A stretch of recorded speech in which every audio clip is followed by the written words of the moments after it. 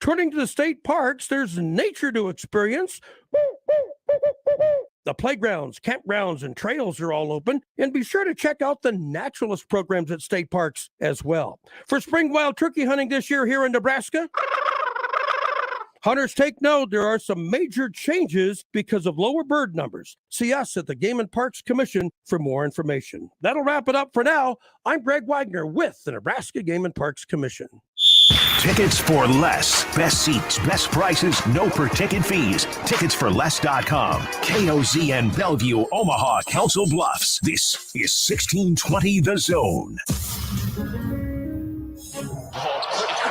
Crossover. Oh, killer crossover. Just crossover. It just crossed him over. Danced to another victim to the crossovers. Cross him up and sit him down. Time for the crossover. Hey, Josh and Robbie are here. what's up? Hi. Hi. Nice cardigan. Thank you. The cardigan. Thanks for noticing. Yes. Sorry, I beat you to it. Dumb and That's a Dumber. funny line from Dumb and Dumber, Robbie. You would love that movie. I've seen Dumb and Dumber. I've got a So confession. you do love that. I've never liked Dumb and Dumber. I See, don't think it's you that have funny. dumb takes too. I'm not surprised I'm by this. so over you, Nick. Seriously. I get that a lot. I don't like Dumb and Dumber. I get that a lot. I don't like it. It's My not funny God. So here, I know this is when I don't want to spoil movie club. Yeah, we're gonna come to blows in movie But club. I think so I today. I'm out. I haven't seen it. I understand what people like about Dumb and Dumber. It's just not for me. Not your- Dumb and Dumber. We're your- talking about. I thought we were talking about. Well, we're talking about both. Right. Okay. They're The made by same the same director. people, very similar vibes. Yeah. I thought Dumb and Dumber at least had some clever beats, and like I understand why people think Dumb and Dumber is funny. It's not my particular favorite kind of comedy. Hodson says, Nick, you're fired. You Um, fired. Can't get rid of me that easy. Oh, good President T impression. President T. Remember Bye. when he was just Boss T? By the way, I do remember that. Can I read a tweet about an advertiser we have on the zone? I don't want to get anyone in trouble. Don't Steve get said anyone the in new trouble. Patriot Supply spot is, and I'll just stop there. Yep. I'm glad. Yeah. I'm glad he So mentioned that. Did Yeah. were you going to add on anything then about? I do not feel the same way about Kingpin. You didn't understand why anyone would like Kingpin. Yes, like I'm watching that. I'm like, hey, it seems like they were trying to recreate something here, Mm-hmm. trying to recreate the magic, and they failed. That's a strong take, but I like it. The take of not only did I not like the movie, I can't understand Yes. how anybody would like the movie. It's how I feel. I kept texting him funny moments as I'm watching it last night. This is so funny. And every text back to him was like, I don't think I can keep doing this. I sounded like a spouse trying to get out of a bad relationship. Like, I don't know how much more of this I could take. I think he wanted me to give him permission to stop watching the movie. No, and I was gonna power through because I'm a GD professional. Now, did you Josh. watch the whole movie? I did. That was me watching Josh's movies that he made me watch back in the day. And See, then I just stopped. His movies I remember were your good. podcast. I do remember that podcast. His movies were good. Some of them. No, but yes, my take is not only did I not enjoy it, I can't even figure out how other people enjoy it. Like we compared this to IPAs earlier. I understand what people like about IPAs. They're not my go. I'm not going to choose an IPA. Okay. Yeah. Right. And But that's why I don't bring him in for One Beer but Friday I anymore. get it. Like I understand what they're trying to do. I'm glad you get it. I understand what they're trying to do. It's just like, I like something that's a little bit of a smoother, like a porch beer. I'm a porch beer guy. So that's how I feel about Dumb and Dumber. How I feel about Kingpin is, why are you drinking your own urine? I'm like, why? What's the benefit here? That was a line from the movie. You Remember that line? I was laughing. remember what the Bible says about it's against it I enjoyed it. I look forward to talking. Nick has been oddly silent this whole discussion. because he agrees with me that Yeah, it's- Nick definitely. Well, he doesn't like Dumb and If he Dumber. He doesn't definitely like Dumb doesn't and like Dumber, he Kingpin. certainly Because doesn't Dumb like and Dumber is a better version of it Kingpin. is that. So you Yeah, it's a agree much with better me there? version. I actually think Nick might feel more strongly than you, Ravi, about this. He might actually detest this movie, just judging by. I detested my experience Yeah. watching. I used the to say movie. like Zoomers. I thought we're gonna save the planet, and then I worked with one, and now I'm worried about our future. Go ahead, Nick. Go ahead, Nick. I may or may not have watched it. Oh, you didn't even Oh, watch it? Oh, wow. It's been a busy week. I planned to watch it last night, It's but then been a busy week. it has been a busy Even more week. classic But- Gen Z. But Nick here's is the other always thing. So These busy. lazy Gen Zers. Well, I'm so busy. No, making it's- his avocado toast. Ah! I'm thought it was gonna millennial. what I'm I about don't to know. say. You guys can totally roast me for. Oh, That's fine. Don't worry. He's gets playing worse. video games. I had time to watch it last Yeah, night. I know you planned did. on watching it last night, But- but I sat down for dinner, and I don't want to watch the movie club movie while I eat. I like to be, all comfy and cozy when I Good watch it. Lord. So I watched I watched it another. while riding a bike one time. I watched another thing before I planned on watching the movie, and that's how I ended up going through 6 episodes of The Crown last night. Ooh, the So Crown. started watching The Not only did Crown. you not Quality. watch it, you watched Quality. something else completely different. And 6 hours I got worth. sucked into The Crown. It's I hard went to not bed to. at I have been 1:30. begging this man to watch Andor for months, and he watches The Crown. I wasn't expecting to like The Crown. I'm Oh, like, I'll check it out. first of It's all- like House of the Dragon with less dragon. The Crown is great. The Crown is awesome. don't- House of the. Drop the. It's cleaner. I don't blame you for watching The Crown, but you need to make better life decisions here. First of all, you haven't seen Andor. Alleged Star Wars fan. He has a tattoo. I have a know he tattoo. does. It's more than you two have. I know he does. We Well, watched the shows, yeah, though, we Nick. actually watched the He shows. didn't watch the last show before that, too, Boba Fett.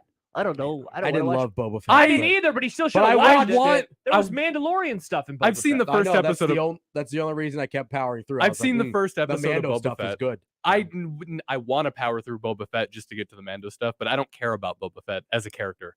The cool thing about Star Wars I don't either. I media care about Star Wars. is so. there's so much of it that exists that we're at a point where you can kind of watch what caters to you. I watched all of Rebels. You guys have never seen No, Rebels. I don't care yeah, about I a have. cartoon. Ravi's seen Rebels. I know you Because have. I've seen everything, Nick, clown. Andor might be the best Star Wars content of No, all time. I told you though.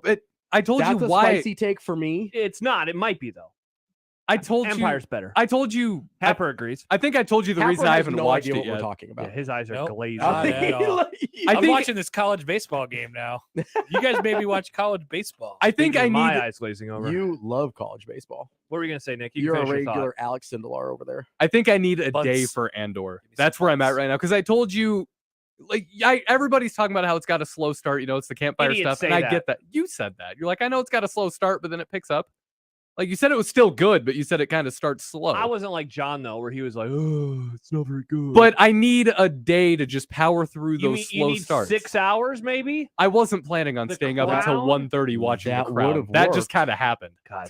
Happer, how are you doing over there? You I'm just you checking back my- in? You should watch The Crown. You All right, let's zoning- get back into something. What do you want to talk about? I don't know. It's your crossover. I've never been asked this before. The other night I watched a movie that I hadn't because everyone like these things happen on TikTok where like a third of a movie all of a Yep. sudden will happen. Yep. And it happened to There's me. like 10 parts, and it's just Yeah. like 90 minutes of a movie. yeah. And yeah. Wait, it's so seriously? bizarre. Yeah. But then they never tell you what the movie is. No, but you have to figure it out in the comments. Yes, you got to go to the comments, and then people troll the comments Yeah. to try and get you to not figure Yeah, it this out. movie is actually Titanic. It's but a it's like whole a space movie or something Yeah. like that. Wow, Yeah. TikTok is weird. So It's that a happened to wonderful me. community. I ended up watching like 10 parts of Passengers. Yeah. And then I think we're on the same TikTok. after I watched that, the movie I is called just- Passengers. yeah, with it's Chris Pratt and Jennifer Lawrence. Jennifer Lawrence. It was a good movie. Oh, I've heard of that movie. That's the space one, right? yes. Yes, not Titanic. And then I watched I it. remember this movie. Do they Was it have? good? Do they It was good. I've they seen have clips of it. I relations? want to watch They it. have relations. It I got- remember that There movie. is some sexy it got time. roasted. Does she get Yeah. naked? She gets naked. Oh, Yeah, it got roasted. I think in the bottom. Like it did You not see a do butt. well. I don't think.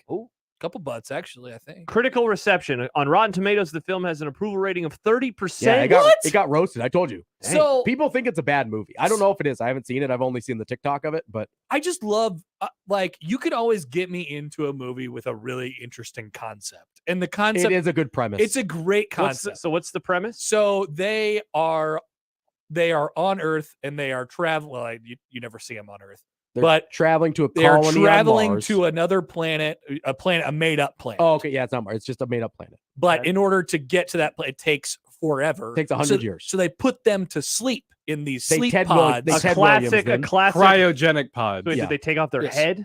No, No, pre the head. They shit. just Okay. lay them in They there don't and then they Walt fall Disney asleep them. for 100 years. Okay. And Chris Pratt wakes up after like 12.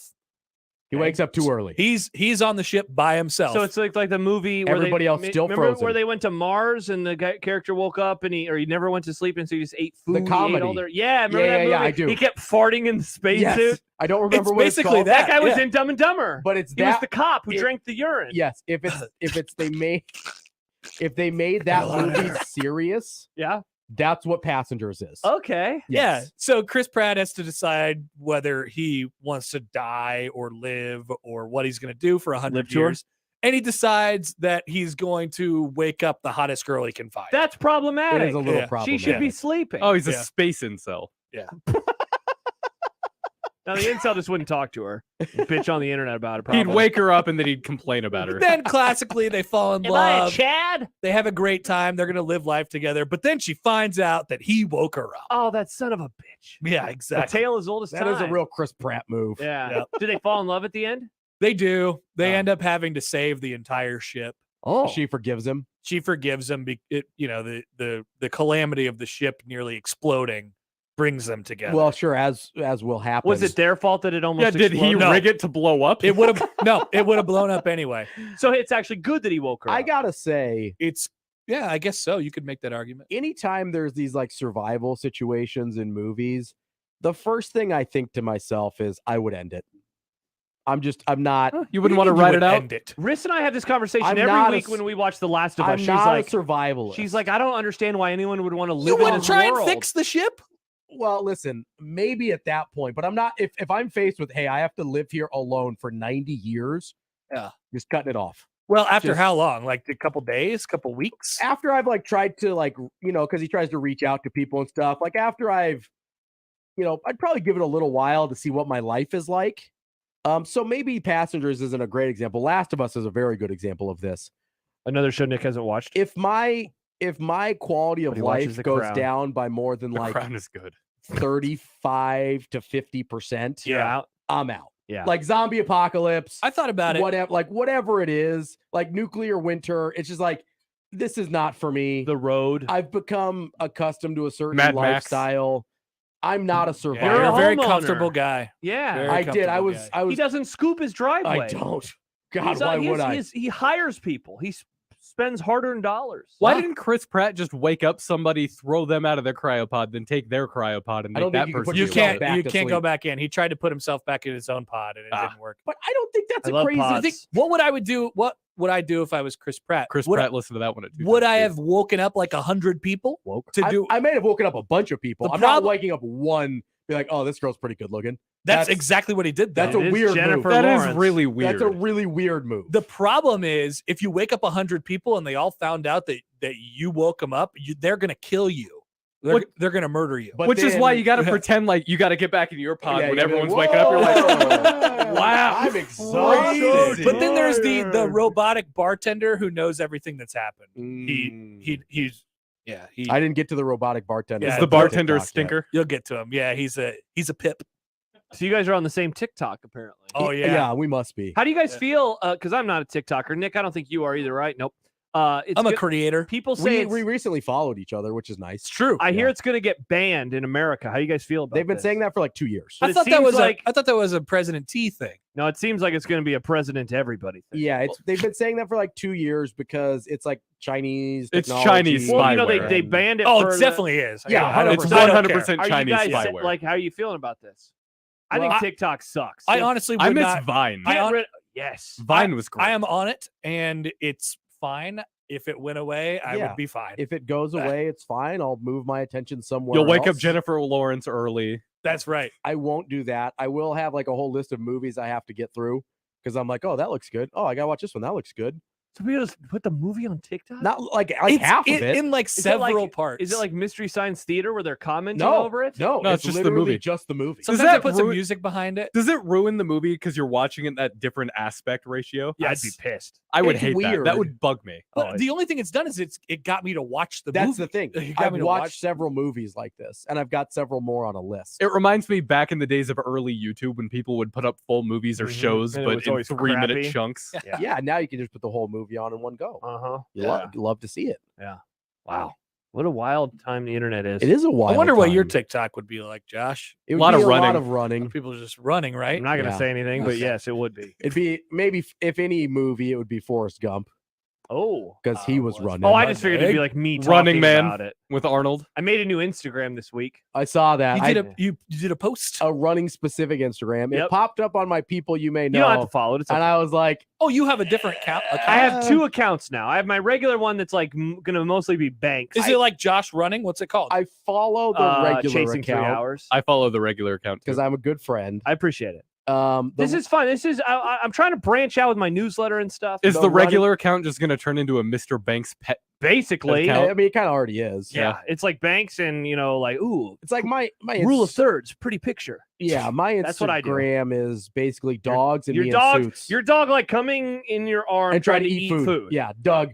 Doug is a real. Yep. He likes to beg. and his eyes are always Yeah, like. he's got these crazy eyes. I that- love Doug. Did you find it, Happer? Oh yeah, I'm looking at it. I'm There you reading. go. I'm Yep, reading just- the most recent one. Just running. My did- Instagram is going through my camera roll and being like, "Oh, that's a thing." Yeah, Nick is like, hey, here's me 8 years ago. Yeah, I did see the new Instagram. I was like, It's okay. I think you go on the trail over by my house. Oh yeah, I definitely do. Okay. I love that trail. Yeah, I went on that trail once. Hey, when you get home today, could you go check it out and see One if it's time. cleared? one I have time. a long one tomorrow. I got to figure out if I'm running inside again. I'll get a Quarter. quarter. I mean, we're basically Quarter. talking about an Instagram Quarter. account for like 5 minutes. I know, but then you went. And I talked really like that trail by talked that about dog actual running. that dog park. Hefflinger, is it Hefflinger? Oh yeah. I really like that trail. Hefflinger Park over on 120th and Maple. It starts east. there and it goes all the way to Back in Bellevue. the day, Nick, One those- day I'm Nick, going to that take used to that be whole There my used to be trail. old- softball I have. fields. I did a Isn't virtual that, marathon on that trail in 2020. I'm going to do that whole trail one day. Papillion- But it's like, isn't it? That's called the Papillion something, isn't it? Yeah, it's Papio Creek. Yeah, Papio Papio Creek, Creek. which But I it- don't like saying Papio. It's it feels not the weird. Keystone though. No, Or it's no. Oh, that's Lincoln one. Papio Creek. Yeah, that's Nick, the I'll But it show like you. runs across the entire town, basically. Mhm. From Yes, it Yeah. does. That's a No, great. it's because I bought my bike a That's couple not years Josh's ago. trail though. no, It No. used to be. That's my old one. I bought my bike a couple years ago, and I've always had a plan to just bike that entire thing down and back. Have or- you? Not yet. Okay. It's hard for me to. Do you bike at all? Yeah, I've gotten into it a little bit. The thing I've noticed about biking since I bought my bike a couple years ago, I hadn't My done it. bike. I hadn't used a bike since middle school because I could drive at Yeah, that point. Sure. Yeah. It's hard for me to go more than 2 blocks without my thighs burning. No, there you go, Nick. Look at that. I think- I did it. I think I've Good. talked. Oh, is that on? That's the one Nick's what's- talking Is No, that about. the no, Nike the app? I know it's called. I Oh, know Or it's the called Under Armour? Strava. I Hell love it. yeah. I'm gonna did- download that. I did 'cause like 3 bike rides once on that. Oh, I should become friends with you. I'm on there. I need Oh, to yeah. get Strava. I was looking for. You can thing- check out my apps. most recent bike ride in 2019.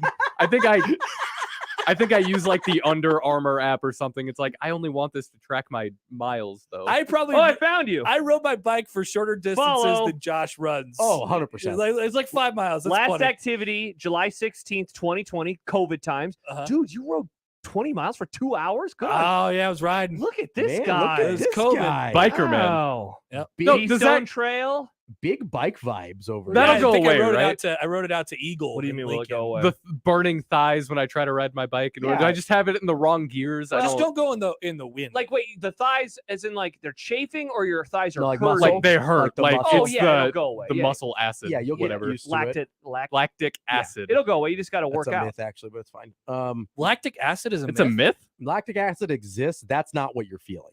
What am I Yeah. feeling? You're then? just feeling muscle fatigue. Oh, Because you haven't. Acid does not actually build up in your muscles the way that Miss Frizzle led us to believe on Magic School. Oh, If you haven't, yeah, I don't Nick, if- believe that. damn it, part. Frizz. If you haven't done that before, like when I started, lactic acid is real, but that's not. yeah, what it's it a different does. thing. When I started lifting last year, That's not what I believe. I texted Robbie the next day. I was like, "Am I just gonna be sore forever?" I No. was so sore. And I was like, next- yeah, because and you're I a did- little bitch. and I did nothing.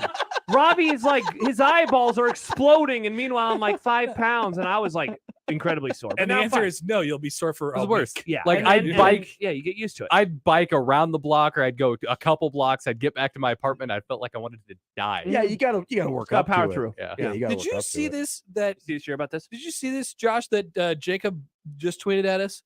So he said, "Who needs Not TikTok Padilla. movies when you could watch the entire SpongeBob SquarePants movie on Twitter?" Wait, yeah. but then he deleted the tweet. There's an account it's gone? there's an account that'll post full movies and then delete them because It's it'll get 50. banned. It's 52 minutes long, and it's the whole SpongeBob movie. What he'll do is he'll post it in parts. So because I think Twitter max video might be 52 minutes or something like that. So then he'll post one part and then the next is the next part. It seems illegal. I didn't know about this. Yeah, It's not super legal. Oh, it's yeah, like not every time I do a technically video- what you would call legal. Every time I tweet a video from a movie or something like that, it's just a straight screenshot rip off of YouTube. Right. I mean, Same, yeah. Because yeah. if you try to do it from one of the streaming apps, they do the blackout yeah, thing. Netflix Yeah. blocks Let you it, do which it. is Yeah. dumb. It triggers me to no end. If they were smart, they would let people do that, especially with their own content, because people make memes out of it. Yeah, just put a Bingo. little. And then people see the memes, and then they want to see the show, and then they see the show. It's like, hey, that's Just where the like memes me from. in Just that like movie. TikTok. Yeah. Just like Josh vomiting everywhere. Yeah, I didn't have So our was logo he in that one. actually sick, or what happened there? His kid was sick this week. Well, his kid was sick, and then yes, he actually got sick. Okay. yeah. Oh, I just didn't know if, like, I knew he actually threw up, but I didn't know You if it heard was Nick just like watch a, The Crown. That was I started it last night and just got through so many episodes. I'm No, almost I done mean, with there's- season Man, 1. I'm so bummed that No John's not here to judgment. hear this news. No judgment on The Crown. He, Have you watched Downton Abbey? No, that's been on my list. You need to I wa- think I'm if going to you watch like it The after The Crown. I watched you like The season Crown- 1 of Downton Abbey. If you like The Crown, you like. I'm kind of Downton into the pettiness, Downtown Oh, Abbey. the yeah. petty Britishness. I'm into it. Abbey. Yeah. Well, I love hearing British people talk. Uh-huh. Just Oh. like I will just listen to the Wish we had a voices. British Like, coworker. I just watched the Fog episode last night, Robbie. Oh, it's so that one's good. intense. I didn't yeah. know about that. They I never didn't taught either. us about We that. learned so much. Do I know any British people in? Hello, governor. We don't have any at That's- NRG. That's not it. That's not it. Would you like some tea? No. I remember there God save the my Queen. best friends in college. He went to R.I.P. Nebraska Liz. Wesleyan, and they had like student exchange or whatever program. And so there were a couple students that came over from Ireland, and all of us guys, have some potatoes. we were like in love with the woman who came over from Ireland, and I think it was Yeah. just her accent. Everybody had- loves everybody a foreign loves woman. an She accent. she cussed a lot, and like all of us guys were like falling, like, "Oh, you're really cool. Yeah. Do you want to hang out?" And the other girls got super annoyed Sure. that we Yeah. wouldn't stop talking about her. I want to go back to People my do that dorm with- and see my movie posters. I love an English accent. Australians. Australians. I do love a good New accent. Zealand accent. I like New Um, Zealand too. It's New very Zealand is similar, great. isn't it? Oh, nar. Every once in a while, Nar. I'm disappointed that I'm not one of those Indian people that was born in Great Britain, because then I'd have the accent. Oh, you would be awesome Oh, with like a that- British accent. Like Right? that That actor. would actually. It You would really should have a It British would accent. really fit my personality. Oh, the I woman guess. who was it on The would. Good Look at Place? you No, right now. yesterday. Oh, the woman in Good Place. The movie Yesterday. Oh, that yeah, actor. yeah, yeah. Yeah, there's a lot of Indian people in Great Britain because, colonialism. People But forget. Hey, The Crown. yeah, not always John cool. Oliver made a funny joke like that about Stephen Colbert the other day about how they have really good Indian food in England, and he's like, and we're not going to discuss why. Not gonna tell about how I got there. Yep. But yeah, so I feel like having an English accent would really fit me as a Dude, you person. should. Like it would actually complete you. I feel like you're incomplete now. It would make way more sense if I did have a British accent than me not having a British accent. You should Yeah. just start doing it. Who's going to stop you? I mean, it's kind of a weird thing to start. It's okay to It is a dunk. weird thing It's to just okay to start doing. dunk on Britain, Yeah. though. Like, Matt it's says, "Hear fine. me out, Russian accents." I don't know how I'd feel if we had a coworker with a hardcore Hello. Russian We accent. make fun of him a lot, probably. We would. Yeah, We would. probably. Yeah. Probably. My Gotta name hear you is call me. Comrade Josh. Yeah, like not all accents are sexy. Yes. Like Russians. Russian. German is although a tough hang. a Oh yeah. a Little Russian yelling out of a German woman accent is better than a Russian man accent. Sure. Russian True. male accent sounds very aggressive. What Oh, about yeah. a Canadian accent? How do you Oh, feel how about you Canadian doing? ladies? Neutral. I think it's What it's, was that? Oh, how you doing? Every single one of your It's just accents the has been worst. terrible. Yeah. it You makes- I don't know sound what like you're you're on talking the about, eh? East Coast. Hey, how you doing? it makes Hey, how you doing? it Yeah, makes that was- me that think was your less of accent. you as a person every time you do it. No, Canadian accents I almost just Oh, consider sorry. like Let's get some Tim American Hortons. Eh? dialects. I sat next Like to. I don't even. They're not hot though. They're not hot accents. What about like French No. Canadian though? Ooh, a French accent's a good sounding accent. And then like the French Canadian, it's kind of got like the mixture. I sat. I don't know why I said it like I that. don't know what you're doing. I sat at next any to a couple point. Canadians at a hockey game 6 years ago, Typical. and I started doing my Canadian They accent. didn't like it. They thought I was an idiot, but they didn't seem offended by it. I kept saying, "Oh, sorry." Have you ever heard a foreign person try to do an American accent? It's hilarious. It's the best. I love It's hearing so British funny. people do an Some American of accent. them are Like non-actors. They very struggle good. Yeah. so hard. I mean, I think they're a lot like They usually go American- directly to Texas. yes, They do. They go. How they throw in Howdy. like a yeehaw. How are you They doing? go I think it's because it's the easiest y'all. for them because there's Yeah. a lot of overlap between They go Southern and straight English. hillbilly. English. Just straight. Which it's fair. Can I get a It's- burger? It's one of the more distinct American like accents, so I get No it. doubt. Yeah. I mean, it's hard to talk like a Midwesterner because you're just kind of stripping everything down, right? Yeah. So it's a little more challenging. Just say y'all a lot. Yeah, you just say y'all a lot, you sound like an idiot, and boom, Texas. That's where they go, though. And it's really funny. It's It is. not terribly representative of our country, but it is funny. Mm-hmm. It is. Yeah. No, I'll give him credit there. Yeah. Wow, this crossover was everywhere. We covered a lot of ground. Yeah, we We were all did. talking at the same time. The Yeah. Crown is great. I really like the Crown, Listen, guys. you would love Downton Abbey. I'm going to watch it our next. Fill-in host did the work. I know he did, and I commend him. I planned on doing the work. Professional. I And I planned on hated it. every minute of it. Robbie, that's why we appreciate you. You know, thank you. Nick, it's why you're still, at notch 1. Notch You're at one. notch 1. You just went up a notch in my book, and now Nick. you're at 1. Congrats on the haircut. Big haircut guy. Thank you. I'm trying to get one every 3 months now instead of every 6 months. I have 3 a months. standing appointment for every 3 weeks. I'm Yes, every 4 same. weeks. I can't afford to get my hair cut that frequently. I barely have any. Well, How much does your haircut cost? ooh. It's You expensive. go to Scissors and Scotch, don't you? yeah. Well, what is that, like Are you 50-some doing the beard? dollars? Are you doing the beard too? Yeah. I just went with I usually get it shaped, but I just went with Yeah, Well, so you it's gotta- like 50. You got it's, to like- it's, tip it's like too. 55. That's what mine is. I 50 always tip well, I go 50 a pop. Well, yeah, but we know that you can afford these things, young Nick. which is why I do it I can Has afford it water every in it. 3 months. you have to prioritize the things that are important to you, Nick. Real quick, Haircuts aren't. before you leave, Happer, I don't know why this guy keeps doing this bit, but we keep getting a text saying this is former NU coach Mario Verducci. Oh yeah, I keep seeing that, I don't understand. but it's clearly not him. yes, but he texts in, "Your accents suck, mate." I don't get this bit. I love the bit. I don't actually. understand it. It's not. I mean, he's not wrong. They were very bad accents. They're not good. They were all by Nick, by the way. Yes, I'm not taking credit. Governor. This is former Stop NU it. QB coach Mario Verducci is what he keeps saying. Yeah. 8 inches is nothing for me. Like, what are we doing here? What are I checked. sweep your chimney. I checked the Stop phone it. numbers and made Just sure that stop. wasn't actually do you have Mario. Mario's number? I do. It's not him. Oh, fancy man over here got It's- Mario's It's number. not him. When he got fired, I Also- slid into his DMs and was like, "Hey, do you want to come on the show and spill the tea?" And he was like, "No." Also, it's possible You should have just said, "Hey, I'm sorry." it wasn't him because he spells his name incorrectly.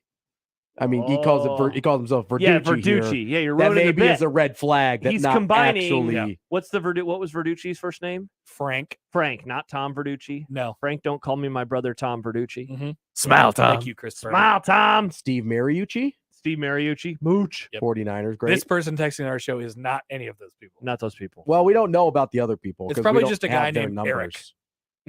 Eric in Scottsdale. Is it Stumanji? No, it's not Stumanji. Stumanji. But coming up on the show today, we're We're gonna do what he Stumanji's at it did. again. Thank you, Stumanji. Love Stumanji. Yeah. We love Stumanji off-season content. It's really good. It really is good. Like, oh, what are we going to talk about today? Oh, he helped us out. Shout Thank out to you. Stu Manji. Dude, he's Indeed. great. Love it. Definitely. Well, All right. bye. Bye-bye. Bye, That was Happer. fun. Have fun watching TikTok movies. I'm not going to do that. Yeah, you might. Well, You're gonna be like on the toilet. And Not on one's the gonna come up weekend. and That's a weeknight activity.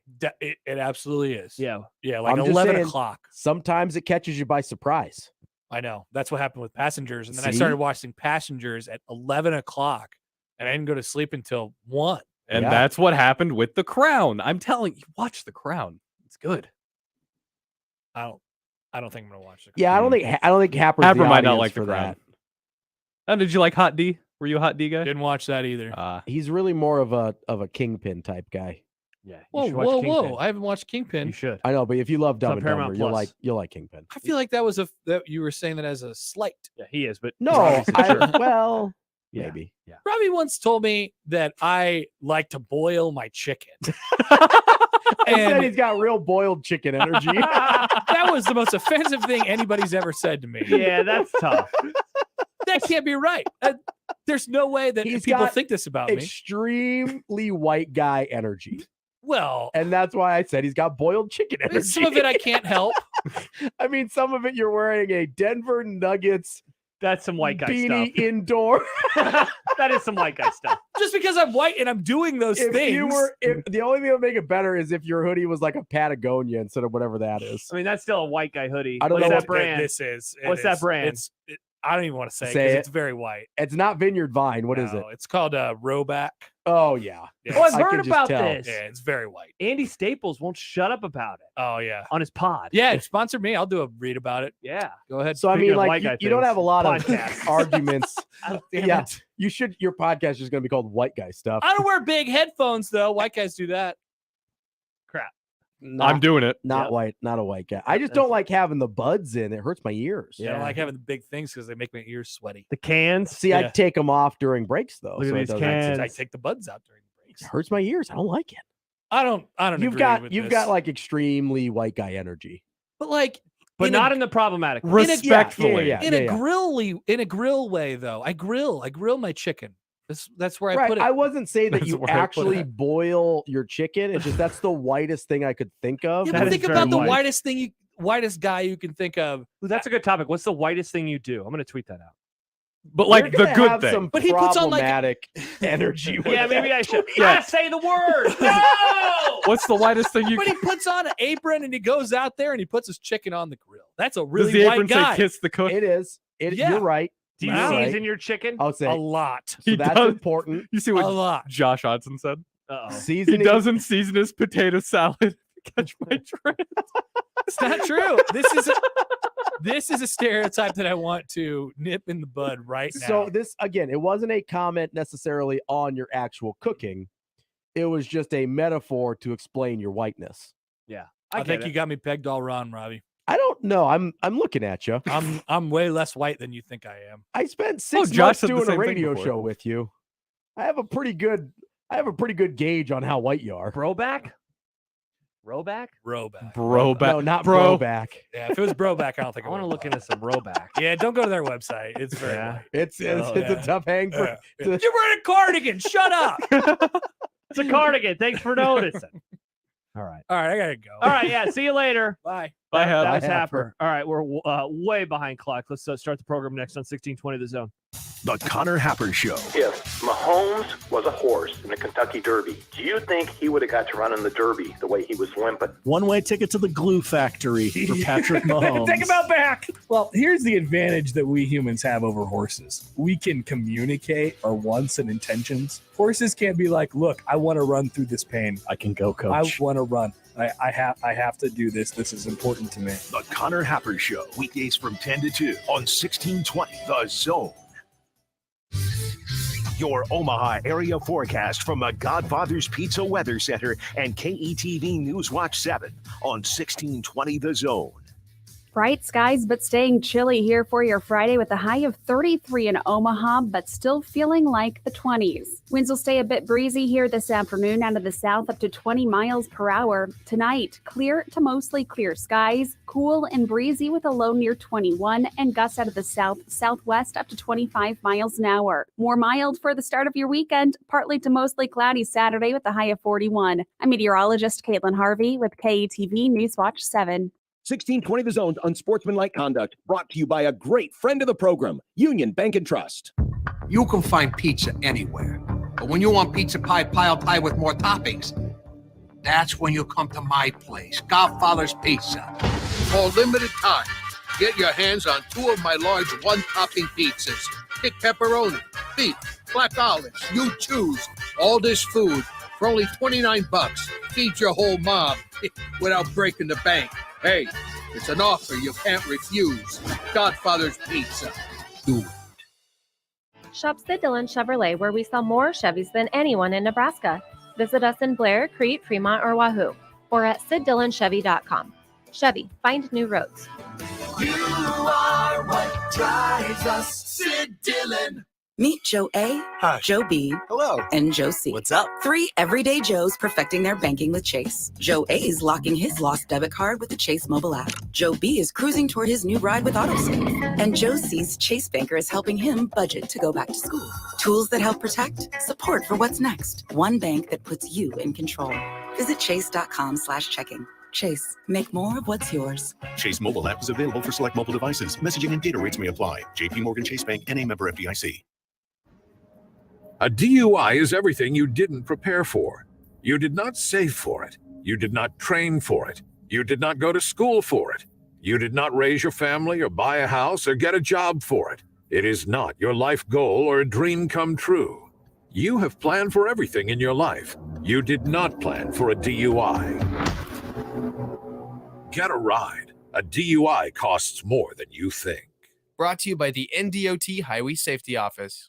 Your 15th ranked Omaha Maverick hockey team is second in the NCHC, and because of you, they're top 5 in attendance nationally with their first sellout since 2017. Get your tickets now for the final home series and senior weekend against number 6 St. Cloud on February 24th and 25th. Rock the Baxter and help the Mavs secure home ice for the NCHC playoffs. Get your tickets by calling 402-554-MAVS or by going to omavs.com/tigs. Looking for a fun business team building or meeting idea? Look no further. Golf DJ's Dugout. Try the fun and new golf simulator at DJ's Dugout 10th and Capitol downtown. Great for groups and individuals. Party packages are available, and DJ's has a huge selection of delicious appetizers, food, and drinks that your team will love. DJ's amazing media displays are great for business meetings too. Golf DJ's Dugout downtown. For more information, visit djsdugout.com. That's djsdugout.com. This edition of Unsportsmanlike Conduct on 1620 The Zone is proudly presented by Union Bank and Trust. The program starts now. KOZN. Unsportsmanlike Conduct on 1620 The Zone. Husker Athletics, Creighton, and yes, UNO. Don't miss a moment, they'll give you your fix. They're on every day from 2 until 6. Spend your afternoons with John, Josh, and Nick.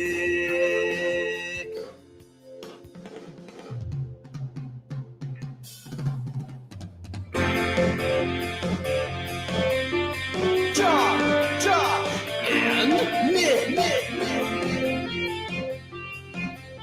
They'll show you what sports talk really is. All right, we're past time for a break, so we're taking a break right now. Bye. Not just kidding. We have the show, though. We do have a show. It's a One Beer Friday. I like beer. And I like Fridays. Hey, we like these things. Unsportsmanlike Conduct on 1620 The Zone. Husker Athletics, Creighton, and yes, UNO. Welcome in.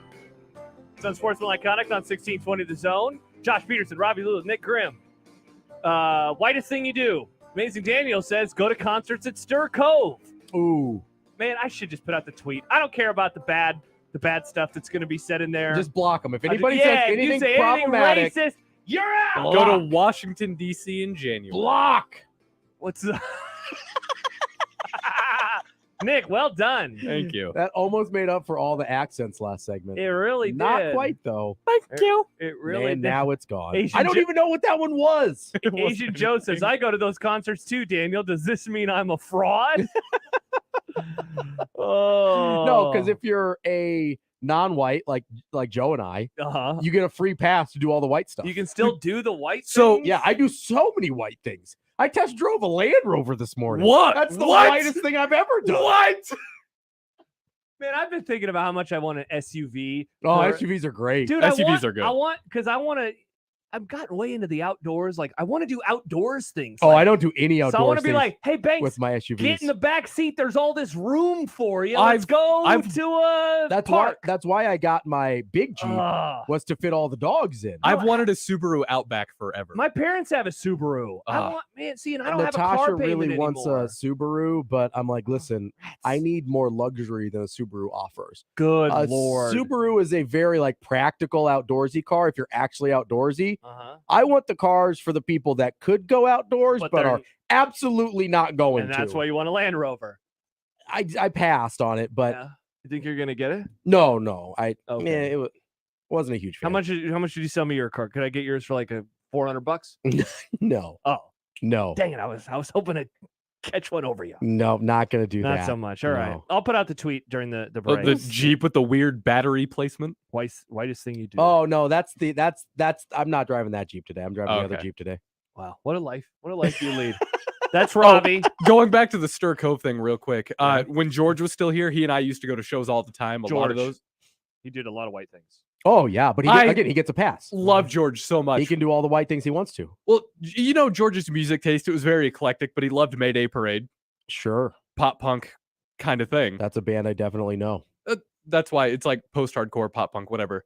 George and I would go to... Oh, post-hardcore pop punk. Duh. I was thinking pre-hardcore pop punk. That's my George bad. and I would Continue. go to Stir Cove to watch rock shows, and he was like, this is great. I'm the only not white guy At the here. rock show. She said, what? Everybody was so amazed to see George. We went to a Day to Remember, and 5 different people came up to see George, like, "Oh my God, wow!" What, in the problematic way? I think it was like the implication of what are you doing here? Right, but like they Wow. weren't being like confrontational. It was more like Well, I they were hope not. bewildered. Okay, They were yeah. bewildered by George's presence at a Day to Remember. It's like when my wife goes to my dad's Hindu temple. They're like, what's she doing here? What is she doing? What's there? what? They do really good food over there, and she loves Indian food, and I don't. And so she'll Classic. go over to the Hindu temple when my dad's like helping out over there, and yeah. That's awesome. And they're like, who's Why? white? Who's whitey with over here? What are you doing here? You're not supposed to be here. Well, welcome in. It is a Friday. There's no football this weekend. I was Boo. sitting there last night, Robbie. You're and I very was like- sad. I was like, first of all, what are we going to talk about today? I was asking myself because now we have reached the part of the calendar where, like, I'll let the people in on a secret.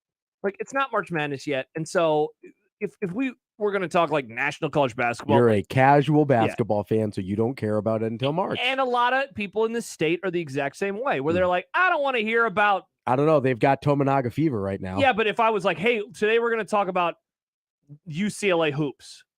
Sure. Yeah, that's not People going to would be. be like, That's "What?" going to be a tough hang. Today we're going to break down the Big 12 basketball race. I don't think anyone would care about that. So I was like, what are we going to talk about? Big 12, good at basketball. People forget. It's very good. But I was like, I realized Riss was making dinner. It smelled delicious. And Was it bread? No, it was not. It was not bread. Nice though. You didn't get any loaves? No loaves last night. But I got sad. I got melancholy because this is not a football Friday, but it is a Friday. And normally you come in and we're like, what games are we breaking down? You and I talked so much NFL over the last month. We and did change. talk a lot of NFL. We talked about it a ton, and now We there's did. nothing to talk about. I mean, there are things. I mean, there's but off season. I got some off season. We can preview Formula One. That starts That's in a couple never weeks. going to happen. The whitest thing Nick does, Formula One. Definitely won't be talking about Formula One, but we will be talking Never. about some other stuff. Never ever. We will talk. There's all sorts of things going on in the NFL. They might ban the quarterback sneak thing that the Eagles Percolating. do. Lots of little just stories under the surface. Let's go. Yeah, and so that was one of the questions that we are going to look ahead to the rest of the offseason of like, what is happening this offseason? Whether it's Nebraska, whether it's college football, whether it's the NFL. And so we'll talk about that a little bit later. Kent Walgamount will join us. I guess we'll talk about Kingpin. Woof.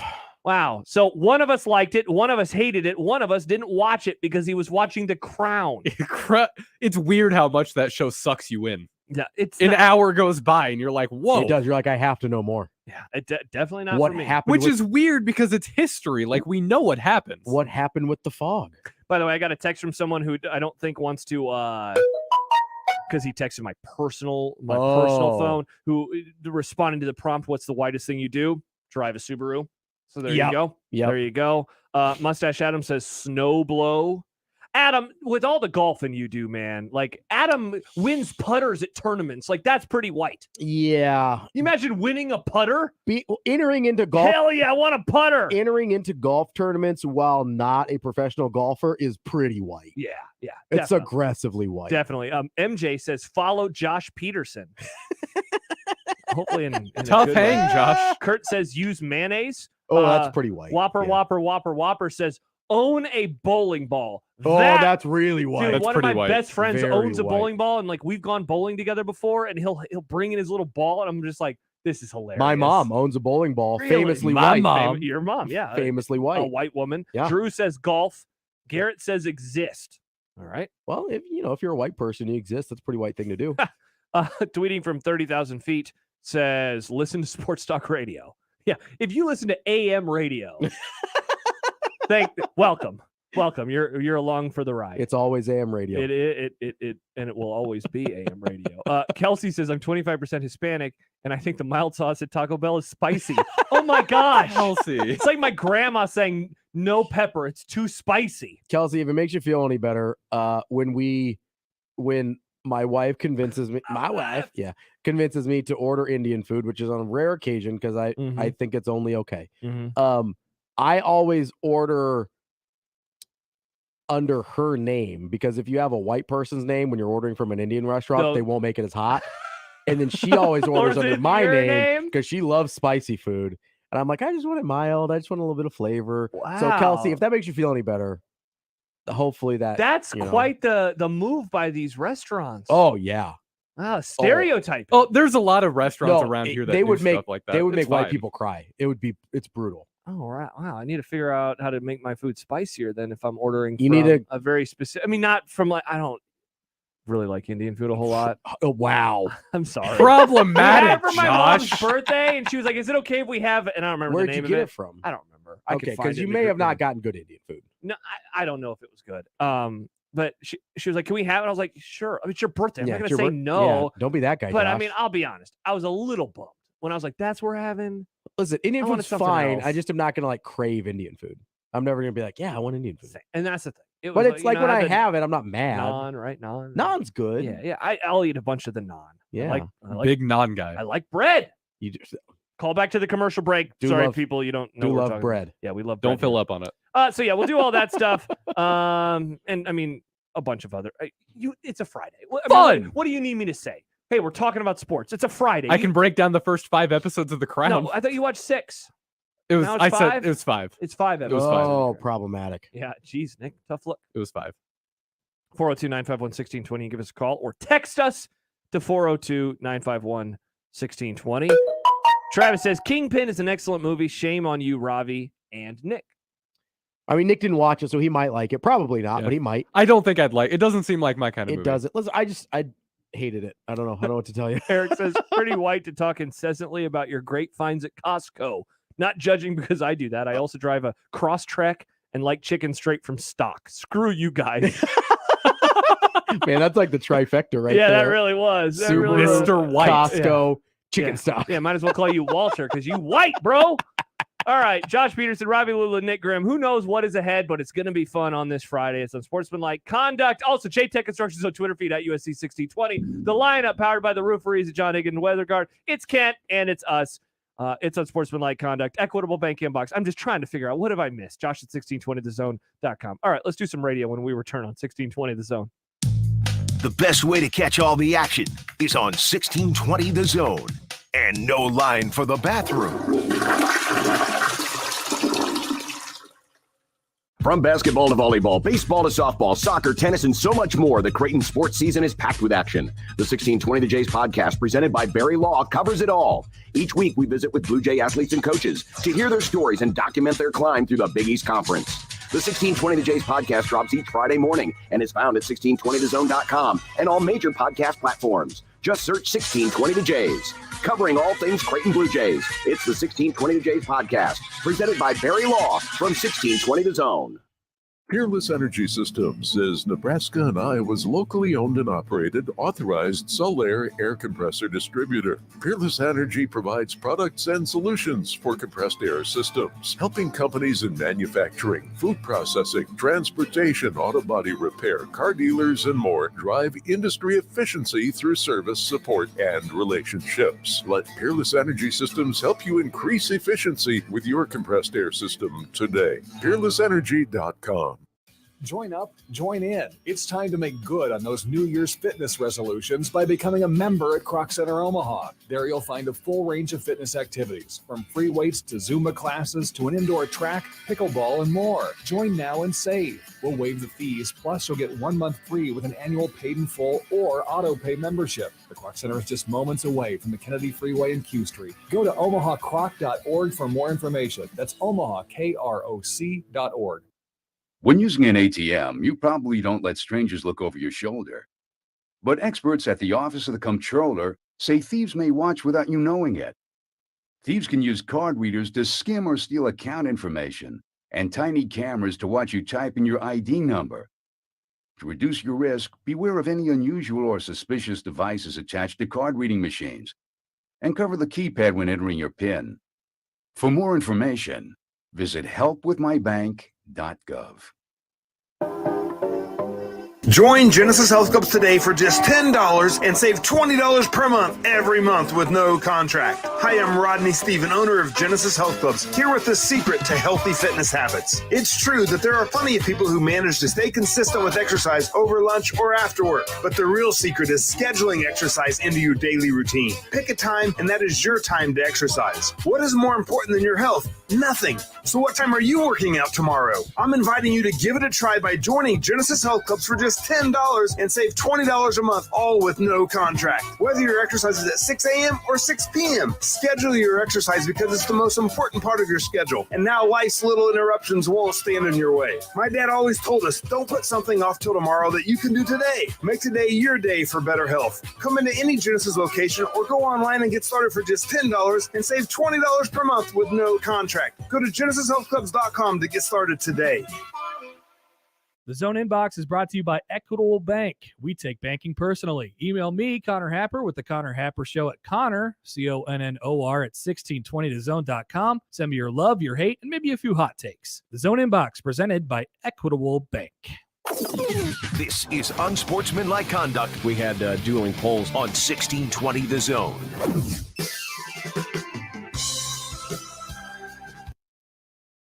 Josh Peterson, Robbie Lulu, Nick Grimm. We're well behind clock, so we'll try to get back on in the next couple of minutes. Some responses to the prompt of what is the whitest thing you do? Sure. Yeah. Jordan says, being on the Wisconsin men's basketball team, pretty white. That's pretty good. Hard to argue with that. Eric says, I got a Cracker Barrel Old Country Store. God, that's hilarious. It is. I like Cracker Barrel. I do too, but Their it's meatloaf is You ever so have the good. thing? What do they call it? It has different names. the triangle. No, like the Oh. toast, and you cut the circle, and you put the egg in a basket. Oh, yeah. I had that last time I had Cracker Barrel. It was like a decade ago. I had egg in a basket. Very tasty. Every once in a while, if I'm craving breakfast food and it's not breakfast time, when most of the breakfast restaurants close at like 2, then Cracker Barrel is usually the choice. Their omelets are great. I get some pancakes maybe. Wayne says, assuming my opinion is important and sought out, the whitest thing he does. Wayne, very well played. But this one might be the winner in the worst way possible. Mark Onweiler, who runs the Ticket in Lincoln, he says this, and he links a Reddit post from the unpopular opinion subreddit. I dip toast in a glass of milk like cookies. Toast. Wait, what? That's not even the whitest thing you do. That's just That's the weird. nastiest thing you do. Wait, toast That's in milk? weird. Yeah. He Who says, the hell? I said, Mark Was WTF. the toast too spicy? What's happening? I have no idea. He says, you don't get to say that to me over a food take. Yes, I do. That's way weirder than anything I do currently. That's dipping vinegar or dipping chicken in vinegar, definitely strange. Mark, that is horrifying. But I don't do that anymore. Don't do that anymore. Ben says, this is good. Spend an extra $50 on a North Face jacket instead of buying a Columbia, even though it's the same quality. And now reading that back, saying that, assuming that Columbia is a cheap brand. I've done the same thing where it's like, I'd rather have North Face. Yeah, I mean, I'm not a North Face guy in particular.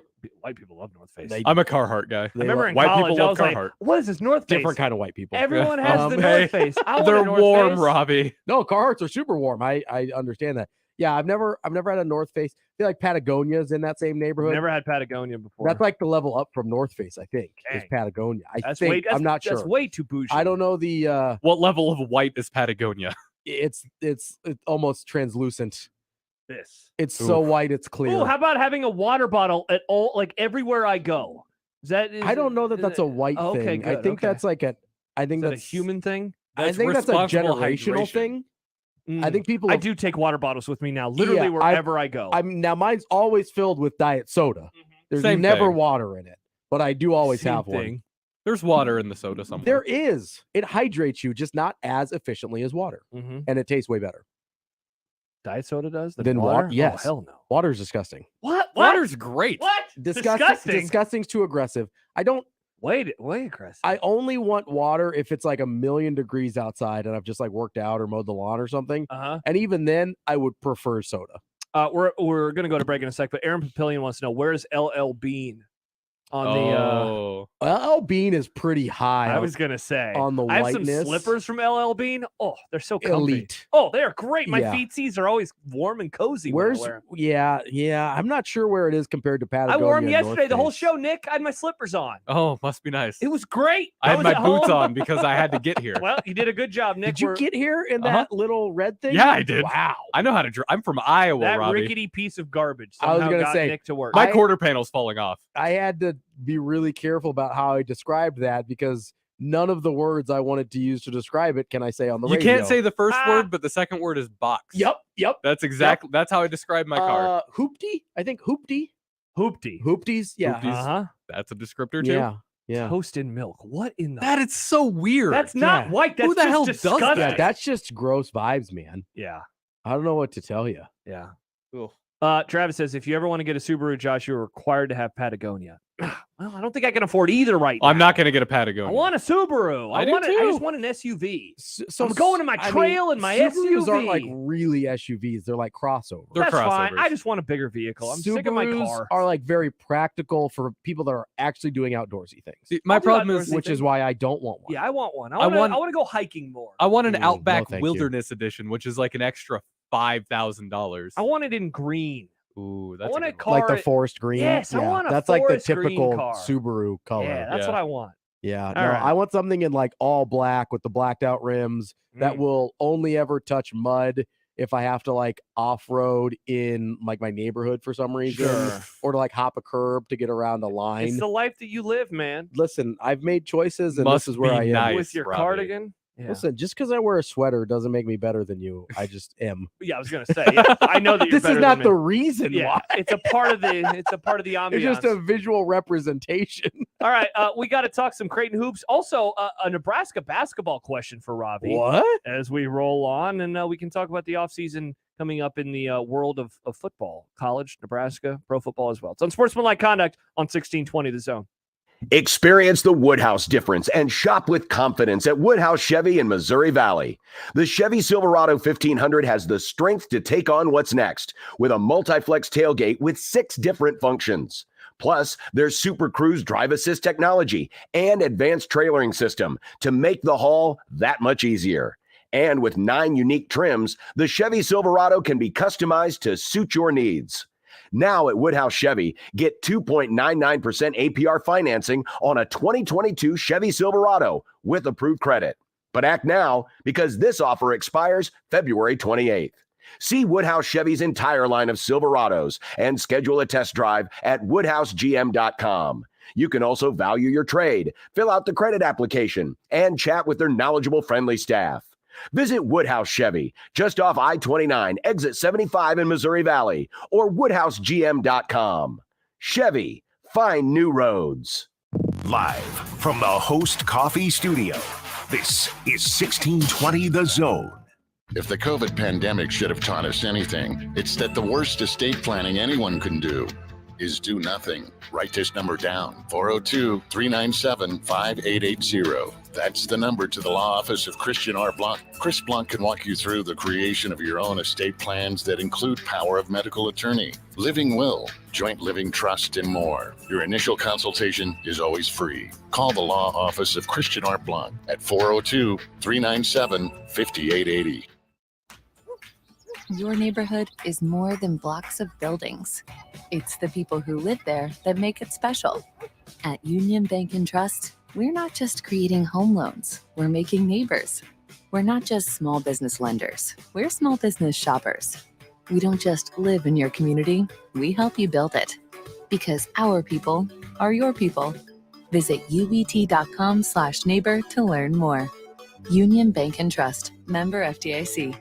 Meet Joe A, Hi. Joe B, Hello. and Joe C. What's up? 3 everyday Joes perfecting their banking with Chase. Joe A's locking his lost debit card with the Chase mobile app. Joe B is cruising toward his new ride with AutoSave. And Joe C's Chase banker is helping him budget to go back to school.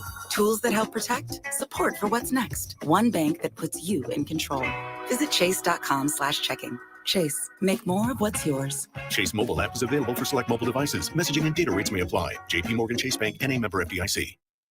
My dad has a cold, but also has high blood pressure. That's why I got him Vicks NyQuil High Blood Pressure for fast, powerful nighttime relief. Unlike some ordinary cold medicines, it's specially formulated for people like my dad. NyQuil High Blood Pressure is sugar-free, alcohol-free, and decongestant-free. Vicks NyQuil High Blood Pressure. The nighttime sniffling, sneezing, coughing, aching, fever, sore throat, cold, and flu for people with high blood pressure. Like my dad. Medicine. Use as directed. Finding great candidates to hire can be like, well, trying to find a needle in a haystack. Sure, you can post your job to some job board, but then all you can do is hope the right person comes along, which is why you should try ZipRecruiter for free at ziprecruiter.com/radio. ZipRecruiter doesn't depend on candidates finding you. It finds them for you. Its powerful technology identifies people with the right experience and actively invites them to apply to your job. You get qualified candidates fast. So while other companies might deliver a lot of hay, ZipRecruiter finds you what you're looking for. The needle in the haystack.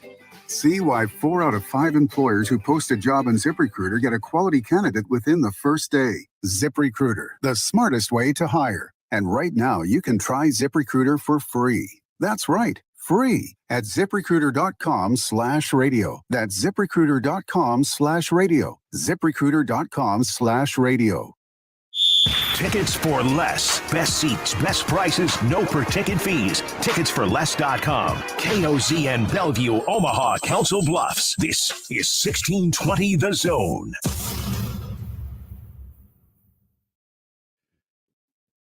It is a One Beer Friday. Let us know what you are drinking as the weekend arrives with the hashtag One Beer Friday, and we will retweet it. We're not going to give you anything, but we'll retweet it. Unless Nick wants to give someone something. Are we giving stuff away? Nick, you want to give away something? Yeah, we could probably do the Broncos gift card for One Beer Friday. Look at that. There we go. So now, Can I put a stipulation on this, though? Yeah. You have to also put in the tweet, because it's a Broncos gift card, let's ride. Oh. All right. So you have to do hashtag One Beer Friday, let's ride? Yeah, the let's ride doesn't have to be a hashtag, but you it have to write, has to "Let's be ride." in there with the photo of your One Beer Friday. Okay. I'll pick the winner after the Grum. All right. So do that. Send Give us you time. all day long, and Nick will pick one at random. Yep. Hashtag One Beer Friday. Let's ride. Mhm. And then you can win $25 to Broncos. Wow. Look at that. We're giving away prizes. You get paid to listen to the Grum That's the dream right in there, right? Broncos. Yeah. That's the, man, you could have a burger. You could have Burt fries, maybe even. Ooh. Chicken. They have fried chicken there? Garlic bread. Their garlic bread is good. They have pork tenderloin? You had me at all of the things you just said. Mm-hmm. Brandon says, Josh out here trying to get people canceled. I swear I'm not. I'm not trying to get people canceled.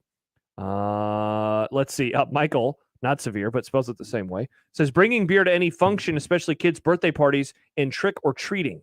Yeah, finding many more ways to, bring alcohol, like literally any event. Sure, yeah. Yeah, I definitely do that. Yeah. And then how about this one as we move on to Creighton basketball? MB4CU writes, go to Creighton games.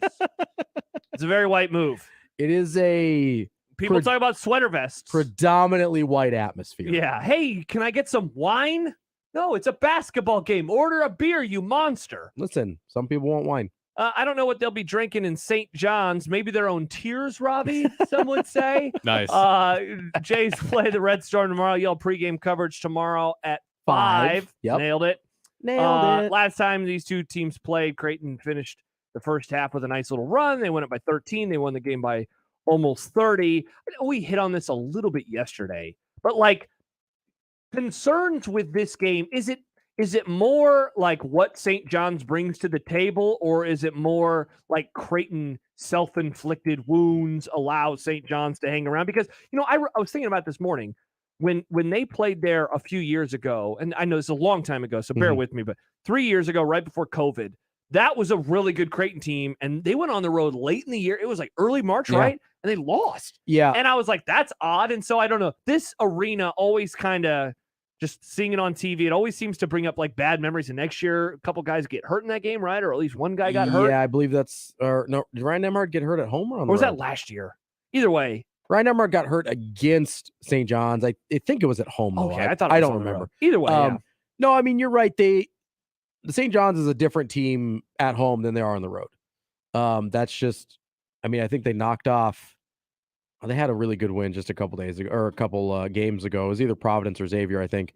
But that was at home. Then they go and lose to, I think, DePaul in double overtime. Like it's just, this is a different team when they're at home versus on the road. So that's a big factor. So you're not wrong about having a level of concern there. But to answer your question, it's not really two different things, whether it's what St. John's does or Creighton being self-inflicted. That's just two sides to the same coin, right? It's, okay, the things that St. John's does can make you play really ugly basketball.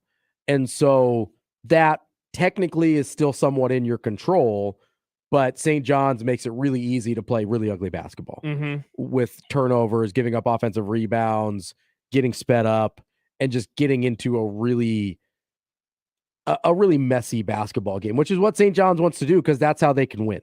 That's a game St. John's can win if you make it as ugly and muddy as possible.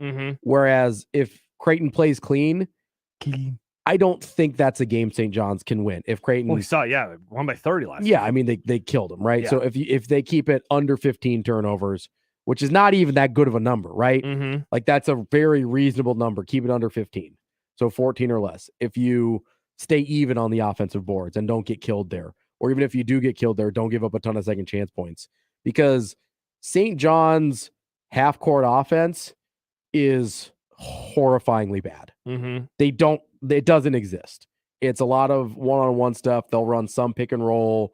That's about it. There's no action to speak of, really. You get a little bit of weak side switching off of pick and rolls, but you're not watching them and being like, oh, there is a cohesive offensive motion happening here. It's just whatever Posh Alexander or Andre Curbelo or Jones or whoever feels like doing at the moment, that's the offense. So let me ask you this then, because I think we're in agreement on what could or couldn't happen tomorrow. Looking ahead, you and I, whether it's when you filled in, whether it's when we talk to you on Thursdays, we've talked a lot lately about seeding in the NCAA tournament. And I think a little bit yesterday, we talked to you about seeding in the conference tournament. Obviously not knowing, what's going to unfold in the regular season over the next couple of weeks. Do you like the top of the Big East bracket more in terms of ease of getting through than the bottom? Like, essentially what I'm asking is, are the benefits to being the 1 seed that great versus, being a 2 or a 3 when you look at projecting ahead on what teams you could see? And a difficult part of this, of course, is the play-in games and who might win. But I guess if like chalk holds through, do you like the top of the bracket more than the bottom of the bracket right now in the Big East Conference? I mean, obviously you'd rather be in the top of the bracket than you would be the bottom, right? The very bottom. So if you're talking DePaul, Butler, Georgetown, those teams don't scare me at all. And they'll probably all lose in the play-in games. Well, they can't all lose because there's 2 of those teams are going to win. It's the bottom 4. Okay, excuse me. Yeah. So it's St. John's, Butler, DePaul, Georgetown are the bottom 4 teams. 2 of those teams are going to win. Yeah. So you're going to play one, at the very least, very bad, non-scary team, because Butler's only scary at Hinkle. Obviously, they won't be at Hinkle. Doesn't matter. Interesting. Yeah, they'll be in New York, which is not in Indiana. Famously. People forget. Yeah. Georgetown, DePaul, just trash basketball programs. You get to so bad. It's unbelievable how bad they are. They're so bad. You get to St. John's, and they, like I said, their style can give people problems. I think Creighton is suited well to handle it. But you get to Villanova and you don't feel good at all anymore because Villanova now is healthy and horrifying. I'm not excited for Creighton to go out to Philadelphia at all. No, not even a little bit. Right now they're at 7th place in the conference. Yeah, they're the first non play-in game, right? So you don't want to play Villanova at all. And then, oh, by the way, 6th place is UConn. UConn is 6th place in this conference. We're like a month and a half removed from them being like number 2? 2 in the whole country, yeah. They're 6th place in this conference. Yeah. So you don't love that either. No. So you get to, this is not that fun to play the bottom of the league really, really quickly. So being in one of the top 2 seeds where you're playing either St. John's or Butler or whatever the winner is of the play-ins is going to be hugely advantageous to be in 3 or 4. So, okay, so let me re-ask it then. Is there that big of an advantage, in your opinion, on being a 1 versus the 2? No. Okay.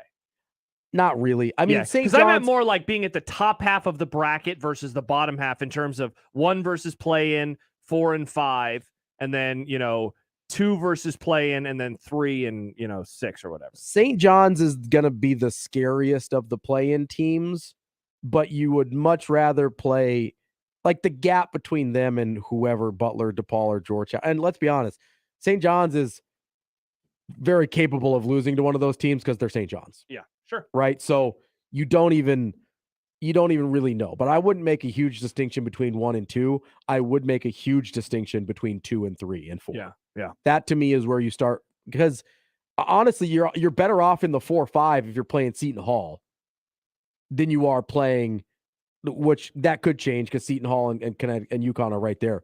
But you're better off playing Seton Hall wherever they are than you are playing UConn or Villanova. And it's going to be really hard to figure that out. So Creighton really needs to get into the top 2 to avoid that whole mess altogether. Yeah, and looking at St. John's, obviously one of the big things we've spent a ton of time talking about lately is just Big East and teams being at home and how well they have played. St. John's this year, they have lost at home 4 times, and all of those have been in league play. So all their home losses. Yeah, they're good at home. I mean, play. they're a lot better at home. Yeah. Now, they're a flawed basketball team in general. Sure. So that's why they'd have to get some help from Creighton.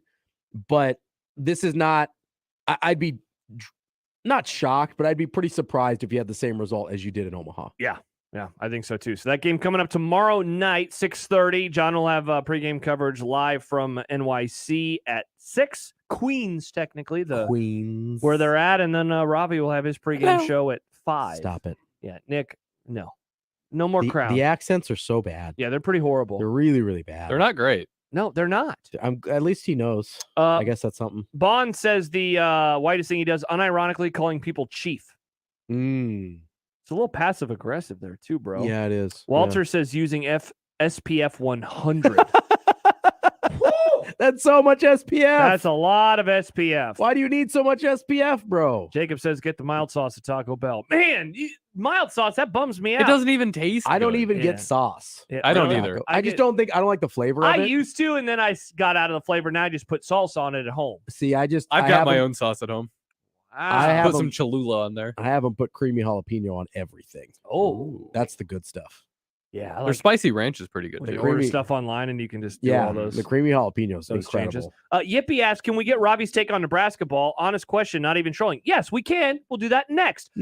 I had a specific question for you with Nebraska basketball and maybe the ease of the decision for Trev Alberts and perhaps what it could mean for them moving forward. So, yeah, Yippee, we will get an honest take from Robbie Lula when we return. Kent Walgamont's going to join us in a half hour as well. Plus, there's a ton of NFL stuff that we have to get to, including, is the NFL about to ban the best play the Philadelphia Eagles have? They might. Find out on 1620 The Zone. While springtime is getting close, we still need those gas furnaces working for us for at least a couple of more months. John Bishop here from McCarthy's 1 Hour Heating and Air Conditioning. The folks who are always on time or you don't pay a dime. Having your gas furnace inspected and maintained annually is vital, not only to keep your furnace performing at peak efficiency, but also to keep your family safe. When heat exchangers start to wear inside of furnaces, that's when deadly carbon monoxide can leak into your home's air system. And when that happens, terrible consequences can take place. So please make sure, gas furnace owners, you get an inspection from McCarthy's. And right now, McCarthy's is offering half off all carbon monoxide detectors for all new inspections through the month of February. So contact McCarthy's today. Keep your furnace running smooth and safe the rest of the winter. McCarthy's1hour.com. McCarthy's 1 Hour Heating and Air Conditioning. Always on time or you don't pay a dime. The Connor Happer Show. By the way, guys, corn dogs, not a thing. I love corn dogs. You dip them in mustard. You eat one at the fair. Corn dogs are a delicious food. But I'm talking about corn, DAWGS. The intersection of Nebraska and Georgia football players. We're not calling those guys corn dogs. We're not doing it. Thank you. Thank you for listening. The Connor Happer Show, weekdays from 10 to 2 on 1620 The Zone. Your Omaha area forecast from the Godfather's Pizza Weather Center and KETV News Watch 7 on 1620 The Zone. Bright skies, but staying chilly here for your Friday with a high of 33 in Omaha, but still feeling like the 20s. Winds will stay a bit breezy here this afternoon out of the south up to 20 miles per hour. Tonight, clear to mostly clear skies, cool and breezy with a low near 21 and gusts out of the southwest up to 25. 1620 The Zone's Unsportsmanlike Conduct, brought to you by a great friend of the program, Union Bank and Trust. Are you going to tell me that there are 3 cheeseburgers takeout joints in the metro? Yeah, Burrs. 3. 40th and Farnham in the Blackstone District, 168th in Harrison and Millard, and inside the Blue Sky Patio and Pickleball Complex at 107th and Pacific Street. And every single cheeseburgers brings smash burgers, hot dogs, fries, shakes, and more to all of the hungry people of the ONE. It's a thing of beauty. Cheeseburgers, a takeout joint. Keep on trucking, people. Do you like to shoot fireworks? Would you like to get paid to shoot fireworks? J&M Displays wants you. Help shoot an Omaha Storm Chasers game, Memorial Park display, or any of the major shows in Western Iowa and all of Nebraska. If you like to travel, J&M covers Nebraska, Kansas, and most of Missouri. They offer free training and great daily pay rates, which makes it a perfect part-time job. Visit jnmdisplays.com and click the Join Our Team tab to find out more. J&M Fireworks. Parenting comes with a lot of questions. At Bye Bye Baby, we're here to help you prep for everything you expected and everything you didn't. Pop by your local store for brands you trust and expert advice. And because we can't wait to meet you, we're giving you extra savings. Text BABY to 42229 for $20 off your in-store purchase of $100 or more. Again, text BABY to 42229 for $20 off your in-store purchase of $100 or more. Bye Bye Baby. Welcome to parenthood. Guys, let's face it, there is a time when you just need to get out of the house, to have your own place, to be with the guys, or just a quiet, relaxing place for yourself. Well, Hearth Cigars and Pipes Lounge hears you loud and clear. Settle in. Escape to Hearth Cigars and Pipes Lounge for an incredible selection, plus premium cocktails, a knowledgeable, friendly staff, state-of-the-art humidor, and incredible lounge. Hearth Cigars and Pipes Lounge, just off I-680 at 48th Street, next to Covey's. Listen to Woodhouse Auto Family Blue Jay Overtime, the Creighton men's basketball postgame show on 1620 The Zone. Live from DJ's Dugout downtown. It's right after every home game, presented by Barry Law. Exclusively on your home for the Creighton Blue Jays. 1620 The Zone. This is Unsportsmanlike Conduct with John Bishop and Josh Peterson. Just be buttheads. On 1620 The Zone. Don't forget, tweet at us, hashtag One Beer Friday. First of all, it means you're enjoying a beer. That's pretty cool. Second of all, if you include the phrase, let's ride. Let's ride. And a picture of your beer, you can win $25 to Broncos, Get courtesy of Nick Grimm. Get it? I'll pick the winners after the Grum. You have plenty of time. There you go. Plenty Broncos, of time. that's right. Let's ride. Let's ride. Let's ride. Let's see. I think these are more whitest thing you do. Is any of them listening to the Lumineers? Hey. That has not shown up yet. Or what's playing right now, Dr. Dog. Whoops. Yeah, all this stuff is very white. I'm Jason here Todd for. says 6 a.m. fishing with Red Beer PBR on a bass boat pulled by a camper that has dish for Fox News, followed by a game of badminton, then some country line dancing, capped off with a late night trip to Village Inn. I don't think that's the same person. I don't think one person would be doing all the badminton's kind of throwing it off. Yeah, the badminton is a weird, like horseshoes maybe. Yeah, horseshoes for sure. I used to play Horseshoes horseshoes. is fun. I used to play horseshoes a lot. That's some white people stuff though. Diamond. I'm not going to say the next one. Listen to AM radio. A lot of people listen to AM radio. Yeah, We appreciate you. yeah. It's still AM radio. Always AM radio. Fake Will Bolt says, I believe Applebee's wings are the best worldwide. You're just an idiot if that's the case. That's a take. Yeah, that's it. No offense, Fake Will Bolt. But no, thank you. And then finally, Scott says, watch Wheel of Fortune every night with the wife. Not the whitest thing I do, definitely the oldest. I would say that's an old person. That's an definitely old thing. old person movie. Yeah, that's If you're still watching those types of shows, Jeopardy's cool though. Like don't we watch can any- agree. I Like I don't don't watch any. watch it, but I'll watch it if it's on. I like follow Jeopardy. Jeopardy on TikTok, so I get the clips. I get good clips of stuff that They got happens. some good Jeopardy TikToks. Oh yeah, great. I mean, they throw it back to Alex Trebek, R.I.P. Rest King. God, I miss but Alex. He's dead now. Thank you for that. He is. Sorry. Yeah. Don't remind me, Josh. I apologize. He's dead now. Yeah, he sure is. Yep. R.I.P. Sure is, pal. What was that? So we had the comment last segment from Yippee. He says, "Can we get Robbie's take on Nebraska ball?" Honest question, not even trolling. He added, "Robbie has always said he is a proponent of teams that play good basketball, and I would say that they have played pretty well as of late. I'd like your honest assessment, Robbie." So to me, I think it's pretty obvious that they have made it super easy on Trev Alberts over the last few games. Like I don't remember how late in the season I would have said there's no doubt in my mind he's going to get fired, or I'm definitely leaning that he is going to get fired. Now I would truly be blown away if Fred Hoiberg got canned. They've won a couple in a row, and of course they're doing so against the backdrop of the injuries that were the biggest reason why we thought that they could go winless as the season came to a close. So first of all, I'll start with Yippie's question, and then I'll move on to your question about Hoiberg.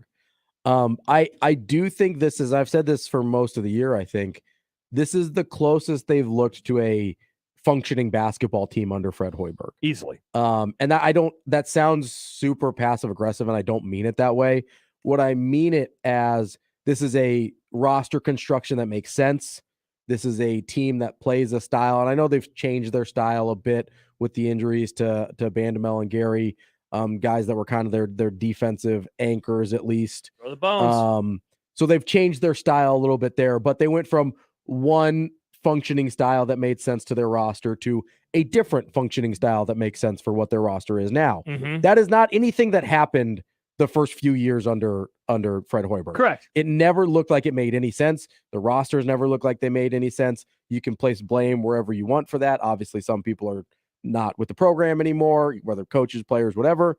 But so that's first and foremost. So just from the jump, even when they weren't playing very well necessarily in that stretch, where Michigan kind of beat the crap out of them, whatever, they have always looked this year like a functional basketball team to me, which I mean as a genuine compliment. Yeah, they're playing defense. My issue has been, and this moves into the Fred Hoiberg part of the conversation, is at some point, this looks like a year one should have. Yes. And that is, I think that is the one part that hangs over all of this is like, how much credit do you get for figuring it out at this point in the game? Yeah. Now, again, and not even, I mean, I say figuring it out kind of in air quotes, because we're still talking about a team that is going to have to make a run to get to an NIT. Yeah. And like, obviously I don't want to keep dwelling on the injury component, but I mean, that is a huge part of this right now, because if those guys are healthy and what we've seen from them lately, like this could have been a team that we were talking about as a postseason team. Hear me out though. If those guys are healthy, then it's we Tominaga. Probably don't have this Tominaga thing happening, right? Yeah. And which is the best thing that's happened under Fred Hoiberg. It just is. And so that's also kind of weird, because you can, in a way you can use the recent I don't think games, you get both. Yeah, you can use the recent games as a positive. Oh my gosh, look at what they've done. Yeah. Look at Tominaga's development. Look how good he is. He'd be a nice building block for next year. Or you could be a negative boy, Nick. Negative The negative boys. Say, well, where the hell was he earlier in the year? Well, not just that, but okay, you look at Derek Walker's 25 years old. He's an old man. Sam Griesel is 23 years old. Yeah. These guys aren't going to be here next year. Correct. And they're adults basically playing college basketball. So you can look at that. Because of some very strange things. Some very strange circumstances that have allowed them extra years to be in college. And I'm not criticizing them for staying. I'm saying this is an unusual makeup in terms of the age and maturity of some of the key pieces of your roster that you're not going to have the advantage of moving forward. So the question to me, and I don't ever think Fred Hoiberg was in real danger of being fired. I don't. Really? Because I think they would have had to actively look like they quit on him. And I just didn't think that was going to happen, because that hadn't really ever happened. Yeah, fair. So I don't think Trev Alberts was ever going to be like, yeah, the results weren't there, you're out. That just didn't feel like how this was going to go, because and maybe it's not related. Maybe I'm connecting these things with all the money they put into football. And like that's a huge component of this. Like, did they really want to be like, yeah, let's hire another college coach? Like, let's hire the second highest paid program or highest paid person in our university and everything like that. I just didn't ever think that was going to happen this year. So To me, I never thought he was in danger. That being said, I do think he's done a pretty good job this year. They've played stretches of pretty quality basketball. Yeah. I don't want to overreact to what we've seen. I love the Tominaga stuff. It's awesome. It's so much fun. It's super fun. And he's doing it in like good, cool ways. Like he's knocking down shots. There was a couple baskets that he had actually at the basket, at the rim against Rutgers. Yeah, he's made himself more than just a specialist. Yeah.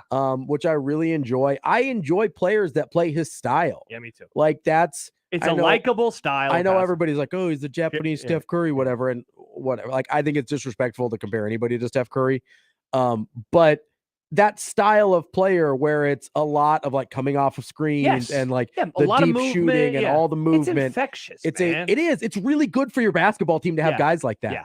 Like, it's not a coincidence. I think people feed off of it very well. It's not a coincidence that the two best off-ball movers in the NBA play for the team that has the best ball movement in the NBA, in Steph Curry and Klay Thompson. Nobody moves off the ball like those guys do, and nobody passes the ball when they're healthy and good like the Warriors do, right? It is infectious, and it's good for your basketball team. Yeah, definitely. So having a guy like Tominaga, I'd make the argument of like, hey, maybe we should have gotten him out there earlier, because that's, he's a JUCO guy. He doesn't have a ton of time left, maybe try and take advantage of some of those things, but we're all wondering about his future right now. Yeah, that's a different conversation for after the season.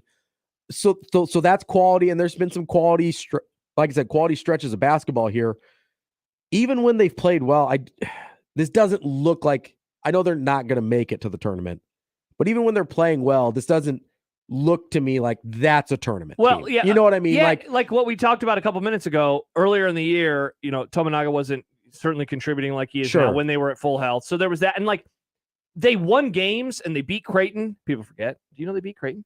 Did they play this year? I don't remember. Yeah. But in all seriousness, like, they were still way up and down at that point too. That's the thing. It's not like they were healthy and they were like, okay, the 2018-2019 team, the last Tim Miles year, before their injuries, they were super successful. They weren't losing a whole lot of games. They were winning at home. They were going on the road. And like, that was a team where you could truly say, without those injuries, they're probably in the NCAA tournament. This one, they were still too inconsistent for my liking. They were definitely better than they've been the last few years, but that's a low bar. And they've really never had all the pieces together in a way that, because like I said, when Gary and Bandamel were together, you didn't have this version of Tominaga. You didn't have Derek Walker for a stretch at the start of the season. So you've never really had all of the pieces that you'd like to see for Nebraska basketball all together. And that's kind of the point though, right? Is they've never really been able to put it all together, even if it is the most logical team that Fred Hoiberg's had. Yeah. It still has not completed itself, if that makes sense. It hasn't gotten to a point where you're like, yeah, that's a top third of the Big Ten type team, or that's a for sure NCAA tournament type team. Do they have the ability to beat good teams? Yeah, we've seen that. They beat did Creighton last year. They beat Rutgers. They've won difficult games, and they are good enough to do that. But that next step is consistently winning games you should win, consistently being in games all the time where you don't have the blowouts. And so my question for Trev Alberts, and I guess for the Nebraska basketball program in general, because I imagine they'll finish, around 500? I mean, they're 14 and 16 right now? And they're 6 and 10 in league play. Yeah, they're 13 and 14. I don't know where I got 14 and 16. 13 and 14 right now. 6 and 10 in league play. How many games? 4 left in league play. 4 left. So they'd have to go 3-1 to finish above 500. So they'll probably end up either one game above, one game below 500, somewhere in that neighborhood. It's definitely a progress season. It is, but again, it feels like a year one, and we're not in year one. Yeah, and so again, if we're in agreement that he's going to get another year, and I think he is. But here's my question. Then it's like, is this sustainable / is this a true building block is maybe the better question. Is it a true building block? Because like I said, some of it benefits from COVID. Some of it benefits from COVID with Derek Walker and Griesel. In terms of eligibility. Yes. It's like, not to make everything about football, but I'm going to do it. One of the reasons I didn't want Adrian Martinez to come back to Nebraska for a year 5 was because, like, it would have set up for such a strange way to judge a program and a coach that we knew was on the hot seat with a year 5 quarterback that is an impossibility. It feels in the almost history of the sport. falsely inflated. Yeah, and because so, it's not something you can recreate. Yeah, and so I want repeatable actions from Correct. my coaches that can lead to success. And that's why it's going to be good. Like there is, and that's why I look at this team and I'm like, some of this is not repeatable. Yeah, and so that's why if you're Trev Alberts and you're looking at next year and you're saying, all right, you're going to get another opportunity. Can you be better than this now? Because that's going to be, I think next year, at least it'll be good that, I mean, you just kind of ran through the record. They're going to be a 500-ish team in the regular season. Yeah. See what happens at the Big Ten tournament. They'll be a 500-ish team.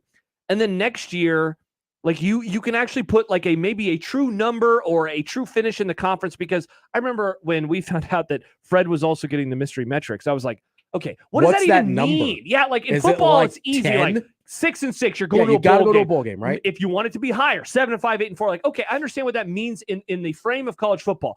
What the hell is like a 16-14 college basketball season? I don't know. What does that mean? Yeah. Are you that much better than a team that goes 14-16? Yeah, nobody knows. And so that's why I think next year at least can be good, because they did the 500 this year. Next year, it's like, all right, be better and win X amount of games or get to this level of postseason play, whatever that might be. But I also feel kind of like with Nebraska football, in Scott Frost's final year, you had a ton of seniors, right? Yep. You had a ton of seniors that did not get you. That's why all the games were so close, right? They were all one possession games because you had a ton of seniors and you stayed in every game or whatever.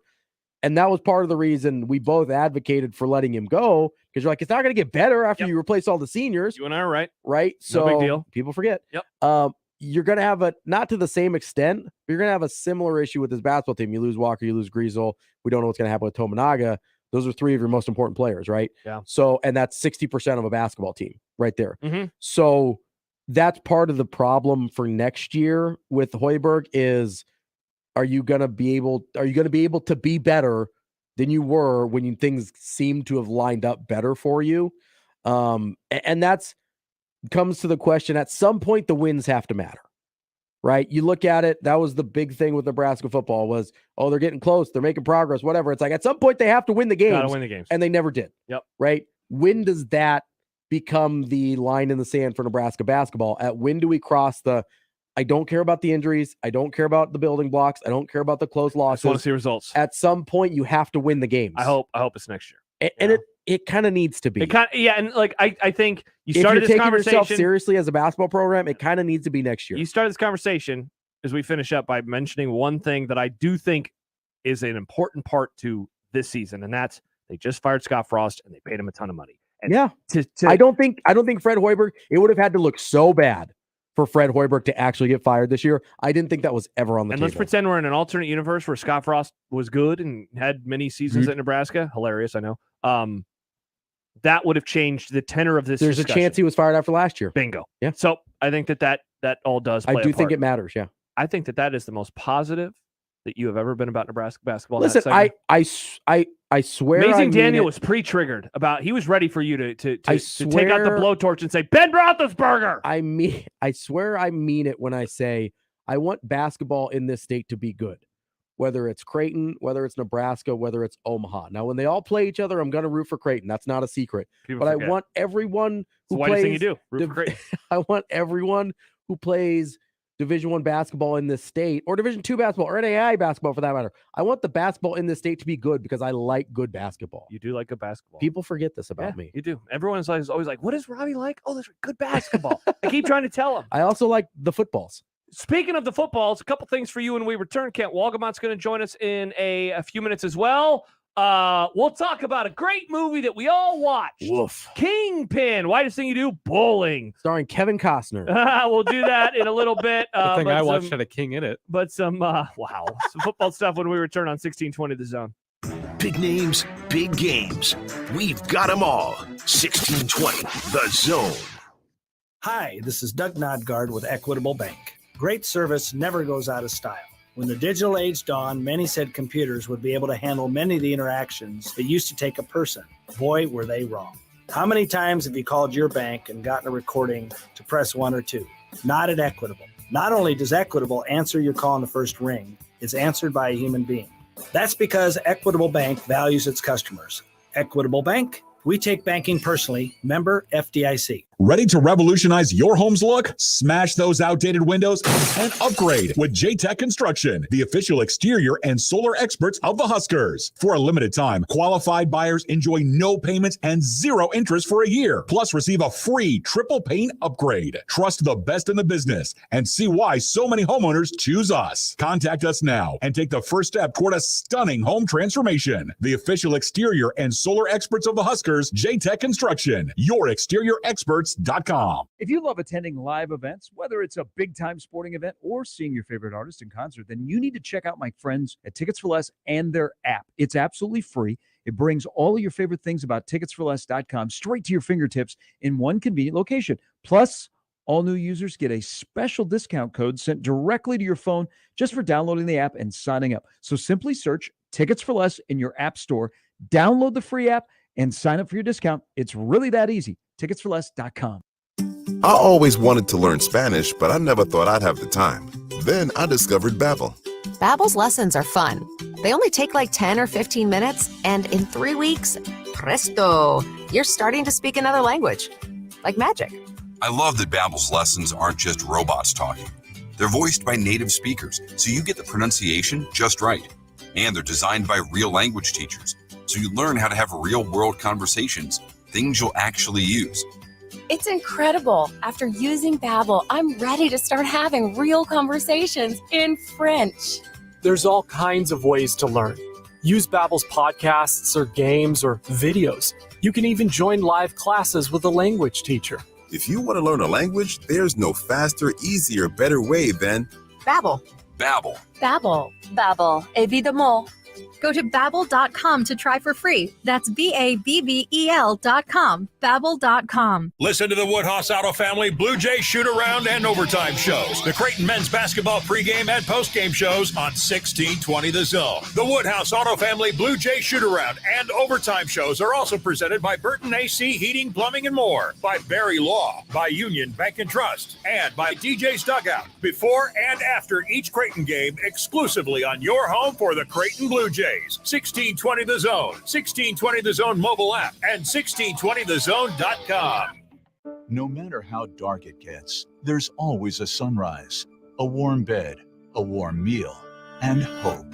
Sienna Francis House serves hope to those experiencing homelessness and addiction. Every day, we provide more than 1,000 meals and serve nearly 500 guests in our emergency shelter, Miracles Recovery Program, and supportive housing apartments, and help our guests navigate a path to permanent housing. Learn more at siennafrancis.org. What's for dinner? Burgers? After last week, no thanks. Avoiding foods due to fear of diarrhea, gas, bloating, stomach pain, or loose, oily stools? It may not be just stomach issues. It could be EPI, or exocrine pancreatic insufficiency. EPI can cause uncomfortable symptoms because it's a condition where the pancreas doesn't release enough digestive enzymes to break down food. But EPI can be managed. Use the symptom checker on identifyepi.com and talk to your doctor about your symptoms. That's identifyepi.com. Sponsored by AbbVie. 1620 The Zone's Unsportsmanlike Conduct is brought to you by Union Bank and Trust. Now back to the program. Josh Peterson, Robbie Lula, Nick Grimm. It's Unsportsmanlike Conduct on a One Beer Friday. Don't forget. Hey, one of those people's me. One of those people is you. One of those is you. Let's ride. And then the other one is Nick. Send us a picture of what you're drinking. Hashtag One Beer Friday. Add in the 2 words. Let's ride. Let's ride. The Nick just said, and you can win $25 to Broncos. Last day that we are giving those away this week. Get a burgie. Get some fried chickie. Some friesies. Chicky parm parm. Chicky parm parm. Get whatever you want. Honestly, it's Broncos. It's going to be delicious. We're going to have Kent on in just a couple of minutes. Before that, though, I want to ask you later, and I always put all these topics on the sheet. And I'm like, I can't wait to talk about all these things with Ravi, and we never get to any of them. So let's do this. Let's save the sneak for later, because I think that that is going to be a more in-depth conversation, though this question could be as well. What do you think Jalen Hurts' short-term and long-term future is? I have thought about this a lot. I actually texted one friend about it this week.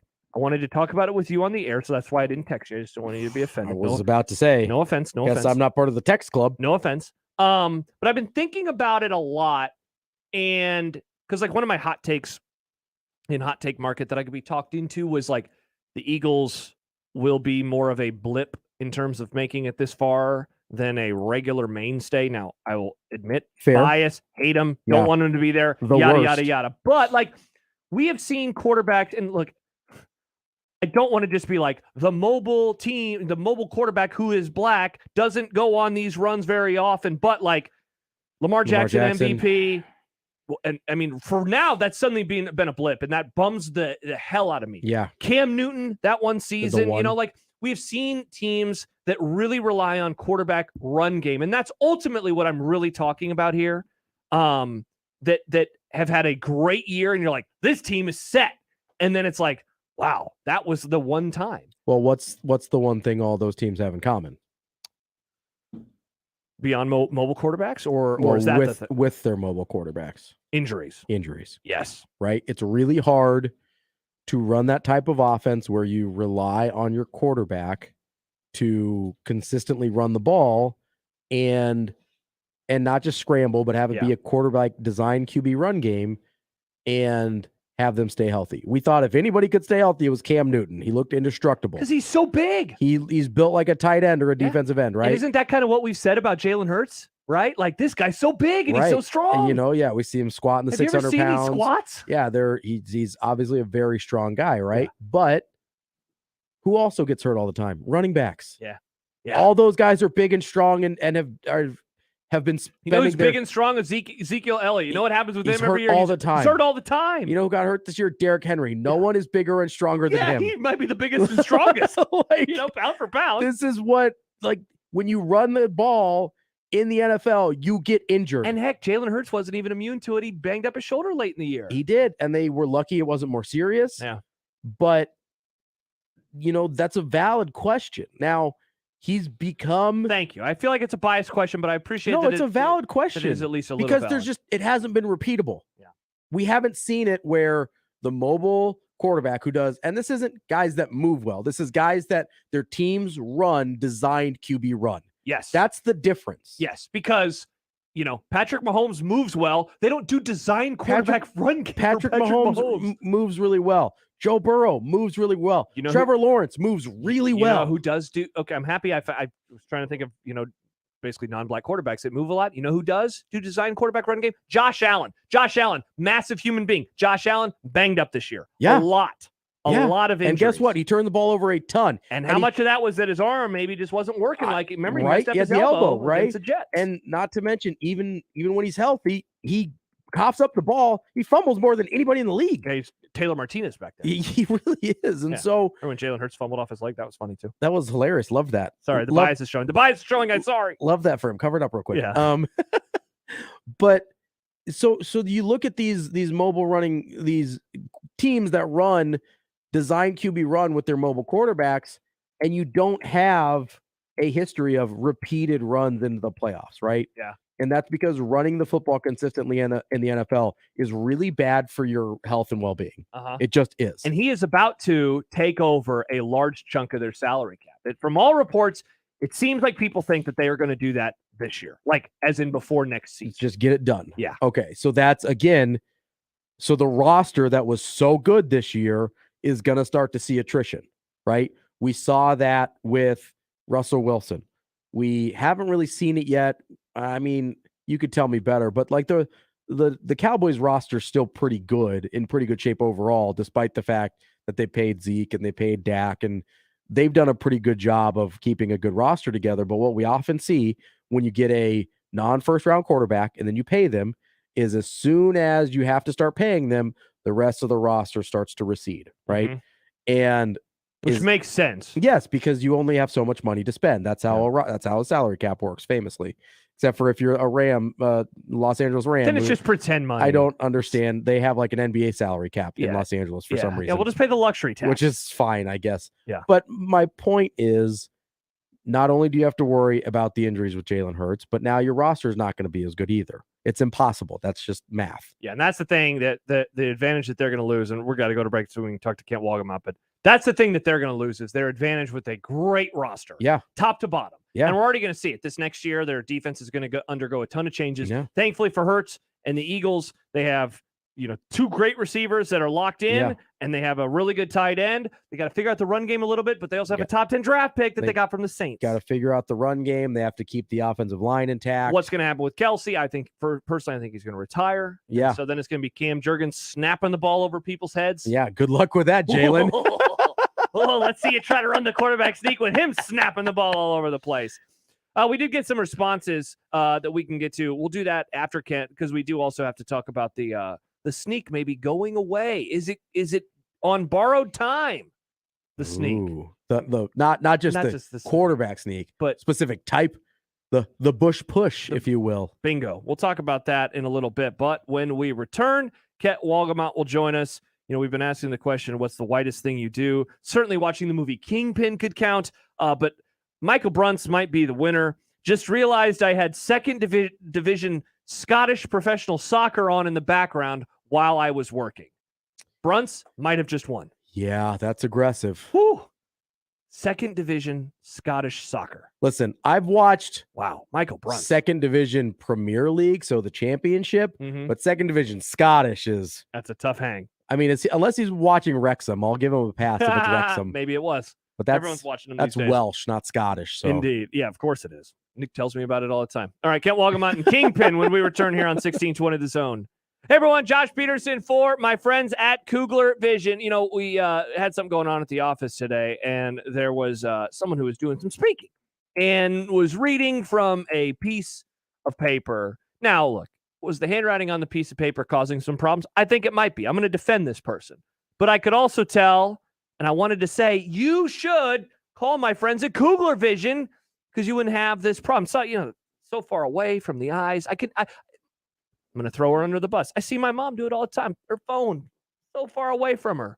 I'm like, Mom, give my friends at Kugler Vision a call, 402-558-2211. You could also go to their website, kuglervision.com. No pressure, no obligation consultation. Find out how they have changed my life and how they can change your life. I mean, I guess they won't tell you how they have changed my life. You can just assume, well, it's because I went through the process, the consultation process, figured out which of their 7 FDA-approved forms of modern vision correction were going to work, and then I decided to go ahead with that, and it's been almost 5 years since my life has changed for the better. It can be the same for you. 402-558-2211 or online at kuglervision.com. Live from the Host Coffee Studio, this is 1620 The Zone. 1620 The Zone. Traffic. From the time-saving traffic center, heads up a crash with injuries on Crown Point Ave at 72nd is causing delays. We've also got a stall blocking the right lane on eastbound I-80 at 60th, with slow going back from 84th. And then if you're west on I-80, delays between Q and Giles. If you're east on L Street, slow going between 36th and 13th, and also some delays on westbound Dodge between 680 and 120th. I'm Mike Neville. This time-saving traffic is brought to you by Fernando's Omaha. Love Languages, presented by Fernando's. 3. Receiving gifts. Here, have a taco. Come and feel the love at Fernando's, 75th and Pacific, 114th and Dodge, and FernandosOmaha.com. Timber Creek Pizza Pub and Grill serves pizza with an unforgettable pizza sauce, fresh ingredients in unique combinations of bold flavors. Try customer favorites like the 3 Oinks and a Moo, the Mountain Man, or the Upset Grizzly Bear. There are daily specials and menu items like tacos, salads, wings, and burgers. Stop in and check out Timber Creek's family-friendly dining environment while enjoying a popular adult beverage. Timber Creek Pizza Pub and Grill at 178th and Harrison and at timbercreekpizzaomaha.com. Finding great candidates to hire can be like, well, trying to find a needle in a haystack. Sure, you can post your job to some job board, but then all you can do is hope the right person comes along, which is why you should try ZipRecruiter for free at ZipRecruiter.com/radio. ZipRecruiter doesn't depend on candidates finding you. It finds them for you. Its powerful technology identifies people with the right experience and actively invites them to apply to your job. You get qualified candidates fast. So while other companies might deliver a lot of hay, ZipRecruiter finds you what you're looking for. The needle in the haystack. See why 4 out of 5 employers who post a job on ZipRecruiter get a quality candidate within the first day. ZipRecruiter, the smartest way to hire. And right now, you can try ZipRecruiter for free. That's right, free at ZipRecruiter.com/radio. That's ZipRecruiter.com/radio. ZipRecruiter.com/radio. Join Genesis Health Clubs today for just $10 and save $20 per month every month with no contract. Hi, I'm Rodney Stephen, owner of Genesis Health Clubs, here with the secret to healthy fitness habits. It's true that there are plenty of people who manage to stay consistent with exercise over lunch or after work, but the real secret is scheduling exercise into your daily routine. Pick a time, and that is your time to exercise. What is more important than your health? Nothing. So what time are you working out tomorrow? I'm inviting you to give it a try by joining Genesis Health Clubs for just $10 and save $20 a month, all with no contract. Whether your exercise is at 6 a.m. or 6 p.m., schedule your exercise because it's the most important part of your schedule. And now life's little interruptions won't stand in your way. My dad always told us, don't put something off till tomorrow that you can do today. Make today your day for better health. Come into any Genesis location or go online and get started for just $10 and save $20 per month with no contract. Go to GenesisHealthClubs.com to get started today. Omaha Maverick women's basketball is on the road for the final time this regular season in Brookings, South Dakota to take on South Dakota State Saturday. Tip-off is set for 2 p.m. Hear all of the Omaha women's action against South Dakota State at 2 p.m. on Saturday on 1180 The Zone. Your neighborhood is more than blocks of buildings. It's the people who live there that make it special. At Union Bank and Trust, we're not just creating home loans, we're making neighbors. We're not just small business lenders, we're small business shoppers. We don't just live in your community, we help you build it. Because our people are your people. Visit ubt.com/neighbor to learn more. Union Bank and Trust, member FDIC. Tickets for less. Best seats, best prices, no per ticket fees. Ticketsforless.com. KOZN Bellevue, Omaha, Council Bluffs. This is 1620 The Zone.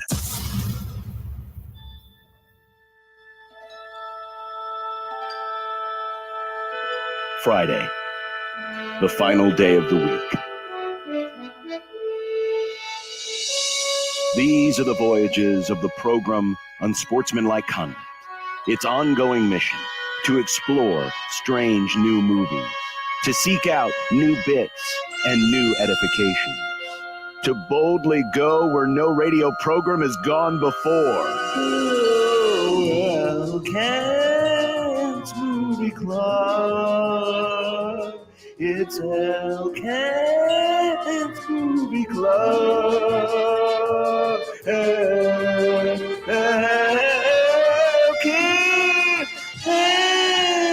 Movie Club. It's Elkent's Movie Club. It is indeed time for the Movie Club. Kent Walgam out of the Lincoln Journal-Star joins us as he does each and every Friday. Hello, Kent. Hello. How are you today? I'm good. I have successfully managed to dig out from the storm, and so good to go. I imagine the driveway, given how sunny it is today, it might just be melted all away now, huh? Yeah, what's left is melting. Yeah. Yeah, I'm looking out on the street. I'm hoping it's like that all over the place in Omaha today. But we're not here to talk about weather. We're here to talk about Kingpin, which we watched on Paramount Plus. Now, Kent, this is going to be an interesting conversation. Young Nick didn't watch it because he ended up accidentally binging The Crown last night until 1 a.m. What? Yeah, exactly. I got sucked into it, Ken. I don't know what happened. Yeah, he watched 5 episodes, so he will have no opinions. What? Robbie, I know. Robbie hated the movie. I did hate it. So that, he will have his takes. I really enjoyed it though. So I guess that we can start there. I did not know, Kent, going into this movie when I picked it, I didn't know a few things. One, I didn't know that the Farrelly brothers did this. So immediately I'm like, oh, okay. I know their sense of humor. The movie that I always think of first is Dumb and Dumber. For some reason along those lines, I thought this came out before Dumb and Dumber. I thought this was like a late 80s, early 90s movie. Come to find out that it's actually, after Dumb and Dumber. And I didn't realize that most of the movie was like this long meandering trip to get to Reno. I thought it was more of like a league. I thought it was going to be following this league that they were in all year long. And so they're hanging out with Amish people. They're doing all these side quests, and in a way, as I'm watching it, I'm thinking this is Dumb and Dumber, but just kind of with a different plot where they have to dumber than Dumb and Dumber. except dumber than Dumb and Dumber. So that was kind of my first overall takeaway on Kingpin from 1996. Rocky meets Dumb and Dumber. Yeah. That's really what it is. Because they sort of glom the sports hero, sports underdog theme formula onto Dumb and Dumber is really what they've done. And this came between Dumb and Dumber and There's Something About Mary. Yeah. Which, if you can use the word masterpiece in regard to the Farrelly brothers, There's Something About Mary is their masterpiece, I think. There have been so many legendary stories about people, and I was too young to have seen it in theaters, but people who went into the theater to see There's Something About Mary, knowing who the directors were, and it just being one of the funniest in-theater movies that they have ever seen. Like, I mean, I think John, I think that's the funniest movie he ever saw in theaters, and especially the Cameron Diaz hair scene and how people are like on the floor laughing. Which, by the way, I thought, and you obviously didn't notice it when the movie was out, is kind of presaged by another flying hair scene in this movie. Yes, it is. There's a lot of hair stuff in this movie. And there's also a similar bodily fluid action in this movie as well, just combined in a little different way. Yeah. Speaking of that part, Kent, and I don't know how much we need to like get in the background. Do we need to explain what Kingpin is? Robbie, do you want to explain, since you're not going to have any good takes? You want to give the plot breakdown of Kingpin? Yeah. So basically, it's a really bad bowling movie. Oh. So it is a movie about we'll call him a bowling prodigy who has, I think that's fair. Kind of turned into a cautionary tale. Oh. Who has found his way back to the bowling game through coaching a young Amish fellow who happens to be a great bowler. And the young Amish fellow agrees to go to Reno with him to try to save his community, save his Amish community with $1 million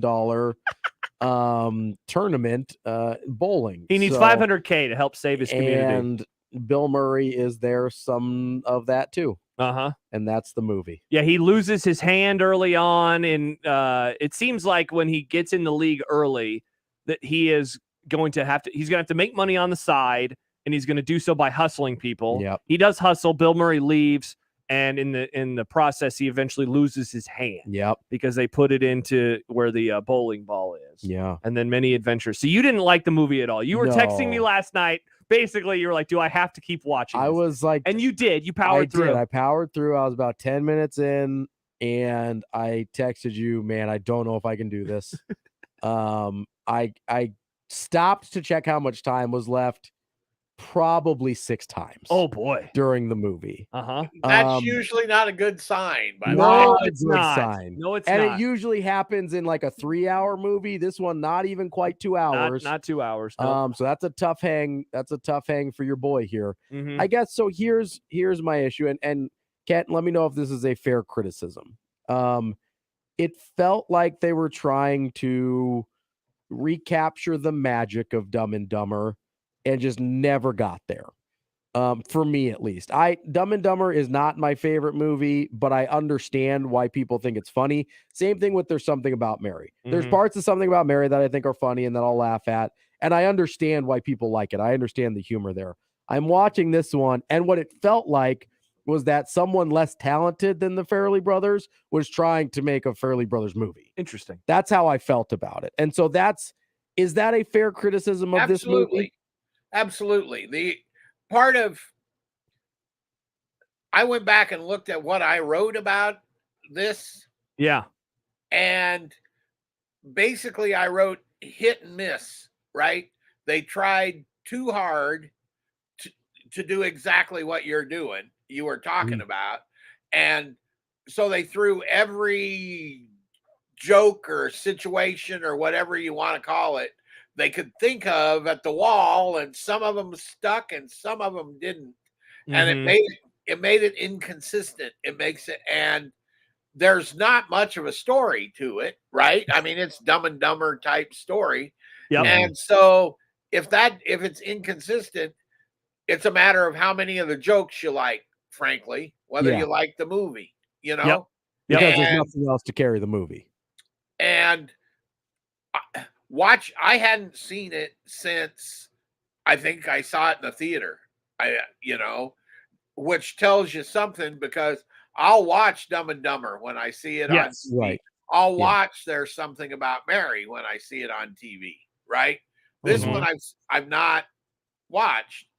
And two things struck me that I didn't really write about then, but kind of why it works at least a little bit for me is some really good comic performances and timing by all of the four. Woody Harrelson, who plays the main character.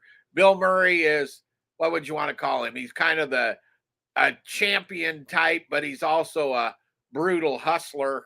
That's a good role for Shooter McGavin. Oh yeah, Big Earn. And don't call me Mr. McCracken. Call me Ernie or Big Earn. And Randy Quaid, who's the Amish guy. Yeah. And then Vanessa Angel, who is the girlfriend, who I thought was pretty good, and she just disappeared off the planet after. Yeah, I went to her IMDb after the movie last night, and I'm like, wow, she has done nothing. Entourage. That's the only thing I know her from. Okay. She's an Entourage. She's a brief, she went to TV, and that was, and she's had a decent career, and now she's in her 50s. So as a woman in your 50s in the movie business, you're pretty much done. Yeah. But I thought all of them had she in particular has good comic timing. And I think that helped the movie. And I think that the performances were pretty good, but I also felt the same way the second time, that it was such a inconsistent, I guess you could say, that sometimes I really laughed and sometimes I went, oh man.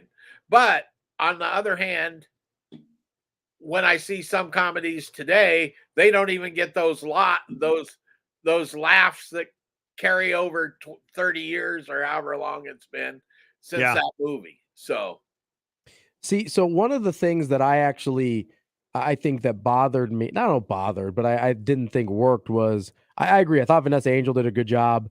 And it's kind of surprising she didn't find herself in more of these roles, because there's usually, especially in these mid-90s comedies, there's always the attractive woman. That's part of the comedy, right? So that fact that she didn't find herself in more of these is pretty surprising. Yeah. But this is not a role I love for Woody Harrelson. As we've seen his career progress, and he's been funny in other stuff, but it's not this type of thing. I don't know if it was that because he was like too sad of a sack. I don't know. It just, none of it really worked for, like, none of the Woody Harrelson sight gag of the hand did that probably. Yeah, that didn't really work for me. And I guess his character in general just didn't ever either connect with me or resonate with me really in any way. And I don't know if it's because now we've seen, like, hey, this guy's actually a good actor, True Detective, and can be funny in like a non-slapsticky kind of way, that I was just like, this is not good Woody Harrelson. Or I don't know what it was, but I think Woody Harrelson in that role, like Ben Stiller makes sense in that type of role, right? Like that's a Ben Stiller role. That's a Jim Carrey mid-90s role. Woody Harrelson, for me, like, it just didn't work. And I think that was part of the unevenness for me. I'm rapidly scrolling through the IMDb to get to this on Woody Harrelson, because that's a really good point, and I just want to see what he had done right before this. Yeah, I think this was before he kind of started. So he did Larry Flint after that, which is where he played the People versus Larry Flint. Okay. And that was kind of his big breakthrough in a way, where you figured out he's a really good actor. Right. And then you add the comic stuff. But because before that he hadn't he did Natural Born Killers, and then but like that Cowboy Way, which was kind of a comedy about these two guys in New York, cowboys on horses, that was mediocre at best. And well, I forgot. White Men Can't Jump. That was probably the. But so that's it like a was real kind of- character too, right? Like yeah, there's but those funny. were real well-written characters. Yeah, and as there's no opposed to character this, here, who really. is, a comedic trope, kind of, Yeah. I will say, Uh, so yeah. I thought Kent, the bowling scenes at the end. I mean, I think the movie really does kind of crescendo. I think that by that point, the villain that Bill Murray's character is. I mean, there's the commercial where he's like helping out little kids, and his hand is always somewhere on their mom's. I thought that was the sight gag of his bowling ball and his outfit, and obviously the hair, Woody Harrelson's hair, and then Bill Murray's hair at the end. I thought were spectacular. But I thought the last battle, if you will, of their bowling match, I thought was like a legitimately like good sports movie. It was very funny, but they filmed it well, and I don't know, I just thought it hit the beats really, really well. So I thought the end was real, and I was kind of surprised that that's what the ending was. I was not expecting that to be the ending. The Forellis they haven't made anything for years, so they had some talent, right? And you can see that in seeing, in that ending, like you're talking about. It maybe what we're really saying is that the movie at 2 hours, lot of movie, was for lot that of type of movie. movie. And if it had been a 95-minute movie and they cut out all the stuff that didn't work, because it's not like you need a lot to carry that plot, right? Nope. Well, there's not. You don't have a lot of exposition to worry about getting rid of. It might have been more successful movie, right? Mhm. But there are some people like you that really love it, right? I mean, I was surprised, like I say, when I was looking around, I thought, because I gave it a like 2.5 stars when it came out, and I was looking, I just looked on Rotten Tomatoes, and there weren't very many reviews on there because it's so old. But Roger Ebert gave it 3.5. Wow. I'm like, okay. That's aggressive. That's aggressive. What did you think of the Amish stuff? So Ian reached out to us, one of our favorite listeners. He says, so I'm from Amish country. He says, grew up outside of Philadelphia. When this movie came out, people in my hometown were big mad because of how the Amish were portrayed. It is one of my favorite movies. And he added, can't wait to listen tomorrow. That is one of the parts where you want to, cut some fat. There's a lot of Amish stuff that I thought the Randy Quaid character was funny enough and fish out of water type stuff. But they just kept returning to, they literally went to his home, three separate times in the movie. They are at his home hanging out with his family. And some of that stuff is really funny and vulgar enough that we're not going to be talking about it here. And kind of, I can see why people would be big mad over it. Oh yeah. But that's kind of what makes it fun. Is grandma having the beard? Grandma with the whiskers and the bull. Oh yeah. Singing. I even laughed really hard at what was so Woody Harrelson's character's name is Roy Munson. What was his name? Hezekiah. Even that is his name choice. Yeah, those scenes definitely had some funny bits, and there were a couple times I'm like, wow, we're really going. We spent back. a lot of time. We're going back to a lot of time to the Amish community. Yeah, and of course that's all a quote plot device, so to speak. Anyway, because the going there was so he could go on the trip, right, as a mission trip, and so you had to do that. You could have done that in 2 scenes and not 15 minutes. Yeah. We got a text from Chris in Montana. He says, for the Gen X boomer crowd, I thought the reference to The Graduate after he had to please his landlord for the rent was pretty funny. That also, when so they pull this ruse to get money, and she comes into his apartment to basically thank him and have some booze. And then the other thief is still there. And when he threw the coffee back in his face again, that was when I texted Robbie. I said, "You're not laughing at this. This part destroyed me." But No, I guess not. just wasn't having it. Oh. Part of it was I got out on it so early. Yeah, you just couldn't come back. That I was like, it lost me. Like it lost me really, really quick. And I'll admit that. Yeah. That I was just in a place where I was like, I have to watch this, but I hate it. And now imagine having to do this for a living. Oh boy. Right? Yeah, and you get through 10 minutes of a movie. And one thing that I've learned is they don't get better. That's it gets better. No, they don't get better. I was praying it got better, and I was like, it's not going to. I've not literally, but I've seen this movie before. Yeah, it doesn't get better. It's a very typical 90s movie. It is. It's like a very mid-90s comedy. Soundtrack and everything, the plot. Like you said, I mean, and out of the mid-90s comedies, it's just not, it doesn't stack up anywhere close for me. This one is definitely on that rung. I mean, like if you go Dumb and Dumber. Yeah, even your other, you mentioned Dumb and Dumber and There's Something About Mary, but you want to go like the Adam Sandler mid-90s comedies, whether it's like Billy Madison, Happy Gilmore, Tommy Boy, like all of those are so far superior to this that like if I'm gonna watch a dumb comedy, you want something else. Like you have to be at least sort of trying for me. And like you have to be kind of clever. You didn't like when she opened the fridge to get the cold beer and she's wearing the tight shirt. Like that wasn't fun. Your sense of humor. It was just like that's such a 90s trope. It's like, oh, look, nipples. Yeah. Severe would have liked it though. I would have loved it. Does she get naked? Probably the Randy Quaid part even better.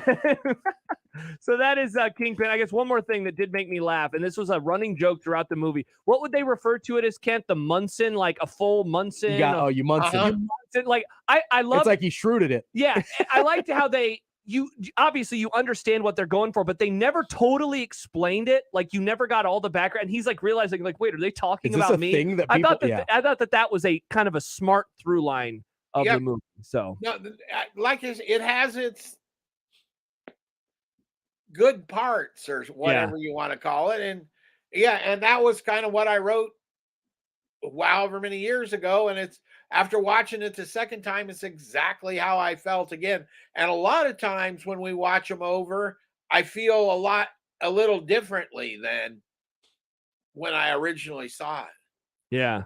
Huh. It's one of those things for me that like and you're probably right, Kent. Like there's probably parts of it that kind of in a vacuum I would have found funny. But it's like if you order something from a restaurant.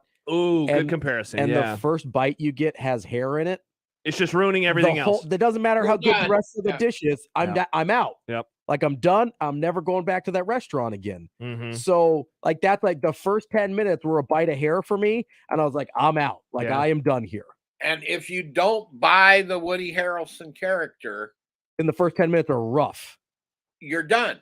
Yeah, you're out. Yeah. You're out. You're done. I mean, so that's where I was. Because it's so centered around him that if you don't buy it or you don't think it's whatever funny or compelling or whatever you want people want to think about it, you're going to be out of this movie. You can't not be. Yeah. So that's Kingpin, available now for you on Paramount Plus. All right, Kent. So you are probably, it sounds like, not going to be able to make it to Cocaine Bear next week. Unclear. Okay. At this moment, unclear because my superiors are not in the office. Okay. So I need to consult with them. However, I could probably watch it on Friday, even if I don't make it. Okay, well, if you can do that, that's perfect. Yeah. So should we just choose Cocaine Bear then? Yeah. All right. So sweet. We're gonna do Cocaine Bear next week. I've got one for you for the one after that. Okay. Yeah. And Robbie, Kent, he's gonna be here for the next few Fridays because John has a bunch of basketball games to do. So Robbie's gonna get to pick a movie as well. But we will do Cocaine Bear. So we're gonna be giving away tickets next week to listeners. We'll have a bunch of listeners there. We'll all be there on Thursday night. And then Robbie will be there as well. Nick will be there. So we'll all, and then Kent will see it next week. Awesome. So we'll talk about Cocaine Awesome. Bear. I can't Wow. wait. This is going to Like a be new movie. Yeah. This is going to be awesome. This is going to be very, very wild. Hey, The final chapter in Ray Liotta's a great career. oh my Is God. that right? I believe is this so, his yeah. last one? I believe so. Gosh, I feel like I'm gonna have to like wash my mouth. You know, you have to wash your mouth out with soap. Like I'm gonna have to do that and like rewatch Goodfellas next weekend as well, just to get the taste out Hey, of my maybe mouth. it's an incredible performance. You don't know. Maybe it is an incredible performance. Kent, before we let you go, speaking of new movies, have you seen Ant-Man and the Wasp: Quantumania? And if so, are you giving it a thumbs down like a lot of other people are? Yes, and yes. Oh no. Man, the new phases of Phase Marvel, 5 they has all been a suck. tough hang. Ever since Endgame, it's just gone downhill. That's such Well, a bummer. Spider-Man was okay. Spider-Man was okay. Their issue, That's it. this one, is that it kind of loses all the charm of the Ant-Man idea of him being the really tiny guy and all of that, right? In favor of a standard kind of superhero movie. Oh. Didn't do it for me. And did the VFX suck again too? What's that? Did the effects, did the visual effects, were they bad? Oh no, they were okay. It just didn't, because I like those first Ant-Man movies, and this Yeah, one those were good. just didn't connect. Hmm. And Marvel, I think the Marvel movies, Disney's trying to wring every penny they can out of it. Yes. And I think they're making too many of them. They become too formulaic, and they become too inside it themselves. I was gonna know? say that too up their own butt. I Yeah. mean, really. Yeah, exactly. Mm. Yep. Yeah. Well, And that's a bummer. this is another one that fits into that. And, my brother would tell you, if I don't like a movie with Michelle Pfeiffer in it, I really don't like the movie, because she's a mark of quality whenever she appears. Big Pfeiffer I guy. got a thing about Michelle for a very long time. Fair. All right. Fair. So that's all right. There's a mini review of the new Ant-Man movie. Man, I'm kind of out. They got to earn my trust again, I think, before I start going and seeing their movies again in the theaters. Yeah, I might just $15. wait on this one, to be Yeah. honest. I've been Well, real and if you've got Disney Plus, It'll be there soon enough. Yeah. it's there in 2 months? Yep. Yeah. Seriously. I don't know. I don't know if I can do it again. Yep. Same. All right. So that's that movie. Next week, Cocaine Bear. We will see it in theaters. And please join us next Thursday when we see it at ACX Cinema 12+. Kent, have an awesome weekend. Enjoy the sun, and hopefully a lot more of the snow melts. Sounds great. All right. Talk to you next week. That is Kent Walgamont of the Lincoln Journal-Star. So we will be giving away next week. We'll be giving away pairs of tickets to see Cocaine Bear with us. We will be there. You will be there. Got your ticket locked and loaded. Let's go. Can I just tease something for you too?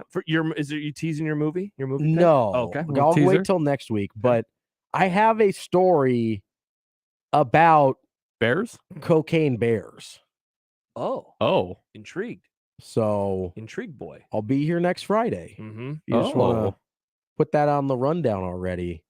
Got a little story about cocaine bears. Well, I am excited. There you go. Adam says Ant-Man or Knock at the Cabin. Well, I guess I didn't ask him about Knock at the Cabin, but given what he thought about Ant-Man, not a fan. I was going to see Knock at the Cabin this week. I was just too tired. That's the Dave Bautista's in that one? Yes. I just And wish Night they would have Shyamalan. stopped for a minute after Endgame. Yep. Just stop. They needed to take a breath. Just pause. Take a chill pill. Take like 2 years. So what are they in? They're in phase 5 right I think now, Nick? 5. Ugh. Yeah, I think It's they're all fine. been I kind of stopped paying attention after Endgame. It's all been bad, So let's see. Ant-Man. And then we have Guardians of the Galaxy in May. which I didn't really like the second Guardians of the Galaxy that much. Same. I Then we thought have- it was pretty good. I'm not a James Gunn guy, I figured out.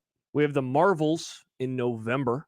I can't imagine that's going to be good. Next year, a new Captain America. Oh. New World Order. NWO. Wolfpack for Life. That's got Harrison Ford in it as Thunderbolt Ross. No. Oh, really? Yeah, he's the new because the guy that played him died. Then something called Thunderbolts, then Yeah, Blade. Thunderbolts is also Harrison Ford. I forgot they were redoing Blade. See, Blade might be interesting because that's like a different character. That's kind of First Blade gave me nightmares as a kid. I can't imagine this new one's gonna have that same effect. I don't imagine that they're using Blade in the same like universe as the main saga.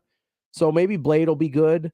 That's Obviously, kind of we're waiting for the X-Men to show up. That's kind of what I thought they'd do, is go in a different direction. Like after Endgame, I don't expect them to stop making Marvel movies, but like do X-Men or I know they've got issues with Sony and rights and things like that, but just there's plenty of content within Marvel. Like go pick up a different story and then create that story the same way you did 1 through 3, where you like get us invested in the characters and different characters. But they just saw money. They just saw dollar signs because they're like, hey, you love these people.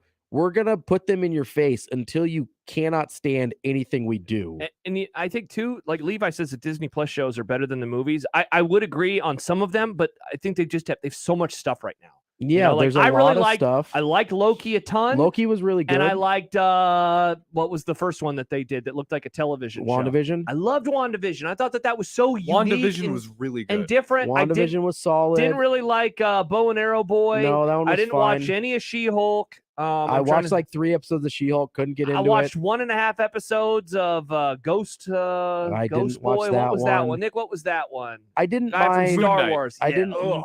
Oh, I didn't mind Moon Knight. I watched like an episode and a half. Of but Moon that Knight. also felt like a totally different story than Definitely, yeah. which I thought they do. That's what I thought they should have done after Endgame. Yeah. Whether it's Moon Knight or whatever, I don't. You know, like I don't, you're not going to be able to replicate. That's the Endgame. thing is you have to understand. Hey, we just hit it out of the park for 15 years or 10 years, however long it took to do that saga. Yeah. Let's like I know it's really tempting to just try and squeeze every drop of blood out of that rock, but you're going to ruin it, and they're ruining it. Yeah. Just move on to other content that you own, and then you can circle back to the characters that everyone loves in like 5 years when we miss them, and not just taint the memory of a perfect ending. They nailed it with Endgame. Dude, you know how hard that is to do? It was awesome. Like, you know how hard it is to end something that well? Yeah. You know how many TV shows we complain about? Oh, that don't have endings anywhere near that. Yeah, that are just total crap. Yeah. And they Game of Thrones. And they nailed it. Yeah. And then they immediately ruined it. Yeah. It's like if Game of Thrones had nailed their ending, which LOL. some would say they did not. I think it was okay. I also think it's okay, but I don't think they nailed it. Definitely for not. sure. They didn't nail it. Let's pretend They were not Martin Luther. That's a nice Reformation joke. He's got 99 problems and thesis. And the Pope is one. Hey, there we go. No, but like it'd be like if they had nailed the ending to Game of Thrones and then 6 months later put out House of the Dragon and it was total crap. Yeah. It's like, oh man, this is. And you'd be like, oh, what is this? Stop doing. And then 6 months after that, put out another series. And 6 months after that, put out another series. It like that is what Disney's done, and it has ruined like the memory of how awesome they landed the plane. All right, so that's the Marvel universe and how we feel about it. All right, I don't know how that happened. When we return, I wanted to put a bow on the conversation we were having about Jalen Hurts earlier and mobile quarterbacks because we had a few comments from people. Mm-hmm. Speaking of Jalen Hurts, are the Eagles about to lose a play that they really benefited Their from? best play, maybe. Perhaps some were saying. Also, it's a one beer Friday. We're going to be drinking beer. Is college football about to change forever? Or has it already? And then like 1,000 topics that we were going to get to and we never will because that's how you and I roll. We have way too much fun. Sorry about that. Way too much fun. Shopping. All right, so One Beer Friday. Do not forget, text us or tweet us rather. Yeah, don't text us. You can text us, but you're not going to win the prize. Tweet us with the hashtag One Beer Friday and to add these 2 words. Let's ride. Thank you. That's right. And you could win $25 to Broncos. $25 to Broncos, courtesy of One Beer Friday. More to come on this Friday, 1620 The Zone. Previously on The Crossover. They're eating poop left and right. You guys not remember this? They're eating poop? Eagles fan eats horse poop. February 6th, 2018. That was one person. It's a new thing, probably. Cowboy fan derangement syndrome. No. Come back in full force. No. Mornings with Sharp and Hanley. The Connor Happer Show. Unsportsmanlike conduct. 6A to 6P. 1620. The Zone. Your Omaha area forecast from the Godfather's Pizza Weather Center and KETV Newswatch 7 on 1620 The Zone. Your Friday evening forecast will include mostly clear skies with temperatures cooling into the mid to lower 20s. Around daybreak Saturday, expect partly cloudy skies with a morning low of 17 degrees. Partly cloudy to mostly cloudy skies by the afternoon. High temperature of 40 degrees. I'm meteorologist Anthony Copeland for KTV News Watch 7. 1620 The Zone's Unsportsmanlike Conduct, brought to you by a great friend of the program, Union Bank and Trust. 1620 The Zone Traffic. From the time-saving traffic center, heads up, a vehicle fire has the right shoulder blocked on eastbound 370 at 90th with stop-and-go traffic back to at least 96th. Got a wreck on Crown Point Ave at 72nd, slowing things down. If you're south on 680, expect delays between Center and I-80. And then if you're east on I-80, delays between 96th and 60th. If you're west on I-80, delays between Q Street and Giles. I'm Mike Neville. This time-saving traffic is brought to you by Lawrence and Gardens. The latest exhibit at Lawrence and Gardens is making a big splash. Don't miss the fantastic sculptures of Washed Ashore, Art to Save the Seas, on display through May 14th. To plan your family's art adventure, visit lawrenceandgardens.org. It's time to find a career that's right for you. Metropolitan Community College can help you find a new path forward on your time. Whether you need a degree that puts you on a path to a new career or need to finish a degree you've already started, MCC makes it affordable and convenient with a flexible class schedule, online or on campus. It's your time to path forward. Let MCC show you the way. Register today. Classes start March 9th. Apply today at mccneb.edu/adults. Experience the Woodhouse difference at Woodhouse Chevy in Missouri Valley. The dependable Chevy Silverado has the strength to take on what's next with multifunction tailgate, Super Cruise drive assist, and advanced trailering system. Now through February, get 2.99% APR financing on a 2022 Chevy Silverado with approved credit. Find your new Silverado with confidence. Shop the entire selection of 2022 Chevy Silverados at Woodhouse Chevy, exit 75 off I-29 Missouri Valley, or woodhousegm.com. Chevy, find new roads. This is a sale so big that Standard Heating and Air can only do it once a year. Right now, and for a very limited time, buy a Carrier air conditioner from Standard Heating and Air and get a free furnace. Carrier, turn to the experts. On qualifying equipment, for details, call or click. Let me get you up to speed on the service that you need. Katie was recently told by a competitor that her transmission needed to be replaced. She thought the cost seemed a little too high, so she called us. We towed it from that shop and verified the transmission was in fact bad. We did the job and saved her over $1,500. Sometimes a second opinion can save you a lot of money. Don't overpay. Call Omaha Transmission. Omaha Transmission, shifting to running smooth. News Talk 1290 Coil is your new home for Omaha Maverick hockey all season long. Don't miss a single puck drop, power play, barn burner, or any of the action this season. Your home for Maverick hockey, home and away, is News Talk 1290 Coil.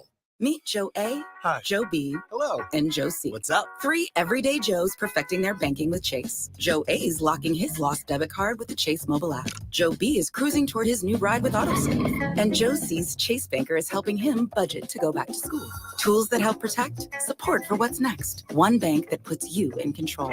Visit chase.com/checking. Chase, make more of what's yours. Chase mobile app is available for select mobile devices. Messaging and data rates may apply. JP Morgan Chase Bank, N.A. member FDIC. Make the right call, fans. The Rooferees at John Higgins Weather Guard. Rooferees. This is Unsportsmanlike Conduct. Don't burn your britches. The 1620 The Zone.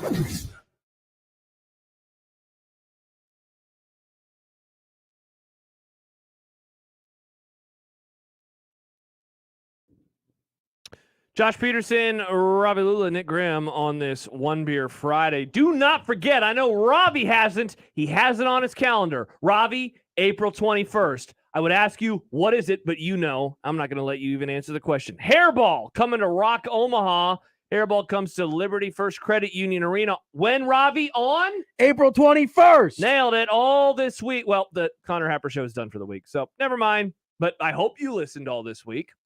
Me too. To the Connor Happer show. You should regardless. Like, even if they're giving away tickets or not. Josh gave us funny content the other day. Josh vomited it live on TV, and you saw his butt. It was very, very funny. Oh, you saw, I didn't see his butt. Over. Oh, yeah, you could see the butt. Oh, here, let me. There was some butt there? Yep, look at. There was some action. Look at Dennis. Oh, okay. It's just like it's still covered. Yeah. Oh, yeah. It wasn't bare. Yeah. He wasn't bare. When you say you could see his butt, that's it fair. makes me think. Do we do poll questions here? Put it on the poll. Put it on poll question. If Nick. someone says you could see his butt, do you think bare ass? Yes or no? Yeah. So. Do you think bare ass? Or do you think cocaine bare? Cocaine bare ass. Which we're gonna watch together next week. Putting a bow on the conversation we had about Jalen Hurts. You and I were theorizing that this. Like, I don't want to say like he has peaked, but what is his long-term future? Short-term, long-term future. We were talking about the Eagles' window over the next few years. We're going to talk about some other stuff with them in a few minutes. Amazing Daniel said that because we were saying we worry about him getting hurt. Yeah, because they do design quarterback run, and running in the NFL is dangerous. And so the examples that we used were Cam Newton, a lot of design quarterback runs. Who else did we use? And I just remembered one we didn't use. We did not bring up RG3. No, we were talking about guys that had like playoff success. Yeah. Because RG3 did not. He never won a playoff game. They didn't do a ton Lamar Jackson. He's been very banged up. I mean, you think about that team in 2019. He was the MVP. They went 14-2. They have won in 3 seasons since, 1 playoff game. Yeah. 1. They've only played in 3, and he has only played in 2. And when he's been healthy, he's been good. Yep. But he's not healthy a ton. Correct. You brought up Josh Allen. Even when this guy plays, he's been banged up a ton. Yeah, and his career is going to be something to watch over the next few seasons because that guy, you talk about design quarterback run, God, they almost do it with him more than like any quarterback in the league. So there was one other, we didn't bring up Mike Vick, but Mike Vick, of course, now his career is a little different given that his was interrupted for other reasons. It definitely was. But you also look at a guy like Andrew Luck, who they didn't do a ton of design run, but did run and was mobile, and his injuries ended his career. Mm-hmm. You mentioned Robert Griffin III. There's guys that, and this wasn't injuries ending his career, but this might be more of a comparison for Jalen Hurts, is you wonder if is he a Colin Kaepernick type in the sense that, hey, they made it to the Super Bowl. He had this incredible run through the playoffs. If I would have told you after 2012, this is like his high point. This is the best you it's going to get. No, it's not. So as a 49ers fan, I'm always paranoid, so I might have. So you might have. I would have said you're an idiot. But there was a part of me that was always like, is this fool's gold? Yeah. But I felt that way with David Ortiz for like a year before I bought that he was actually really good. So, there's always a part of me as a paranoid, hey, this is my team. Is this person actually any good? But for the league in general, if you had said, hey, losing in the Super Bowl is as good as it's ever going to get for the Colin Kaepernick-led 49ers, a lot of people would have been like, I don't know, this roster is pretty good. He's really young, and that's kind of where we're at with Jalen Hurts. Especially because he's really about to take over the salary cap of this roster. And that's not really something that ever happened with Kaepernick. He did get a fairly large deal, but it was a lot of fake money. It was an NFL big money deal. Yeah. So that one was crazy. Remember, because when it first came out, I was like, oh my gosh. And then you realize you're like, oh, he's guaranteed $7 out of this. Seriously. He gets a Big Mac now. Yeah. Thank you. He gets a free meal he at gets the Freddy's. Remember, he had the Dolphins week. hat. Yeah. You get Freddy's for a year and a Miami Dolphins hat. 1 meal a week, not every day. Man, he triggered a lot of people. With the Dolphins hat? People forget that was the first thing he triggered people with. He and really, then he had, I don't know if you remember. I had something else. I don't remember what it was. The national anthem or something.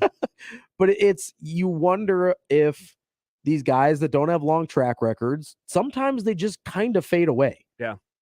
And that doesn't even this isn't the same style of quarterback at all, but there was a moment going back to that same year, actually, with Kaepernick, where Joe Flacco just looked incredible. Yeah. And then that was the best it ever got for Joe Flacco. They kept trying to recapture that. And you could tell he was capable of that occasionally, but he never put it together in that same way again. It's really hard to consistently be that guy. Mm-hmm. That's why there's not very many of them. Yeah. And so to assume Jalen Hurts is going to be that guy is making a pretty large leap. Now, maybe it happens, but it's certainly not a given. And I don't think it's a hot take to say, hey, making it to the Super Bowl, let's put this in perspective here. Making it to the Super Bowl, whether you win or lose, is probably the highlight of most quarterbacks' career. Yeah. Right? Yeah. So Jalen Hurts just experienced that. Unless he's going to be a real dude, which I still think is up in the air, then this will likely be the highlight of his career. For every Patrick Mahomes and Tom Brady, you have guys like Jared Goff, and Nick Foles. Yeah. You know, They're just one-offs. Colin Kaepernick, Total one-offs. Joe Flacco, you know, a bunch of these types. Jimmy of quarterback- Garoppolo. Cam Newton. Yeah, Jimmy Garoppolo. You've got these one-offs that's like, hey, man, they kind of put it together for a month Yeah. in January, and then, but that doesn't mean they're one of those guys. That doesn't mean they're Rodgers. I mean, even Aaron Rodgers has only did it once. He only went to one Super Bowl, which is absolutely Right? bonkers. Like, and we view him in a totally different way, but that just explains how hard this is. Yep. Right? Like Aaron Rodgers, who I think most of us agree is one of the most talented quarterbacks we've ever seen, made exactly one Super Bowl in his career so far. Yep. And I would probably, I mean, depends on where he ends up, but I would say it's unlikely at this point he makes it to another one. Not impossible. I'd be pretty surprised. But unlikely, right? I guess so unless the Jets are really good next to year. be a Peyton Manning or a Tom Brady, or you want to go back to like a Joe Montana or one of these guys, John Elway. you know how hard it is? Even Steve Young only made one. Steve Young only made one, and he was an MVP. He Yeah. was one of the best players in the league for a long time, Mm-hmm. and he only made one. Like Brett Favre only made two. Brett Favre only made two, only one of those. Mm-hmm. And then you got guys like Eli who were never that guy, Yeah, and they win two. Yep. You know, or like Peyton only gets his second when he's totally washed. Yeah, even though he was way better at other points in He his was career. way better at literally the rest of his career. He was about 10 times the quarterback he was when he got his second Super Bowl. So I don't think it's a stretch to say this very easily could be the peak of Jalen Hurts' career. That doesn't mean he won't be good, but to say that this isn't the peak of his career is to say he's basically an all-timer or an all-time aberration. And that's a long shot either way. One of my favorite comments is from Forrest, who says, "Now do Sims," and I believe this was in response to he's talking about Jeff Sims. I believe that was in response to when we were really diving into injury concerns with mobile quarterbacks. Forrest, he's the biggest Casey Thompson stan this side of his father. We're talking about the NFL, and we're talking about long-term sustainability, not like a season of college football. Yeah, but like, famously Adrian Martinez was super healthy. Taylor Martinez was super healthy. You know, not that Nebraska's ever had any problems with mobile quarter. Tommy Frazier, famously super healthy. You know, never had any problems with mobile quarterbacks at all. That's never been an issue. Yeah, I didn't really understand the point that he was trying to make there. That he'll get hurt? Yeah, he probably will. Probably. Yeah. If you want to run a lot, probably. Yeah. Let's take a call real quick before we go to break and then get to the other news with the Eagles. Jake is up on the hotline. Jake, what's going on?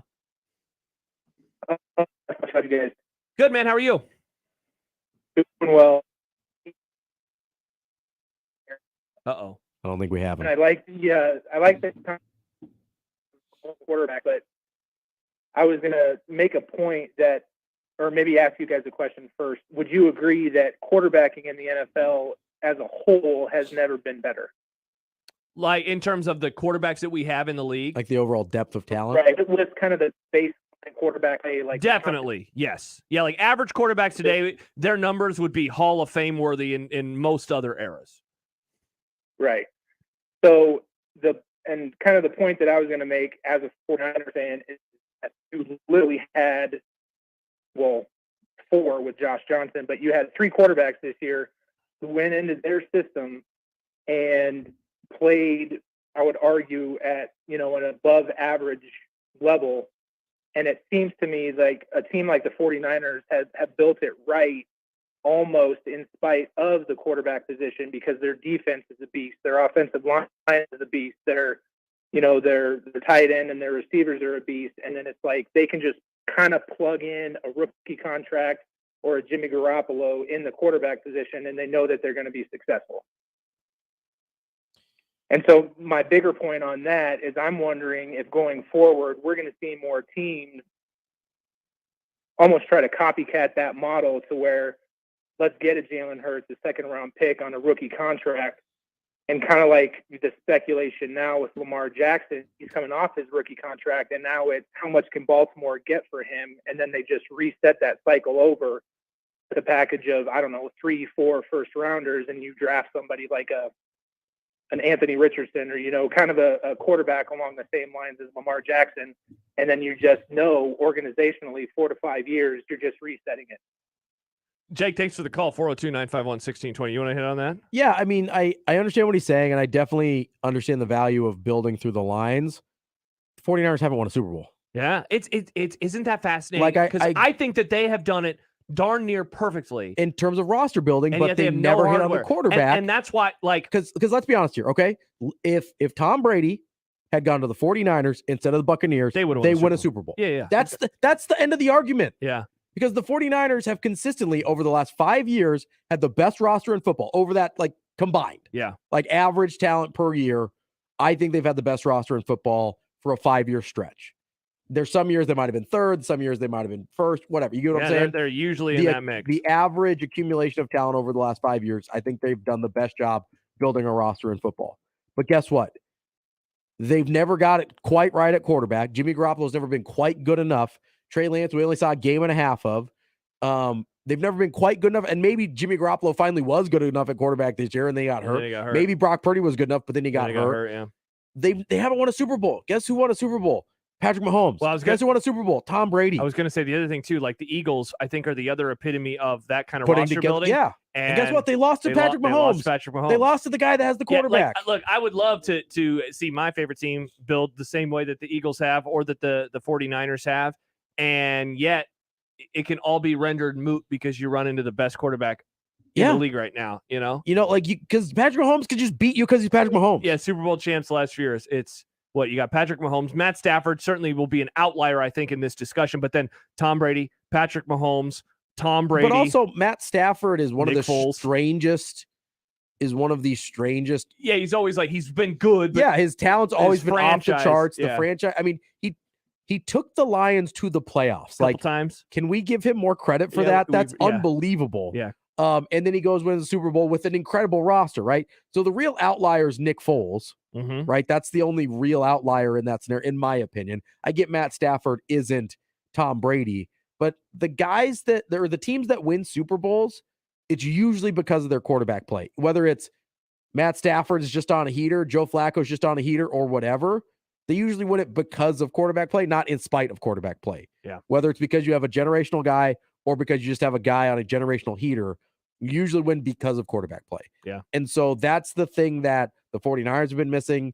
That's the thing that, I mean, that's the reason I would bet on Cincinnati because they've got the guy. The guy, even if all the other stuff is not they as were down good. 3 offensive linemen. Dude, look at and they were still right there with the Chiefs. Look at the players that Mahomes was throwing to at the end. That's of the what year. I mean. It's hilarious. It was just like whoever. It was like the old Patriots teams with Tom Brady, where he's like, hey, here's some random guy that was a quarterback. Branch. Here's some random guy that was Troy Brown. Oh, we're gonna put him on defense too. Ridiculous. By the like, just the stupidest stuff. Yeah, but you have Tom Brady. But you have Tom Brady, so it doesn't matter. Yeah, like that's listen. I love the way the 49ers have built their roster. I would trade it all for Patrick Mahomes. Yeah. Or Joe Burrow. One final thing. I was listening to a Cowboys podcast this week. Take a drink. I just mentioned the podcast. And they were like, can you imagine if Dak had the players that Mahomes threw to in the Super Bowl? And I was like, oh, God, I don't even want to think about that. That's what I mean. Happy hour's coming up fairly soon. Past time for a break. It is Unsportsmanlike Conduct on this One Beer Friday, 1620 The Zone. For the Jays, the Huskers, and even you Jayskers, we are 1620 The Zone. Creighton Sports Update. Creighton women's basketball is back at DJ Sokol Arena tomorrow as they host the Georgetown Hoyas in their annual Pink Out game. Tip-off is set for 1 p.m. Limited tickets are still available online at gocreighton.com/tickets. That's Creighton versus Georgetown tomorrow at 1 p.m. And that's your Creighton Sports Update. 1620 The Zone proudly supports Creighton Athletics. If taking care of your parents' final affairs has taught you anything, it's that you don't want your kids to have to do it for you. Write this number down, 402-397-5880. That's the number to the law office of Christian R. Blanc. Chris Blanc can walk you through the creation of your own estate plans that include power of medical attorney, living will, joint living trust, and more. Your initial consultation is always free. Call the law office of Christian R. Blanc at 402-397-5880. Your neighborhood is more than blocks of buildings. It's the people who live there that make it special. At Union Bank and Trust, we're not just creating home loans, we're making neighbors. We're not just small business lenders, we're small business shoppers. We don't just live in your community, we help you build it. Because our people are your people. Visit ubt.com/neighbor to learn more. Union Bank and Trust, member FDIC. My, how time flies. Nick Handley here for my friends at DJ's Dugout. Did you know DJ's is celebrating its 30-year anniversary? Yep, everyone at DJ's Dugout says thank you, Omaha Metro, for your amazing support since 1993. DJ's truly loves the communities they serve, and it's an honor to serve you, friends and guests, for so many years. Here's to another 30 years. DJ's Dugout is locally and Vietnam veteran-owned. Dig in at the Dugout. Hey, it's Nick Hanley for Woodhouse Mazda. The 2023 Mazda CX-50 is the latest addition to the Mazda CUV lineup, and it's a beauty. The ultimate crossover to get the most out of the outdoors with new designs that will make every adventure comfortable and ready for any road condition. Test drive a Mazda CX-50 today at Woodhouse Mazda in Bellevue or in Millard, the Omaha Metro's exclusive Mazda dealers. You can shop, finance, and buy online at WoodhouseMazda.com or WoodhousePlaceMazda.com and enjoy a friendly and knowledgeable sales staff. Woodhouse Mazda, a drive worth experiencing. Join Genesis Health Clubs today for just $10 and save $20 per month every month with no contract. Hi, I'm Rodney Stephen, owner of Genesis Health Clubs, here with the secret to healthy fitness habits. It's true that there are plenty of people who manage to stay consistent with exercise over lunch or after work, but the real secret is scheduling exercise into your daily routine. Pick a time, and that is your time to exercise. What is more important than your health? Nothing. So what time are you working out tomorrow? I'm inviting you to give it a try by joining Genesis Health Clubs for just $10 and save $20 a month, all with no contract. Whether your exercise is at 6 a.m. or 6 p.m., schedule your exercise because it's the most important part of your schedule. And now life's little interruptions won't stand in your way. My dad always told us, don't put something off till tomorrow that you can do today. Make today your day for better health. Come into any Genesis location or go online and get started for just $10 and save $20 per month with no contract. Go to GenesisHealthClubs.com to get started today. Omaha Maverick baseball and softball single game tickets are on sale now for the entire season. All home games are played at Maverick Park. The baseball team plays Creighton on March 7th and Nebraska on April 25th, and the softball team plays Nebraska on March 15th and Creighton on March 22nd. Season tickets for baseball and softball are also still available by calling 402-554-MAVS. Get your single game tickets by calling 402-554-MAVS or by going to omavs.com/tics. 1620 The Zone's Unsportsmanlike Conduct is brought to you by Union Bank and Trust. Now back to the program. Quick segment as we get ready for a One Beer Friday. Though when I ask this question, it might not be quick at all.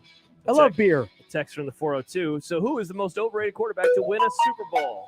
Most overrated? Well, it probably depends on who you ask because Super Bowl champion quarterbacks. I mean, I think I don't know if anyone actually believes that Eli Manning's like an all-timer. I mean, he's the GOAT. Yeah, Nick does. See, like, that's why this question is hard because, like, if you ask worst quarterback to win a Super Bowl, I think that can be much easier. Yes, but most overrated, like, okay, so, like, Joe Flacco.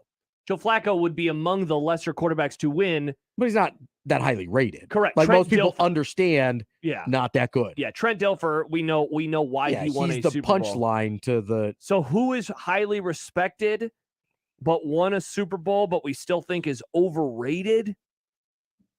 See, I don't know. And like this is where like the old days it's just so hard for me because like I mean Russell Wilson.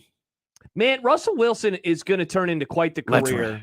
Speaking of, send that to us with a hashtag One Beer Friday, and you could win $25 to Broncos. Because I don't know that he was overrated at the time. He's certainly become overrated. He's become very overrated. And I think it tinges how we view his role on those Seattle teams. Man, I thought that guy was going to be really good. And it turns out maybe they were just hiding him more or hiding his flaws more or less for his successful run in Seattle. I mean, maybe they just knew how to do that better than anyone else. But I mean, Russell Wilson's the one that comes to mind for me in terms of overrated. Our friend producer Dan says Kurt Warner ? Ooh, I don't know if he was overrated. He had a really good run. I think and also Kurt Warner is good. He took the Cardinals to the Super Bowl. Yeah, I don't think Kurt Warner is overrated. I think Kurt Warner is properly rated. A couple comments. Matt says Terry Bradshaw. See, but Terry Bradshaw is another one that I think collectively we all understand like why and how he won. Yes. Now, if you're talking to olds, that probably still he handed the ball off better than anybody. There's He probably made some good throws. There's probably still a section of people that, either grew up watching Terry Bradshaw or whatever that put him in a category that is not befitting how he actually was. But it's also really hard to judge quarterbacks then from now because the numbers are so different. Mm-hmm. So if you didn't see them and if you didn't understand how the game was played in like a really granular level from watching it week in and week out back in the 70s, which obviously neither of us did because we're not famously olds. not born in the 50s. Yeah, it's really hard to say for sure, oh, this guy was definitely overrated in the 70s. This guy was awesome. Yeah, I have no takes on Terry Bradshaw. I don't either. I really don't have any takes on anyone prior to the 80s. Yeah, I will say Joe Namath sucked. Or like Terry Bradshaw. Nailed it. Jordan says Troy Aikman. John always will bring up Aikman, and part of it's to get under my skin, but he is. You can make an argument for him being cogs overrated. in the machine. Now, a lot of his contemporaries will say like Troy Aikman is a lot better than people think he is. Which maybe they that's always fair. say he's one of the most accurate quarterbacks. He's one of those guys where it's like, what happens if he is in a different era? I've got a good one. Drew Brees. Drew Brees. Remember we were having this conversation about how many interceptions he threw last time I was in here, and it's an astonishingly large number. And then you go back to, okay, how much of that was Sean Payton? How much of it's the system? How much of that is he actually was super turnover prone? Let's be honest, Drew Brees and really that whole everyone associated with that Super Bowl, they get a huge bump because of what it meant for the city. Yes, because of the New Orleans factor. Yeah, and that's fine. But also, I think we think of Drew Brees as a better quarterback than he was. Well, definitely. Drew Brees, remember for a while it was like Tom Brady, Peyton Manning, Drew Brees.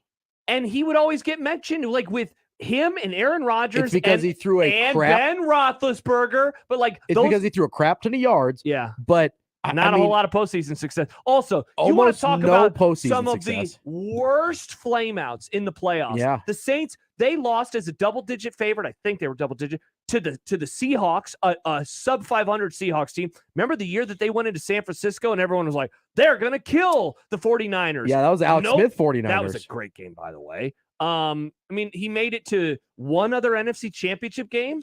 Even Aaron Rodgers has at least been back to other NFC championship games. I'll do it again. Here are the interception totals from his first year as a starter on. 16, 15, had one with 7, 15, 11, 18, 17, 11, 22, 14, 19, 12, 17, 11, 15. Jeez. That's so many interceptions. Dak Prescott much? Drew Brees? That dude, 22. He led the league in Nice. interceptions one year. Thank you, Nick. Thank you. Speaking of interceptions, Jordan says Brett Favre. Oh, Brett Favre's dramatically overrated. Well, he used to be. I don't know if he still is. I don't know if he is anymore because now when he I think retired. Yes. We have all collectively, we have reevaluated his career. And been like, Yeah, he was very good. But I think Drew Brees is one where people still think he was really good. Yeah. And I think he just threw for a lot of yards. Yeah.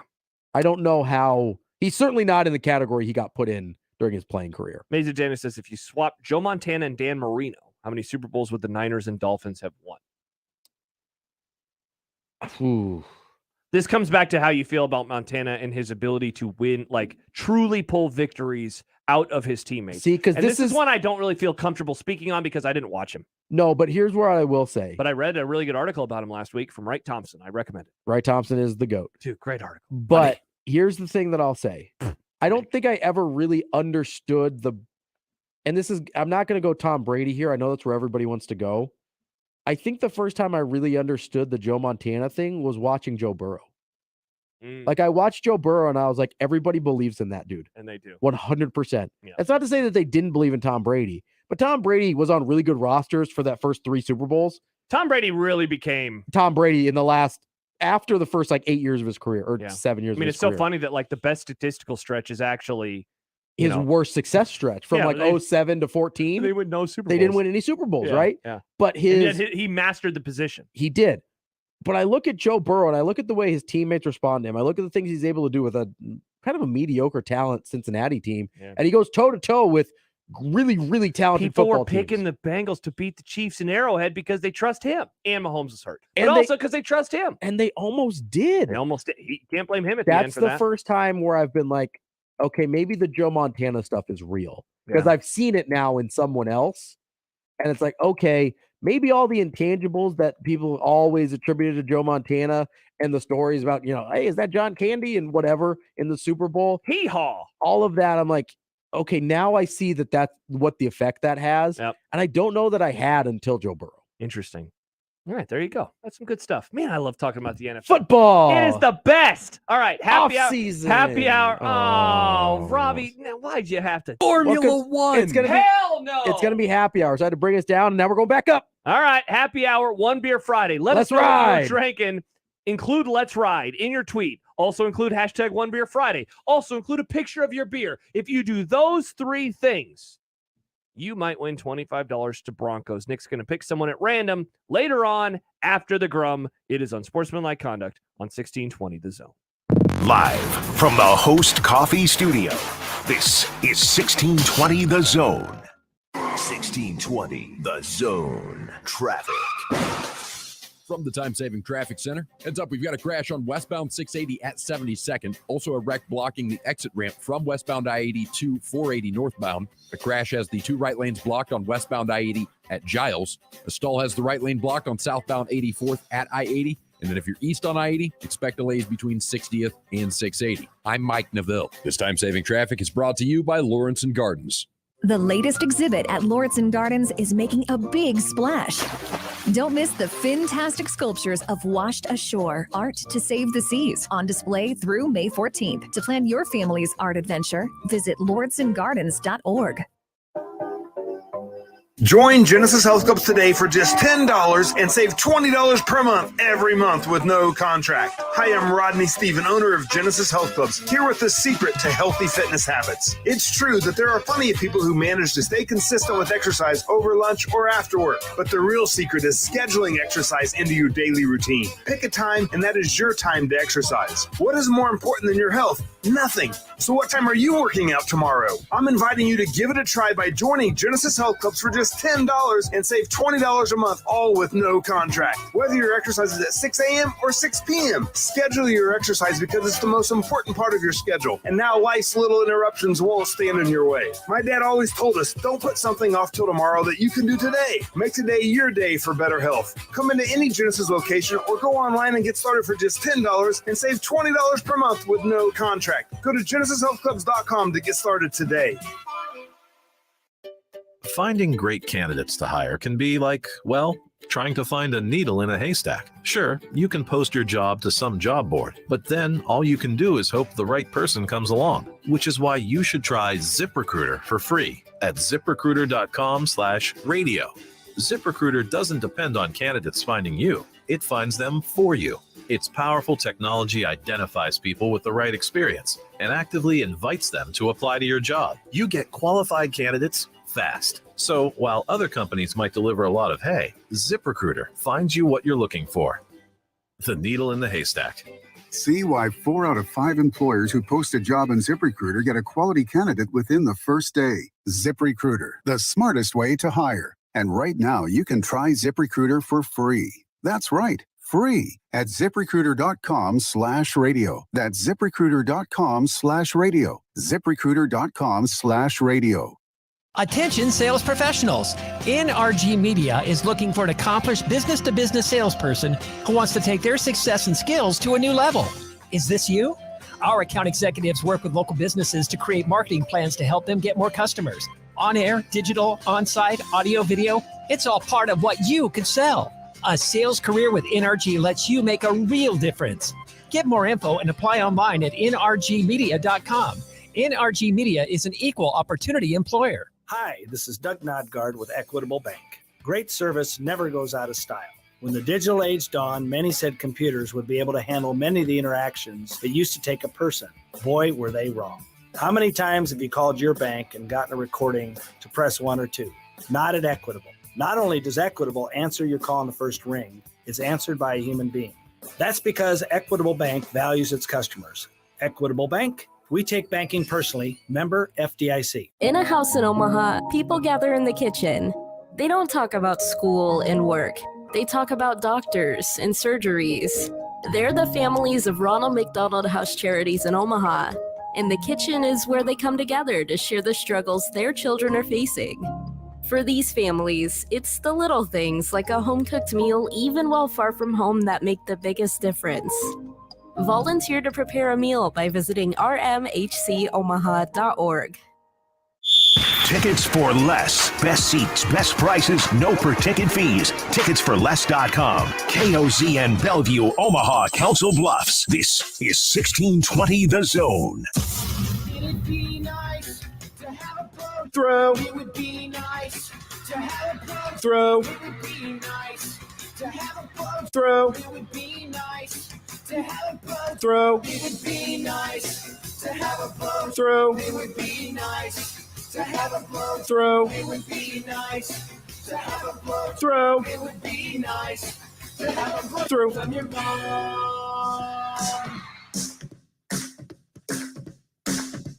I drank beer with my friends.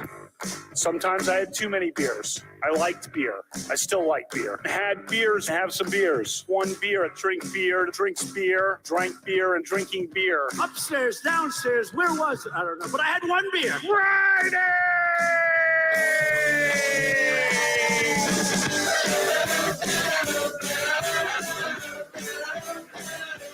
We probably have Beer Center each week. Ralph Club, biggest contributor. Beer. I like beer. I don't know if you like Beer Center or not. What do you like to drink? Next I had one beer. Friday. Hanging out and having some beers with friends, which I gladly do and which I fully embrace. Well, you think it was nope? It was one beer. Friday.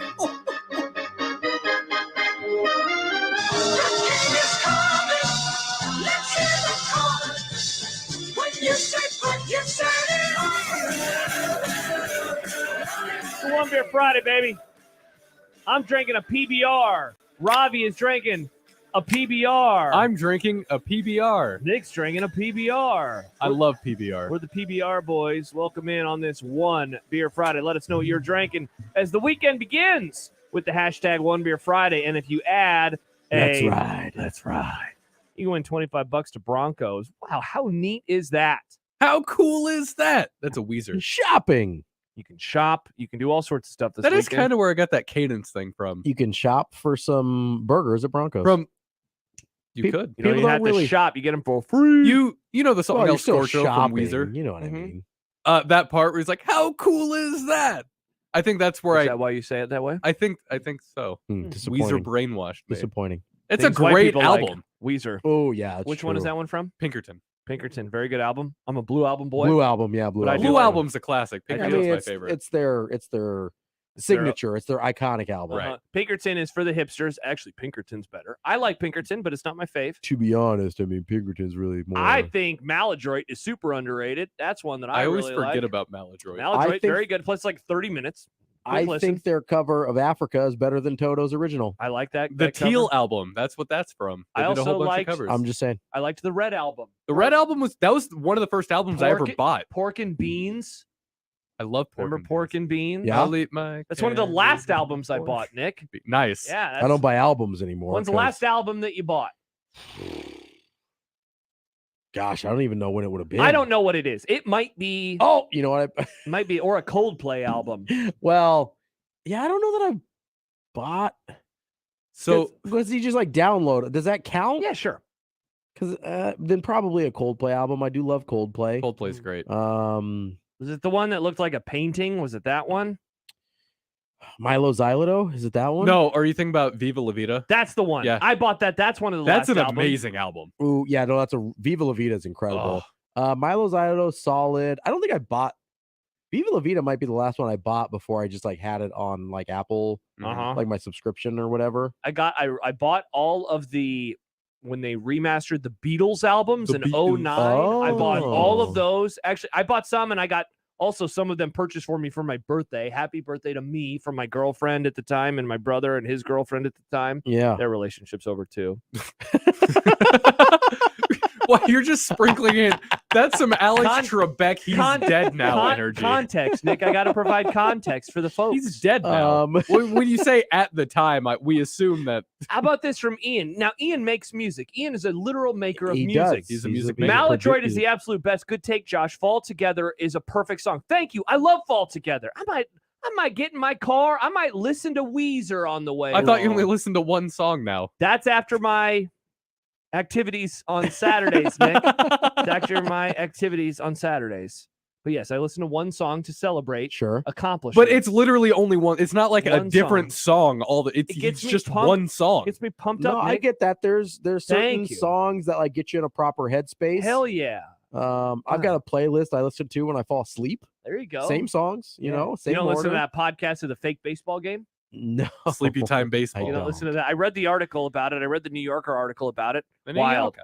I could see it though. Like there's a We kind should of do fake football games. there's kind of a soothing rhythm to Mhm. baseball on the radio. Crack of the bat. Yeah. Do any of the games matter? Is there like a whole league and season situation? There is a league. Okay. I don't know if there's only been like 10 episodes over like Right. 3 years. So I don't know.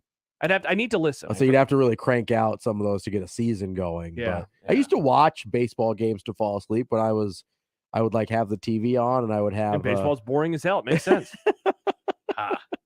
Makes sense. No, there's just kind of a soothing rhythm to it. Mm-hmm. You Yeah, kinda, yeah. Got the good cadence. El Scorcho says Weezer rules. There Hell you go. yeah, they do El Scorcho. Many are saying. You think El Scorcho likes Weezer? I think he Weezer's does. Good. Weezer's really good. I think he does. No one's arguing with you. Take El me Scorcho. back. Back to the shack. Craig tweets in a picture of a certified, or texts in a picture of a certified evil that he is enjoying right now from Lucky Bucket. Support local as we kick off this One Beer Friday. So yeah, let us know what you're drinking all night long, and then Nick will pick one of you to win a prize. If you've missed any of the show today, we've had some great conversations. We reviewed in Elkins Movie Club. We watched the 1996 film Kingpin.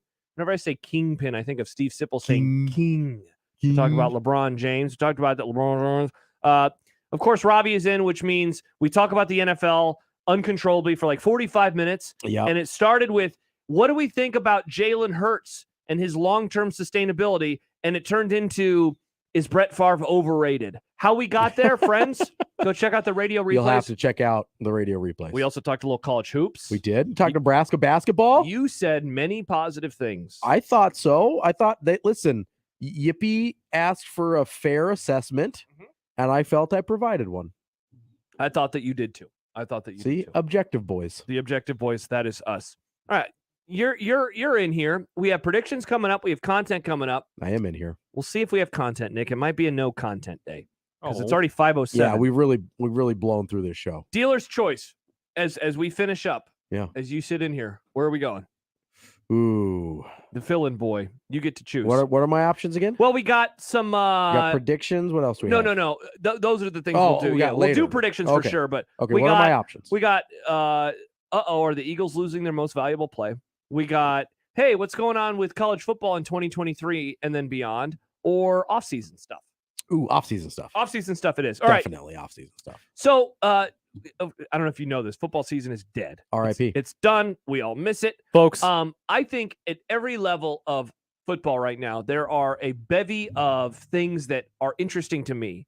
Look. We talked a lot of NFL today. Let's just put a bow on the NFL. What is the most interesting thing about the offseason for you this year? Because it seems like it's going to be an offseason completely dominated by quarterbacks. And yeah, I was going to say quarterback movement. What's happening with Lamar? What's happening with Aaron Rodgers? What are the Bears doing with their first overall draft pick? Don't forget about Derek Carr, reworking contracts at Dak Prescott, perhaps. You're going to have, obviously for me personally, but Trey Lance, Brock What the hell's Purdy. going to happen with the What's going on 49ers? there? Yeah. Because they could theoretically move one of those guys too. Like if they got a really good offer, or who do you think they're more likely to move? I would guess Trey Lance. Because I think if Brock Purdy wasn't hurt, he would be the starter going into next year. Yeah. I think the only reason Trey Lance has a shot is because of the Brock Purdy injury that will keep him out for an extended period of time. So you were here like 3 weeks ago in the lead up to the NFC Championship game. And in that moment, I didn't think that we had any doubt that it was going to be Purdy. And now there's a ton of doubt. Yeah, there's no idea now, Yeah. right? So I don't think it's out of the question that they trade one of those guys and try and get maybe an established quarterback. I mean, why wouldn't they make a play after Lamar Jackson? Could they afford him? I don't know. I mean, I have no idea how salary caps work. Like, I know how they should work. If Right? you're the You Rams, get they're fake. That's what I mean. You get this amount of money, don't spend more than that. You have this much left. It's all make believe. I don't know how any of it works. Money is fake. Salary caps are fake. It's all fake. It's all monopoly money. None of the contracts are real. I don't know what any of it means. Like, so just being honest with you, I have no idea if they can afford him. I assume if they wanted him, they would figure it out. All right. Because that's kind of how NFL teams just seem to work. Yeah. Right. So Sure. Why whatever. not? Yeah. That'd be hilarious. Well, he figured it out. Okay, Yeah, how? that's how it works, right? it like kinda that does. seems how it always works. Like I have no idea how the Cowboys paid Dak and paid Zeke and still have a good roster around them. Like that doesn't make any sense either. Mm-hmm. And the Rams just bought everybody, and it's like, okay, they somehow are. This is legal, cool. And now they're finally paying for it, but they won the Super Bowl. Yeah, so who cares? And that's all that matters. Yeah, I mean, but if you're the 49ers and you're looking around and you say, okay, Aaron Rodgers is out there. Lamar Jackson's out there. I mean, we've seen how good this 49ers offense can be with a mobile quarterback, and Brock Purdy's not even that mobile. Correct. You want to try and face that offense with Lamar Jackson? What about this guy? Matt says, you hear that there are rumors that Justin Fields will be traded by the Bears. Yeah, that has become a loud conversation over the last week of like, what are the Bears going to do? If they like their number one pick, if they like a quarterback at number one, they like Bryce Young, then you get rid of CJ Stroud. Then you get rid of Justin Fields, right? And you could probably get at least another first for him. Oh yeah. I mean, one first and then extra. I don't know if you get multiple first, but you get a first and probably some extra stuff. I mean, I wanted the 49ers to get Justin Fields in the first place. Yeah, and if I'm going to bet on any coach to turn that guy around. I don't even know if you need to turn him around. He was pretty good last year. To make him better. I do just want to see more with continue his arm. Develop. Yeah. Because to me, it's not a turnaround yet because he's so young. That's fair. But to continue to develop him, I'll take my chances with Kyle Shanahan and that talent. Because we saw him. Or Mike McCarthy. We saw, okay, sure. Andy Reid or Mike or Kyle Shanahan. He's mine. Yeah. Kyle Shanahan or Andy Justin Reid. Fields is? Those are the guys McCarthy. that I would bet on, right? Like, I'm dumb. Yep. Just get back. I'm just going to keep talking. Yeah. So I think quarterback movement is the overarching story of the NFL. Ironically, I think it's the story for Nebraska too. So let's go to Nebraska. Obviously, you've got.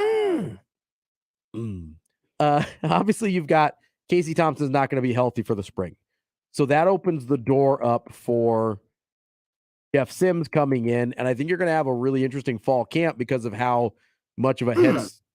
There we go. That was a really long wait. Yeah, I didn't know where it was. I now know where it is. Okay. Yeah, I know where it is now.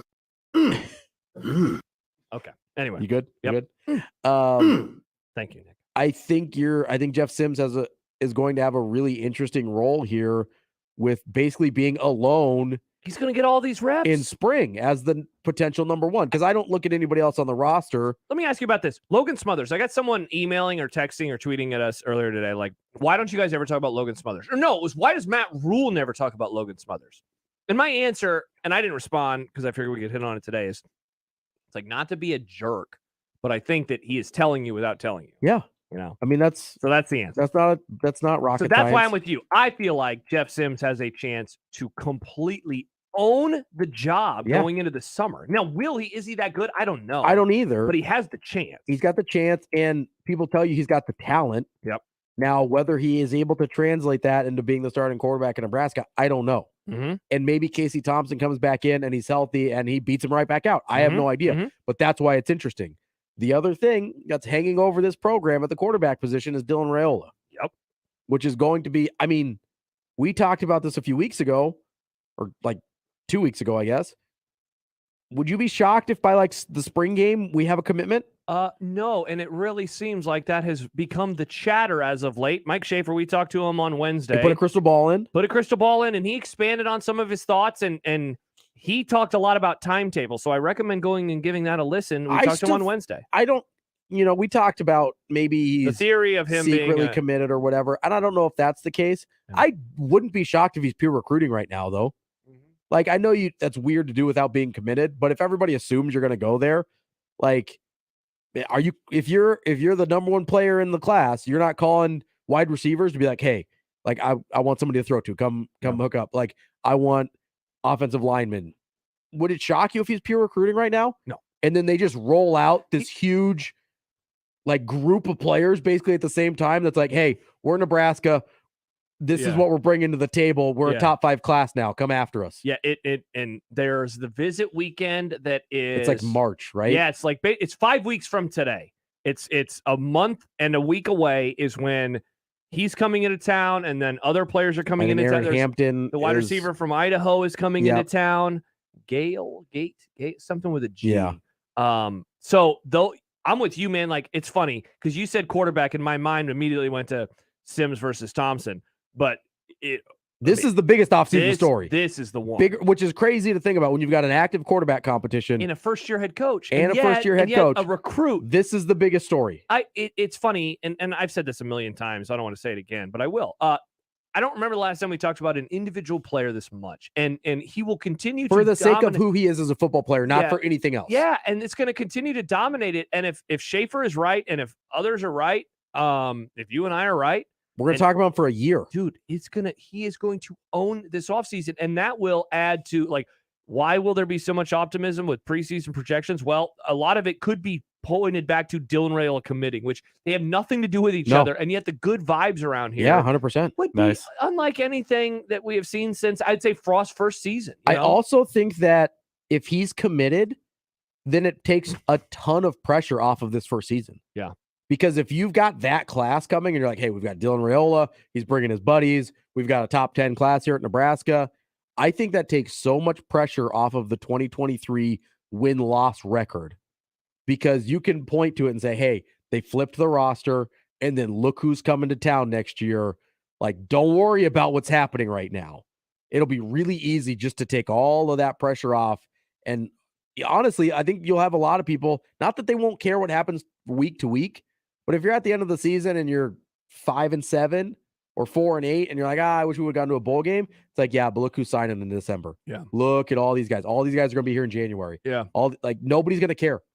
Like, legitimately. It will give him a lot of. It gives him so much leeway. Yeah. It really does. Yeah. And I guess finally, what do you think dominates the offseason in college football this offseason? Because I got one thing for you, and that is, and it was something that I wanted to get to today, and we're just not going to have time for it, but this is going to be like the last year of the version of this sport that I think we have really come to know.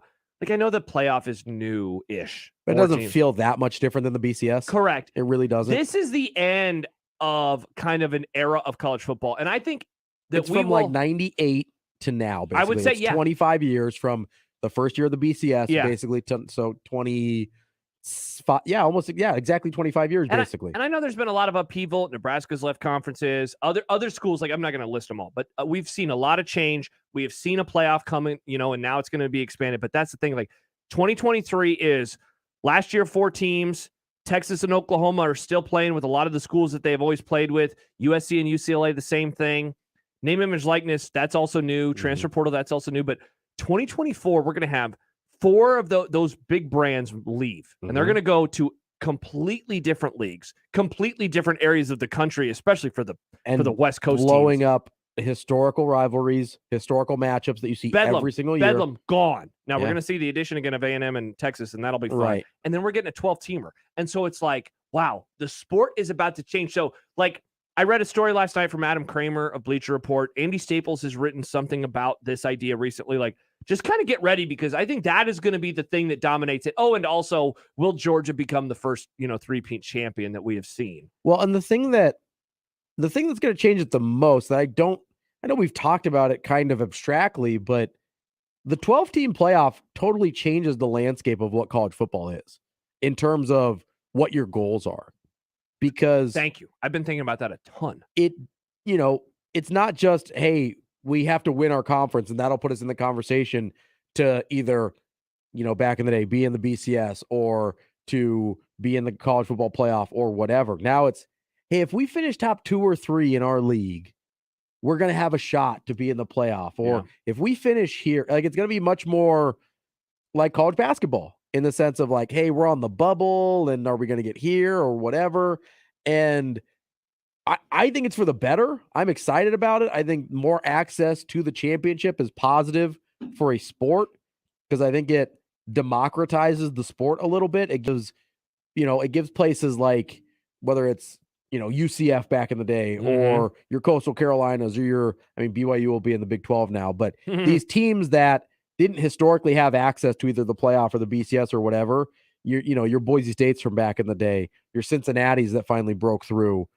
It's going to give access to these teams that they can raise their ceiling as a program. If you don't have access to the championship, you can't raise your ceiling. Yep. You are what you are. There's a reason Gonzaga was able to go from a West Coast Conference school who nobody had hardly ever heard of except for, hey, wait, isn't that where John Stockton went to school? And then all of a sudden, they're a national brand. Yeah. They're one of the most nationally prominent. Like, you say Gonzaga in the same sentence as Duke, Kentucky, and Kansas. Yeah, they moved Think about that for a moved second. the needle in that way. That happened over the course of like 15 years. Yeah. From 1998, when Dan Dickau makes that run to the Elite Eight, to like the mid-2010s, they went from nobody, Cinderella, whatever afterthought, to a 1 seed all the time. to blue blood. Yeah. Like, they are in the same conversation as Duke, North Carolina, Kentucky, Kansas. So it's like, who can become that in Who can be football? that person? Well, this is going to And it's going to take longer. Yeah, oh, for sure. Because the rosters turn over slower And and it's the only a money 12 and team versus whatever. 68. But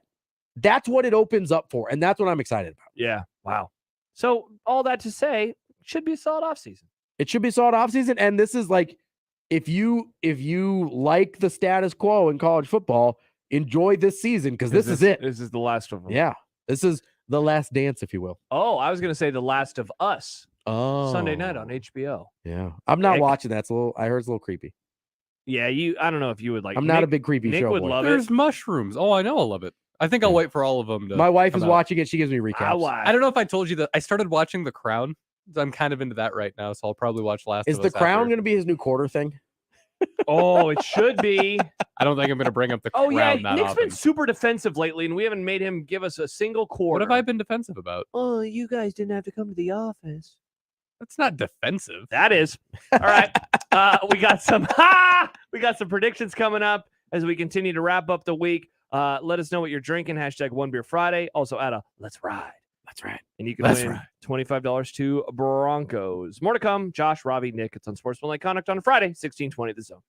The Connor Happer Show. If Mahomes was a horse in the Kentucky Derby, do you think he would have got to run in the Derby the way he was limping? One-way ticket to the glue factory for Patrick Mahomes. Take him out back. Well, here's the advantage that we humans have over horses. We can communicate our wants and intentions. Horses can't be like, look, I want to run through this pain. I can go, coach. I want to run. I have to do this. This is important to me. The Connor Happer Show. Weekdays from 10 to 2 on 1620 The Zone. Your Omaha area forecast from the Godfather's Pizza Weather Center and KETV News Watch 7 on 1620 The Zone. Your Friday evening forecast will include mostly clear skies with temperatures cooling into the mid to lower 20s. Around daybreak Saturday, expect partly cloudy skies with a morning low of 17 degrees. Partly cloudy to mostly cloudy skies by the afternoon. High temperature of 40 degrees. I'm meteorologist Anthony Copeland for KETV News Watch 7. 1620 The Zone's Unsportsmanlike Conduct, brought to you by a great friend of the program, Union Bank and Trust. 1620 The Zone. Traffic. From the time-saving traffic center, heads up, we've got a crash on Harville Drive at Galvin Road, causing some delays through there. A crash still has 2 right lanes blocked on westbound I-80 at 72nd, with stop-and-go traffic back to at least 42nd. We've also got a wreck on westbound I-80 with the right lane blocked at Giles, with stop-and-go traffic back from 680, and then delays on eastbound and westbound 370 between Wickersham Road and I-80, delays on westbound Dodge between 129th and 144th, and if you're south on 680, slow going between Pacific and I-80. I'm Mike Neville. This time-saving traffic is brought to you by Fernando's Omaha. Love Languages, presented by Fernando's. For spending quality time. Let's go out and get tacos. Come and feel the love at Fernando's, 75th and Pacific, 114th and Dodge, and FernandosOmaha.com. Many people go back to the dealership out of habit or because they think the dealer is the only one who knows how to fix their car. At Omaha Car Care, we offer a better option. We have ASE certified technicians, the technology to service any vehicle, and free loaner cars. The dealer will sell you a package of services. We'll provide the service you want for your car as your trusted partner. I'm Rick Betker, owner of Omaha Car Care, and we'll be along for the ride. Oscar's Pizza and Sports Grill is your home for the big game. Whether it's the pro football playoffs or a rivalry on the hardwood, you'll find all the action on Oscar's upgraded audio-video system. With 40 TVs and massive dual projectors, the game has never looked better. Pair that with their award-winning char-buffed wings and $7.99 Monday through Friday lunch specials. Oscar's Pizza and Sports Grill has everything you need. 173rd and West Center Road, and for takeout at 162nd in Maple. Meet Joe A, Hi. Joe B, Hello. and Joe C. What's up? 3 everyday Joes perfecting their banking with Chase. Joe A is locking his lost debit card with the Chase mobile app. Joe B is cruising toward his new ride with AutoSave. And Joe C's Chase banker is helping him budget to go back to school. Tools that help protect, support for what's next. One bank that puts you in control. Visit chase.com/checking. Chase, make more of what's yours. Chase mobile app is available for select mobile devices. Messaging and data rates may apply. JP Morgan Chase Bank, N.A. member FDIC. Here's this week's Maverick Minute. Number 16 Omaha Maverick hockey skated to a draw with Colorado College in the series finale last Saturday night. The Mavs fall to 3-10 in the Summit League. They head to Ohio for a 2-game series with Miami this weekend. Finally, the Omaha softball squad swept the Unidome tournament this weekend with a 3-1 win versus Drake for their 5th straight win. And that's your Maverick Minute on your home for the Mavs. News Talk 1290, 1180 The Zone, and 1620 The Zone. This is unsportsmanlike conduct. We'd love for everybody to be in the program. We'd love for everybody to finish the program. On 1620 The Zone.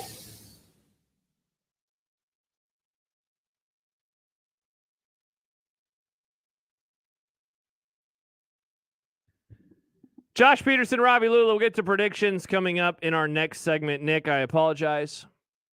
The people crave content. The people crave content. I mean, we gave them content. We gave them content. We gave them it's steaming not hot Eldrick content. Woods content. Nice though. job, Nick. One of the pieces of content that we were going to get to is Eric Bieniemy.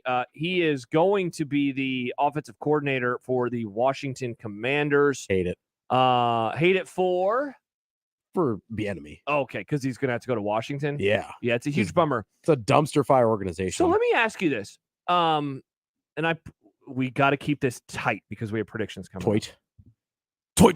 Okay, so for the longest time, whenever Eric Bieniemy came up, it always seemed like, wow, this is really crappy that he has not gotten a head coaching job.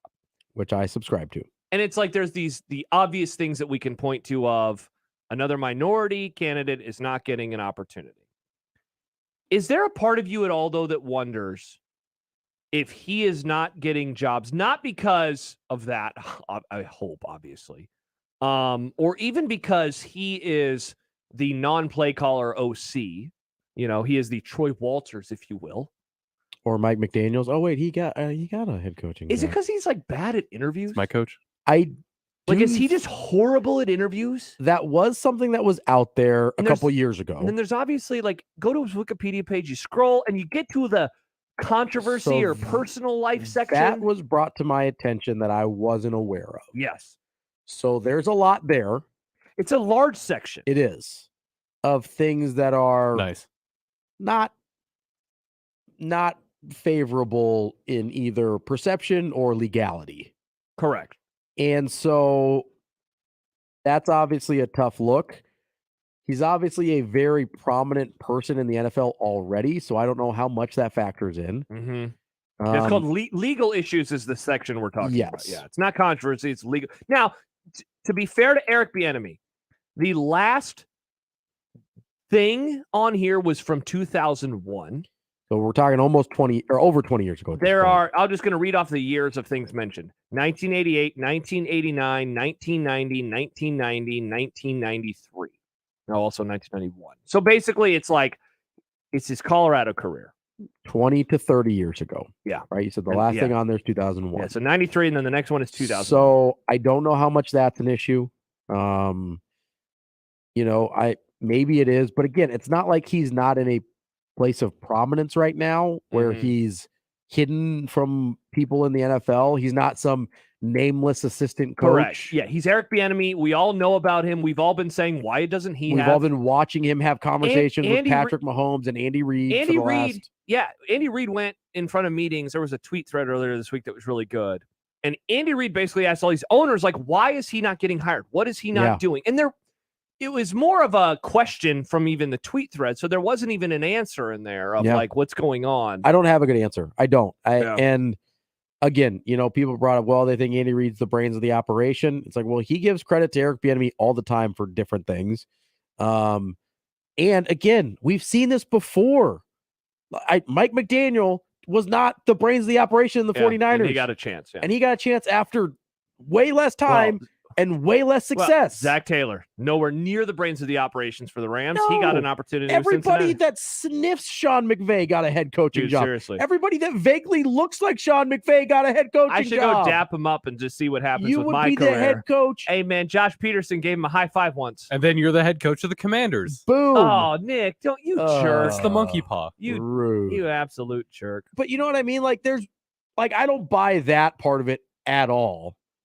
Because, nobody thought anyone besides Bill Belichick was the brains of any operation. And how many of his coordinators got head coaching jobs? Yeah, and they all suck. They were all terrible, and they kept hiring them anyway. Yeah. So people are like, well, Nagy wasn't good after Andy Reid. It's like, how many times did we hire Patriots coordinators after they failed? We're like, let's try the next Patriots. So it's like Andy Reid, like the biggest genius ever, Yeah, I was like, so you're telling me Andy Reid's a bigger genius than Bill Belichick, and he only got one coordinator that got a shot. And I was like, nope. Can't get another one. Like, what are we doing here? Yeah, so that's why I asked you, and I think that you would, given that you know me and we have a good relationship, you would know that I'm asking that question in good faith. But that's like the one thing. I don't have a good answer that's in good faith, though. Yeah, that's the problem. Yeah, because we know the NFL. Yes, we know the NFL, and like I would love there to be a legitimate football reason. Doesn't it kind of? This is weird to say, but wouldn't it be better if he actually does suck at interviews? Yes. Because then it's like, all right, well, and now here's the thing. The owners, they're not going to come out and say that, right? Like, yeah, he just is horrible. He's horrible in interviews. I remember I did an interview once for a job, not on the air. And I thought that I was doing fine. Yeah. I was like 17, 18, whatever.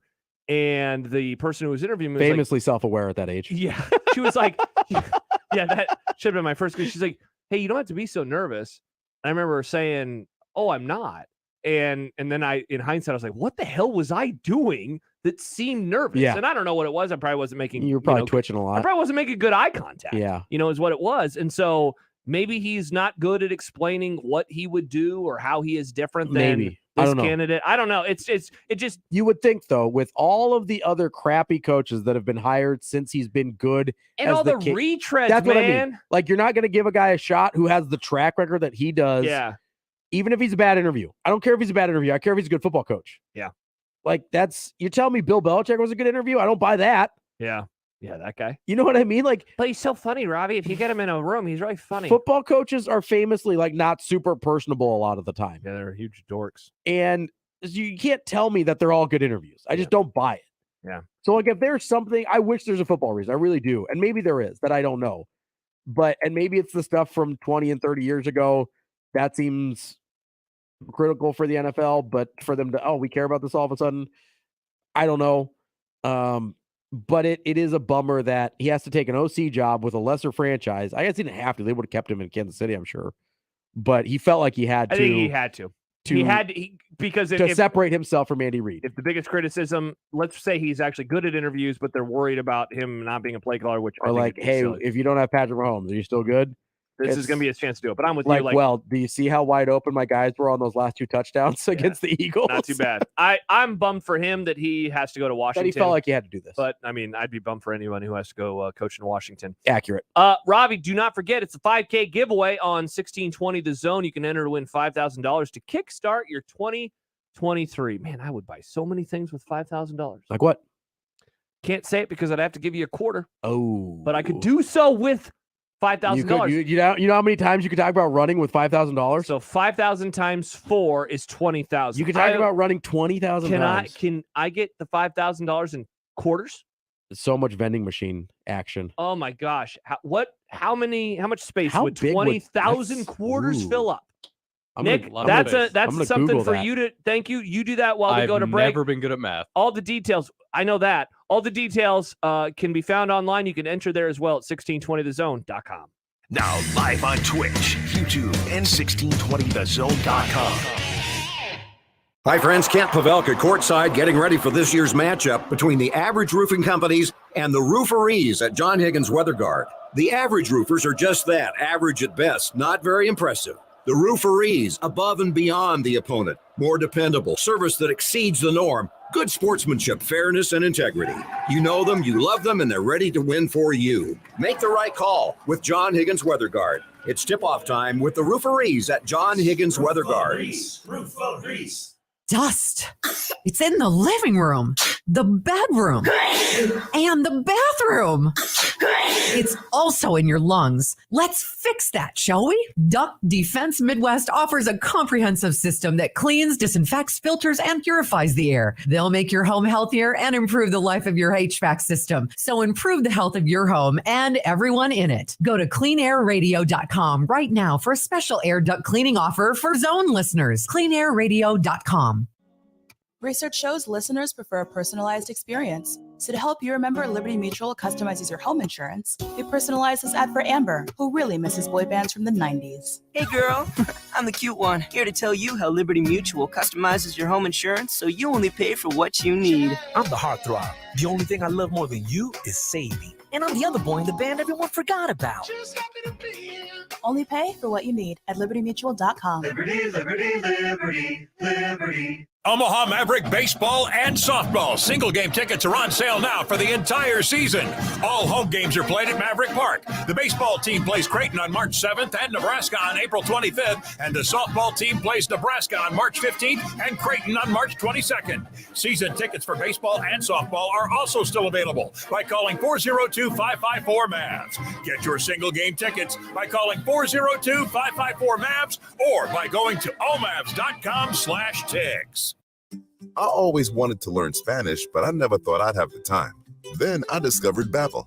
Babbel's lessons are fun. They only take like 10 or 15 minutes, and in 3 weeks, presto, you're starting to speak another language. Like magic. I love that Babbel's lessons aren't just robots talking. They're voiced by native speakers, so you get the pronunciation just right. And they're designed by real language teachers, so you learn how to have real-world conversations, things you'll actually use. It's incredible. After using Babbel, I'm ready to start having real conversations in French. There's all kinds of ways to learn. Use Babbel's podcasts or games or videos. You can even join live classes with a language teacher. If you want to learn a language, there's no faster, easier, better way than Babbel. Babbel. Babbel. Babbel. Évidemment. Go to Babbel.com to try for free. That's BABBEL.com. Babbel.com. 1620 The Zone's Unsportsmanlike Conduct is brought to you by Union Bank and Trust. Now back to the program. Ladies and gentlemen, it's time for predictions. Over, bet the over. Vikings in the over, bet the over. Indeed, it is time for predictions. How did I don't know. John did send me the. No, he didn't send me. You won. Oh, hell yeah. 2-time champion. I think Nick won. I don't know. Who cares? Hell yeah. Does anybody care? Nope. Robbie, do you care? I don't care at all. All right, cool. That means we have to move on. Nick, sorry, we can't. Moving on. We can't celebrate. No parades for you. It is You predictions. can doubt me. You can disrespect me. And we will. Aggressively. We have entered into the Belmont Takes. The longest leg of predictions. When we finish this leg, it will be football season. Mhm. It will be Folks. August. It will probably be 95 degrees outside. Can't wait. 6 months. It's half the year. This is the Formula One leg. John will throw some Formula One. This is the Formula One leg. This is the NASCAR leg. This is the worst leg. I hate this leg. This is the potpourri leg. A lot of random crap in there. As you are going to see. But still the most important one because it is the longest. Can you imagine if it was 90 degrees outside right now? All that snow would melt. That'd be so cool. How fast would that pile go down? At Mount 90? Happer? Man, I always think about that. How fast would that snow melt? We're not going to predict how fast the snow would melt. Instead, we'll predict some sports. We begin with All-Star Weekend. Did you know it's All-Star Weekend, Robbie? It kind of snuck up on me. I'm Really going to be honest with did. you. The Super Bowl being later. Going to be honest with you. It just snuck up on me. changes everything. We begin with the 3-point shooting contest. As I look for the odds, there they are. Who wins the 3-point contest? We get to pick two. John has gone with Buddy Hield and Jason Tatum. Nick? Jason Derulo. Jason Derulo. Come back to me, please. Did you not click? I clicked on it, but I'm not. Scroll or do Control F and search 3, and you'll find it. There was a lot of THRE. things there. It went to the bottom. I'm gonna go. I'm also gonna. I don't want. I wanted to take Buddy Hield, but I don't want to overlap with John. Yeah, no one wants to. I'm gonna go Tyler Hero. Okay. And Damian Lillard. Nick? Buddy Hield because it sounds like Buddy Holly, another good Weezer song. Ooh, Hey, you look like Buddy Hield. And Tyler Hero. Hero. Yeah. Wait. Where? Oh, there he is. It was. I had to click the show more. I couldn't remember if he had 2 R's. He does. I'm gonna go with Jason Tatum. Go with Lauri Markkanen as well. See, I worry about Jason Tatum. I don't think he's not like a pure shooter. He's a scorer. Yeah, and like lifting the ball. Yeah, And that's what I wonder about. I that. made a mistake. That's why I was a little hesitant on Lillard, but Yeah. he just I went with Lillard because Buddy Hield was already taken.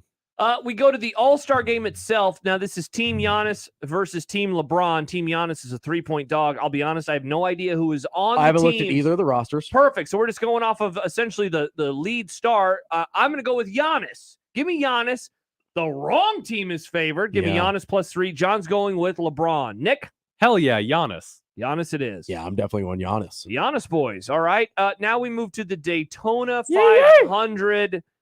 Are you excited about the Daytona 500? I Nick? might watch it this year. I don't know. Nick might watch it. Ravi, will you watch it this year? No, I won't. All right. Give me your picks. Yep, these are very educated. Kyle Larson. Of course. That's a good pick. Is it? Yeah. Joey Logano. Hey, John picked him. And we're gonna go with Bubba Wallace. All right. Man, John always gets really mad when one of us picks Bubba Wallace. Nick, doesn't like Bubba. will you be picking Bubba Wallace? Yeah, I'll pick Bubba. Wonder why John doesn't like Bubba Wallace. Give me Bubba. Okay. Give me Chastain and Jessica. No, Ross. Oh, okay. And give me Cal Busch. I thought that your guy Frankie was driving in this. No, that's Yes. Arca. He's driving an Arca. That's a different series. Barca? I got that wrong. I was wrong. I'm gonna go with Larson, Keselowski, and Blaney. John has Logano, Briscoe, and Byron. So there you go. Thank God we're moving on as quickly Cool, as possible. super fun. Love it. All right, let's get into some golf, baby. It's the Genesis Invitational. Tiger Woods didn't have a very good day, but that's okay. We still like Tiger, right? He's having fun. He's having fun. I don't think he is, actually. He seems like he is. He seems very happy. Yeah, he is content. That Yeah. birdie was cool. He seems like he's like, hey, I get that I'm not that good anymore. I'm just happy to be here. He had 3 birds to finish up yesterday's round. Very cool, very legal. He is not anywhere near the top of the leaderboard, though. 3? Yeah. Oh, like the German 3. 3. That's from Inglourious Basterds. It is One of my favorite movies. That's Great how they movie. know. That's how they know.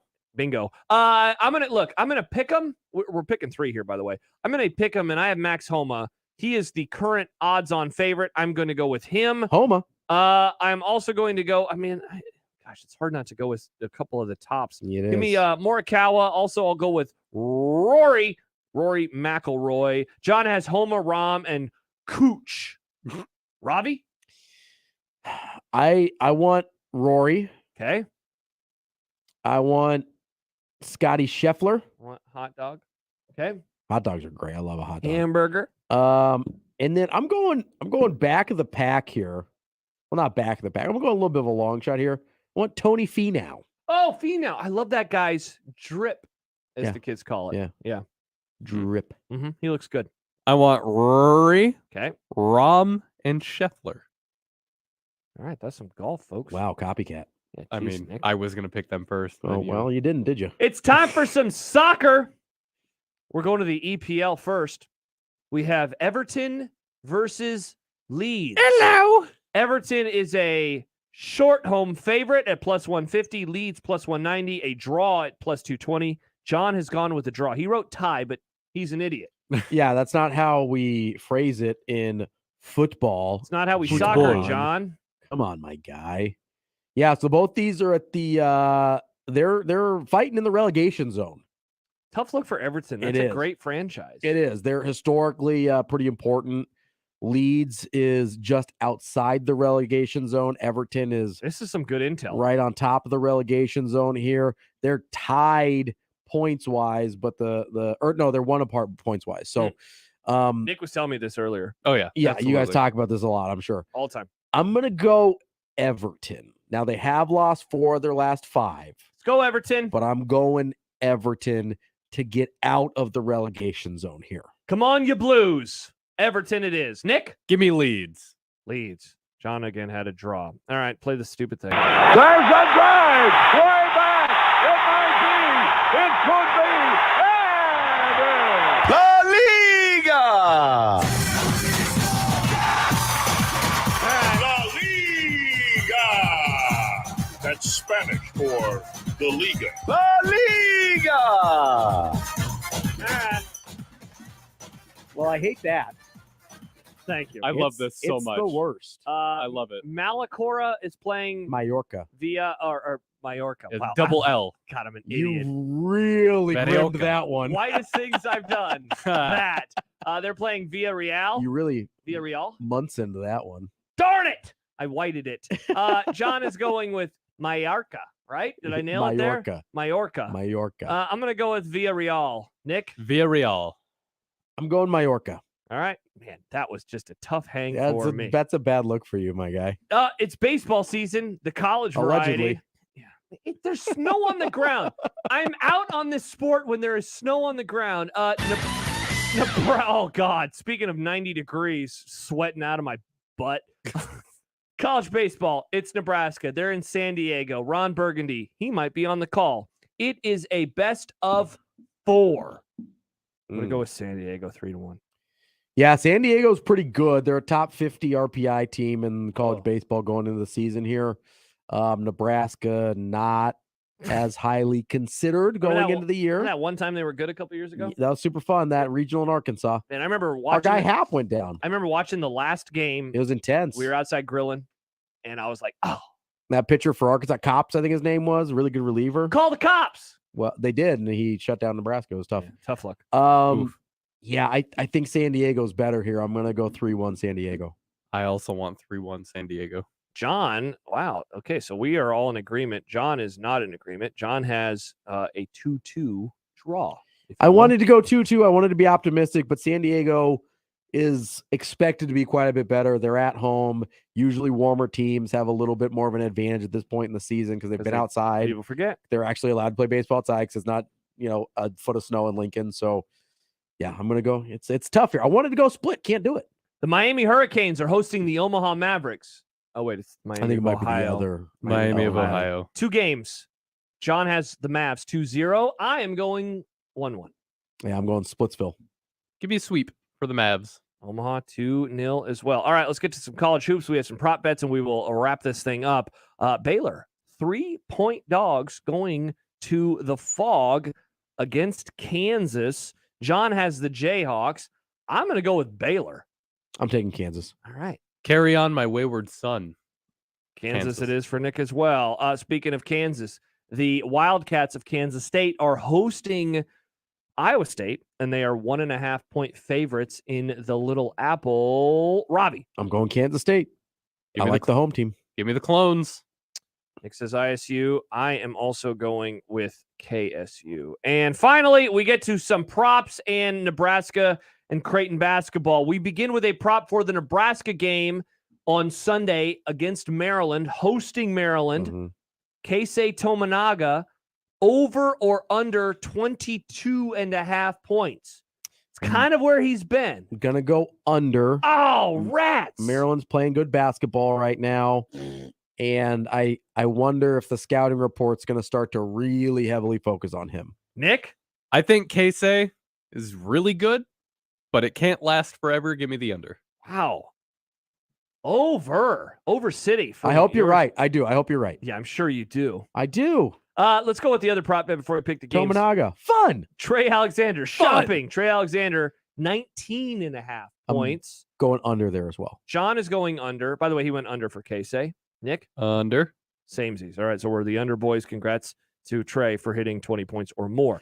Let's get to the games. Now, these are not true lines. We had to invent them out of thin air, and we did so with Ken Palm, Maryland, 10.5-point favorites at Nebraska. John is going with the Skurs. Nick? Terps. Ooh. Yeah, I'm going to say Nebraska to cover, but not to win. I'm going to go with Nebraska as well to cover. I don't think they're going to win. I think they'll cover. God, I'm really worried about this one, though. I am too. This could get away from them. Maryland's playing well right now. Creighton, 6.5-point favorites. Again, Ken Palm on the road at the Johnnies. John has Creighton, obviously. He never picks against the Blue Jays. I'm going to go with St. John's to cover on this one. Yeah, I'm going to go St. John's to cover. You think they win? I don't think they win. So you're not that nervous. But I'm going to say they cover. I think this is probably a 2-possession game. Give me the Jays. Creighton it is. All right, and that is this round of predictions. Iowa. We will come nice. We will come back. We will wrap up the week with bet of the day and send you on into a hopefully warm, snow-melting weekend on 1620 The Zone. Live from the Host Coffee Studio, this is 1620 The Zone. Your neighborhood is more than blocks of buildings. It's the people who live there that make it special. At Union Bank and Trust, we're not just creating home loans, we're making neighbors. We're not just small business lenders, we're small business shoppers. We don't just live in your community, we help you build it. Because our people are your people. Visit ubt.com/neighbor to learn more. Union Bank and Trust, member FDIC. A DUI is everything you didn't prepare for. You did not save for it. You did not train for it. You did not go to school for it. You did not raise your family or buy a house or get a job for it. It is not your life goal or a dream come true. You have planned for everything in your life. You did not plan for a DUI. Get a ride. A DUI costs more than you think. Brought to you by the NDOT Highway Safety Office. Did you know that radon is the #1 cause of lung cancer for non-smokers and that our region has some of the highest levels in the country? Radon Defense Midwest can test and fix your home. Visit radonradio.com for an exclusive offer for 1620 The Zone listeners. That's radonradio.com. The brand new Dollar General Distribution Center in Blair is now hiring. Starting wage is up to $22 per hour with benefits including medical, dental, vision, 401k, and a $2,000 sign-on bonus. Apply today by texting DG Warehouse to 25000 or online at dollargeneral.com/careers. Again, apply today by texting DG Warehouse to 25000 or online at dollargeneral.com/careers. Dollar General can't wait to have you become a team member at their brand new distribution center. Omaha Sports Academy is celebrating 15 years of youth basketball in the Metro, and spring and summer programming is coming. Omaha Sports Academy will help your athlete reach their maximum potential and take their game to the next level with focus on cutting-edge trends and high-level skill development. OSA athletes have fun learning the game the right way in top-notch facilities with OSA professional staff. Get all the details at omahasportsacademy.com. OSA Crusaders, earn your right.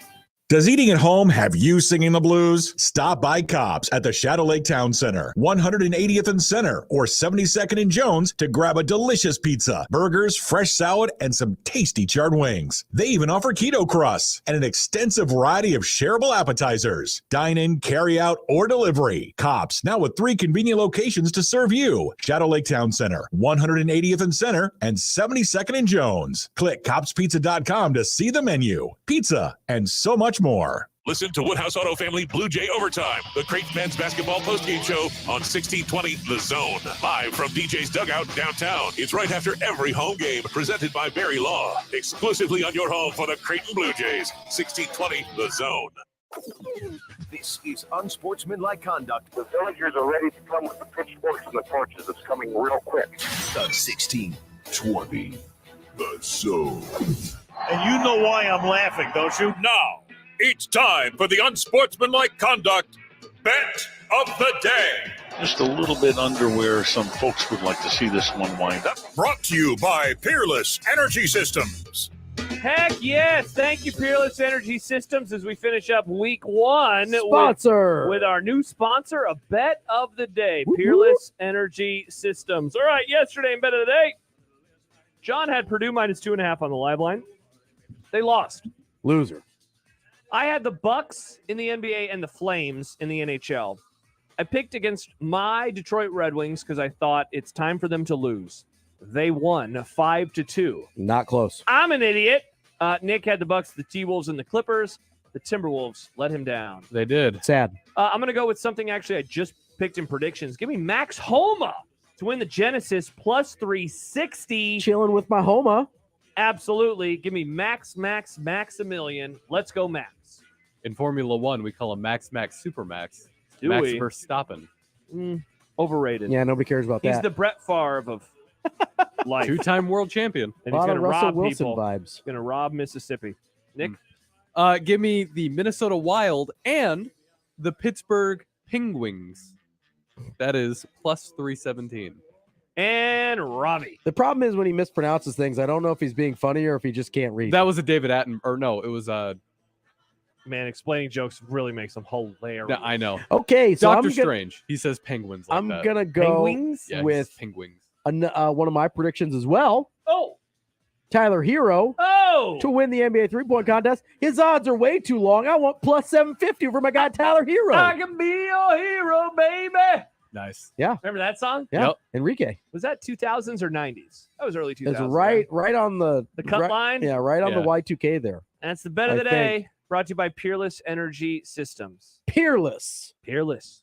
We have a sponsor. We love it, folks. Can we still say Iowa? Iowa. Well, I mean, you just did. Shoot. Yeah, it's okay, Nick, as long as you just wait. No, I know. Like on You gotta Monday, wait. I was like, brought to you by, and Nick goes, Iowa. I'm like, all right, well, It's not brought to you by Iowa. I Yeah. just wanted to say Iowa. it's fun to see. It's like a compulsion thing, you know? That's basically what it was. You know, Yeah. I'd Yeah, said except for- Iowa for so long. Except for you ruined the sponsor, and I I'm didn't. from there. I Nice. didn't ruin the sponsor. Yeah, good job, Nick. Because I respect that they care so much about our program here Yeah. to sponsor our segment. You know what I care about, Ravi? What's that? You. No, thanks. Thanks for sitting in. Yeah, this was fun. We had a lovely time. How many topics didn't we get to today? Like 5, maybe? I'd say most of them. 6. We didn't even get to content. Nick, Yeah, do we you just you want to ask us a skipped question it. like it's content? Anything you want to I ask? got nothing. Wow. All right. No questions from Nick. Oh, how did you feel about The Crown? No, Nick, we haven't watched The Crown. I've watched some of it. I haven't watched all of it yet. All right, what's your take on The Crown? Love it. It's great. I love listening to British people. I told you guys this. All right, you guys can do a Crown podcast. Let's do the Crown cast. There you go. All right, coming up this weekend, you will be on the Zone again tomorrow at 5 I will. o'clock. The Zone. Blue Jay shoot around. That's right. Creighton, St. John's. You'll be on from 5 until 6. Yes. That will be really cool. Accurate. That will be really cool. Then John will have the game, but we're not talking about John. We're talking about you.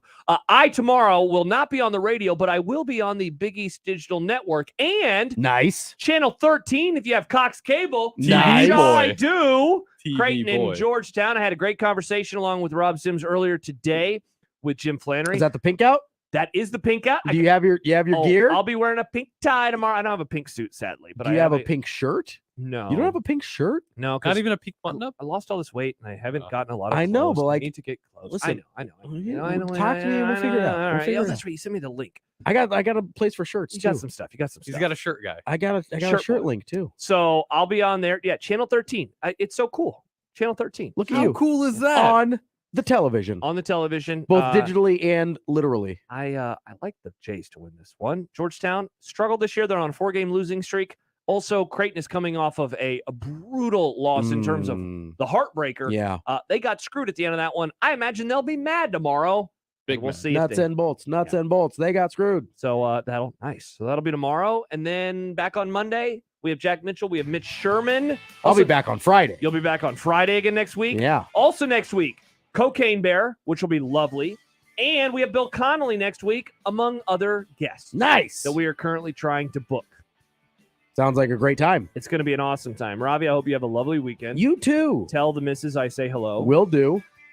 Nick, tell the Crown I say Enjoy whatever hello. you're going to do tomorrow. I'll tell them you said hello. Thank you. I got a couple things on the docket. What do you got going on? Calling a game. Oh, nice. You gonna do any activities? Yeah, we'll find out. Bye!